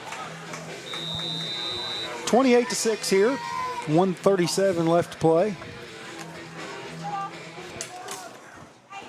Kick, end over end kick. That's fielded by Noah Sweeney, and he's going to make it up to about the 42. Return. Good return under normal circumstances. We'd have been happy with that. Just now, you got to have a big play and try to get some points on the board, and kids will feel better about that as they should. With 129, Perry, what do you do here? You look to work on your passing game, obviously, down. What are you trying to come out here in this last possession? I think you try to get some points, and at least you try to move the ball. Okay, so if Coach Eastwing can go in, after the game, come out Monday and say, we was inside their 30-yard line 6 times. How do we fix that? Instead of we couldn't move the ball. Well, we moved the ball, and really, it's 21 points, Chris, or 20 points. Now it's 28, but, you really kind of gave up 20. So that's something you can talk about and learn from and work on. But moving the ball here, at least moving it down the field with a short passing game. And then if you get it down to the 20, 25, go for the touchdown a couple of times. Go for the long play a couple of times. And if you throw an interception, you throw an interception, okay? But get it down there and go for it. But the key is to get it down there, and I think to get it down there, you've got to, at this point, you've got to throw some short outs. I think that's what, Cooper is best at, I think, at this point, and got to do that. This game's all but salted away. 1:29 left to go. Yeah, I want to touch Chris, on some people that have been longtime supporters of the program, not just this year, but we'll go back to live action right now. Cooper Fleming is going to keep it, and he's got room, and he slows up at about the 50, gets a first down, but does not, the clock will stop there. I was going to say he didn't get out of bounds. First down, Cougars. Gain of 10 for Cooper. Cooper's a little shaken up right now. I believe Cougars have called timeout. Yes. Timeout, Morgan County. I've tried last week, and I also want to just touch on supporters, that have helped the program over the years, and try to touch on a few each game that we do, Chris. Everybody from Jack Klein. Jack's been a supporter of the program for many years, helping rebuild the locker room. And his son Randy was an important player for the Cougars as a running back, as a defensive back. Randy had a lot of interest from Alabama when he played. People again like Don McKenzie that we mentioned. Don was a supporter for many years. George Weddington, George and Peggy Weddington. George helped a lot in rebuilding the locker rooms back in the 80s. 1:20 left to play. Cooper Fleming's back in the gun. He's going to look to throw it long. Goes down the middle of the field. He overthrows his target. That was intended for Connor Fleming. It's incomplete. Bring up second down.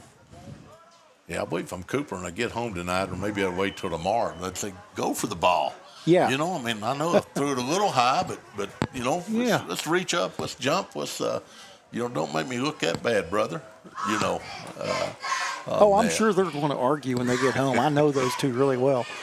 We mentioned Donnie McKenzie. Also, I always want to mention Ronald McKenzie. Ronald done a lot of work to help the Cougar football program over the years. And he had nephews that played, be it Scotty and Larry Clay and Kevin, that played, and he was always a major contributor, to the program. Great run there by Noah Sweeney, getting 14 yards there for the Cougars, picking up the first down, and that's going to be a timeout. A shifty little run there for Noah, taking the sweep around the right edge there. Well, I don't know, Chris. I didn't hear the PA announcer tonight say that hot dogs are $1 in the fourth quarter.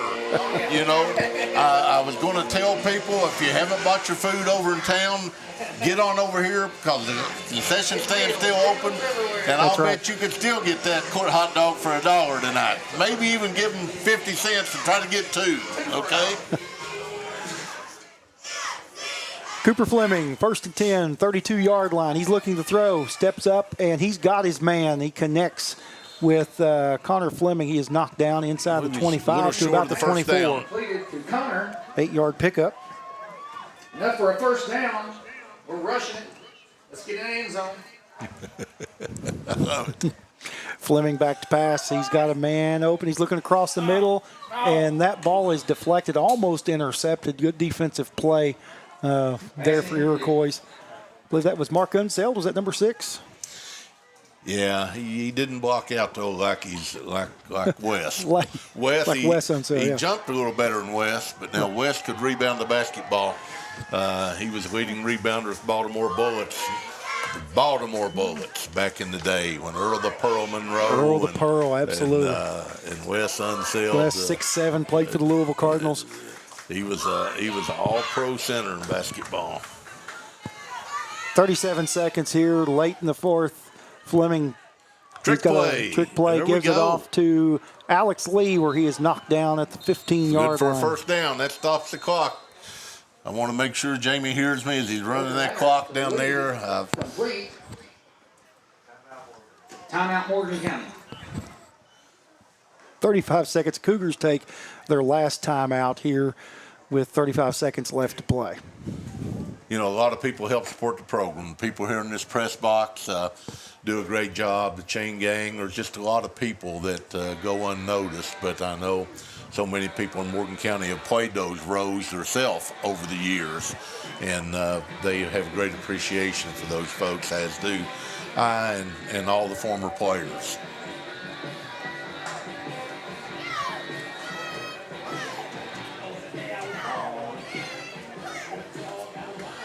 Chris, I do want to thank Larry Lewis again for the ribs tonight. Yes. Great bun, great rib. Gave me a little supper. Cooper Fleming looking to pass. He's got time. Throws it across the middle. That's going to be incomplete. Intended. That's okay. Yeah. See who that was for Morgan County there. For Ryder Witt, number 4, was the intended receiver for Morgan County. Got 3 downs here on the 14-yard line. Can get a first down, but 32 seconds left. So, you know, if a completed pass in the field, we do still no timeouts left. So, you know, somewhere between 2 and 4 plays left, be my guess. Fleming fumbles the snap. He's scrambling to his left, and that ball maybe should have been caught. Defender was in the area. It just goes off the hands of Connor Fleming. It's going to bring up 3rd down with 26 seconds left to play.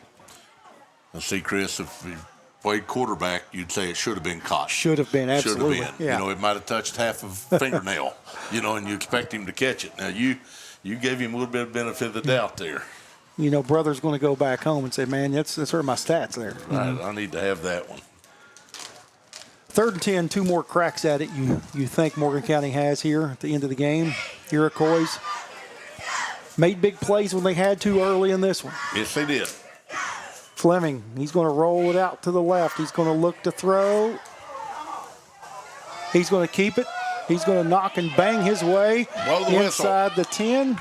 Get up and run a play and spike the ball. Get up and spike the ball and give yourself 1 down. Timeout, Morgan. Okay. We had an extra timeout bottled up there.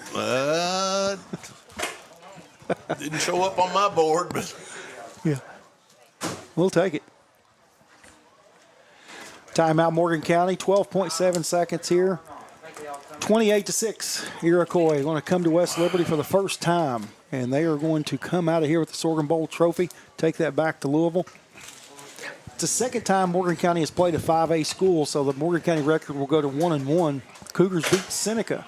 And Chris, what was that score again? 44-42. 44-42. It was a shootout. Cougars beat Louisville Seneca, and now Iroquois is going to take the trophy back to Jefferson County.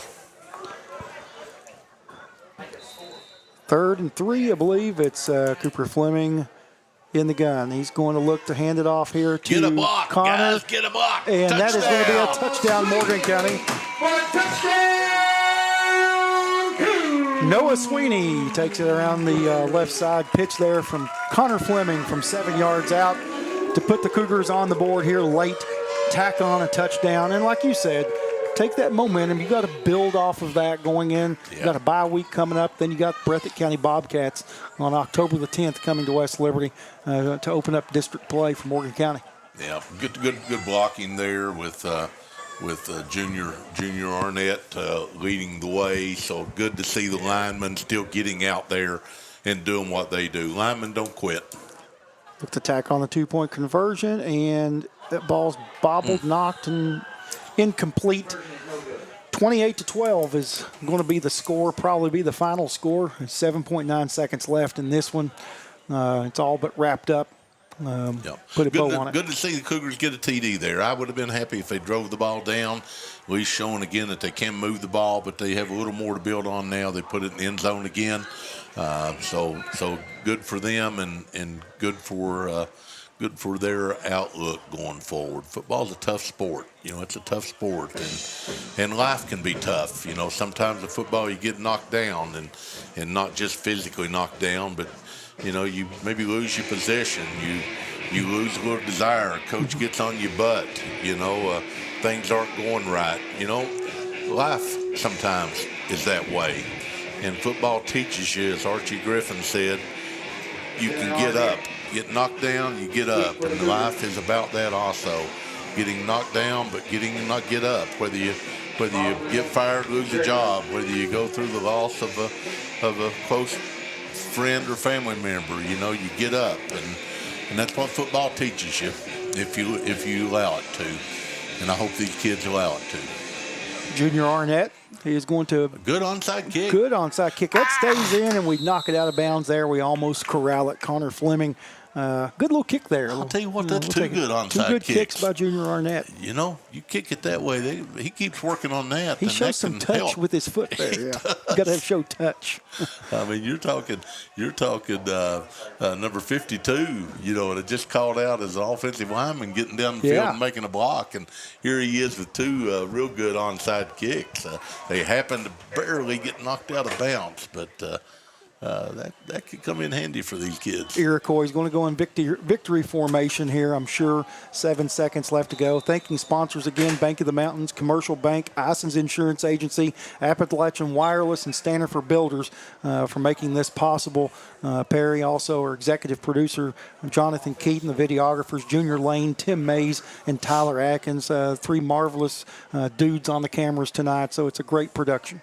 Yeah, they make our job real easy, Chris, as far as I'm concerned. I know you feel the same way. Iroquois is going to celebrate it. They're going to be the champions of the 2025 Morgan County Sorghum Bowl with a 28-12 win over the Cougars. We'll take this break, and when we come back, we'll have some post-game ceremonies and some talk, and that'll be it. We'll be back in just a few.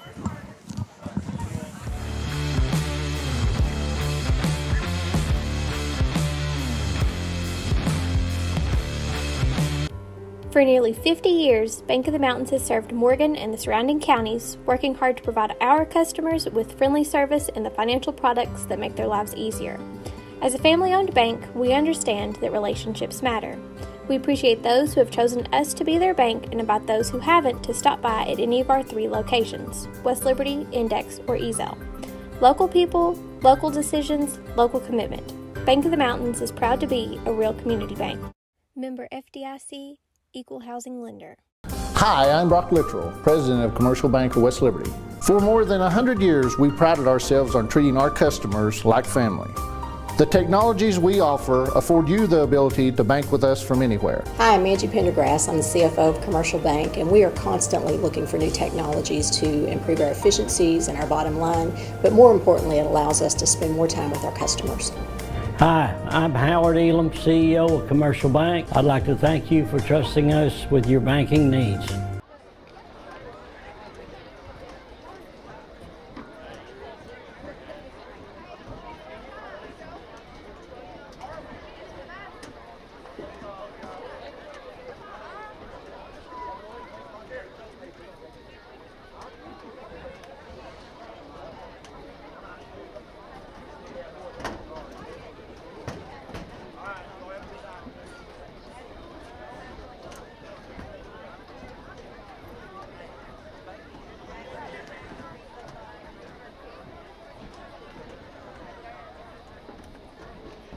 Now for the awards presentation. Our Sorghum Bowl Award for the Offensive MVP, Bryson Buckner.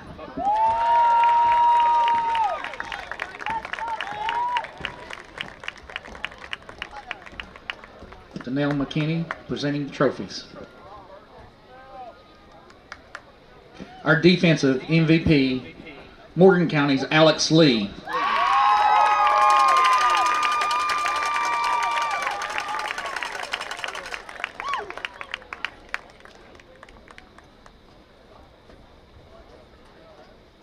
Our overall MVP, Dorian Mosley.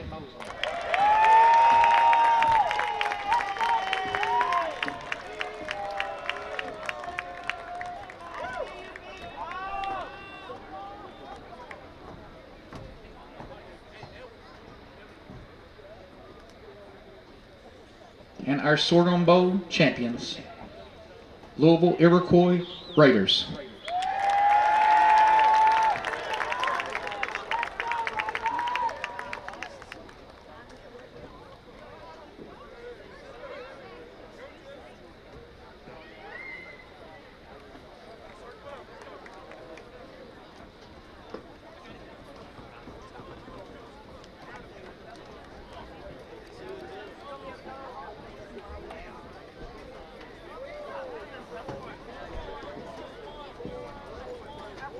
the Iroquois Raiders. Ladies and gentlemen, I'd like to thank you for coming out. Be sure to check out all the Sorghum Festival festivities over in town and over here in Index.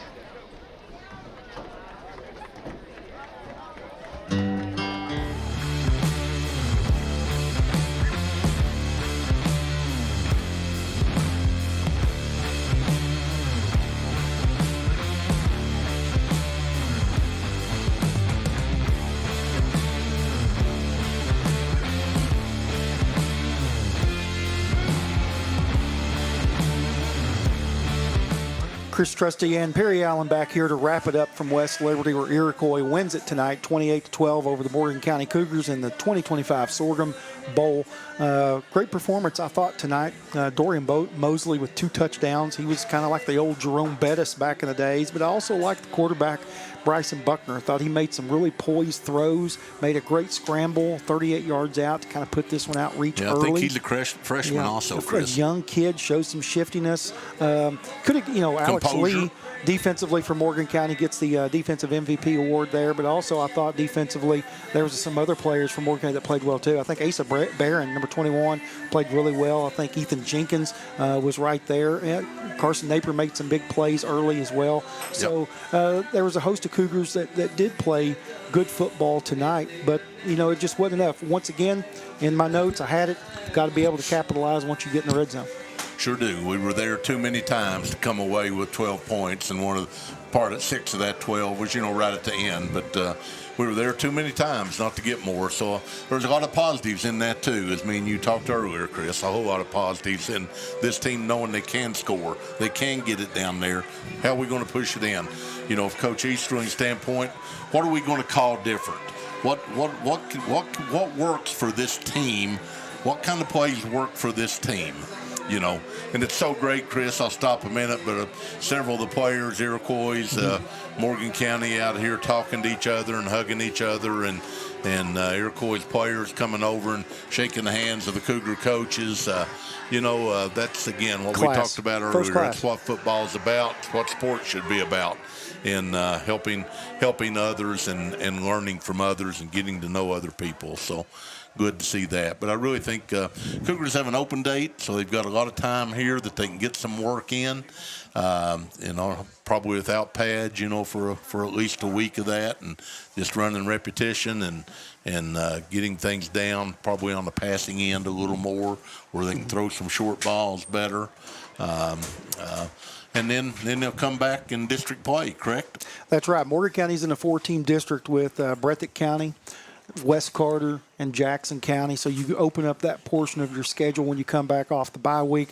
No matter what, you're going to go to the playoffs. You're either going to go probably as a 4 seed, 3 seed, or you're going to make that trip to Beechwood in the first round of the KHSAA playoffs. It's a tough task to go to Northern Kentucky and do, but we're back in that district, and we have that opportunity to go play for championships again. And since we've been out of the district for a couple of years, I thought Iroquois, a good game plan. I thought they come in, did a really good job against Kevin Keaton. They knew they had to stop Keaton from getting loose and scrambling and running all over him and getting over 100 yards. I thought they did that. And like I said earlier, they made plays when they had to make plays. Coach Keith May has got to be really pleased with what he saw of his young Iroquois Raiders team, and they will head back to Louisville as winners tonight. Morgan County, like Perry said, is on an off week next week, and they are scheduled to be back here at home on October the 10th against the Breathitt County Bobcats, where they will open up the district portion of their schedule. Morgan County drops to 2-4 on the season.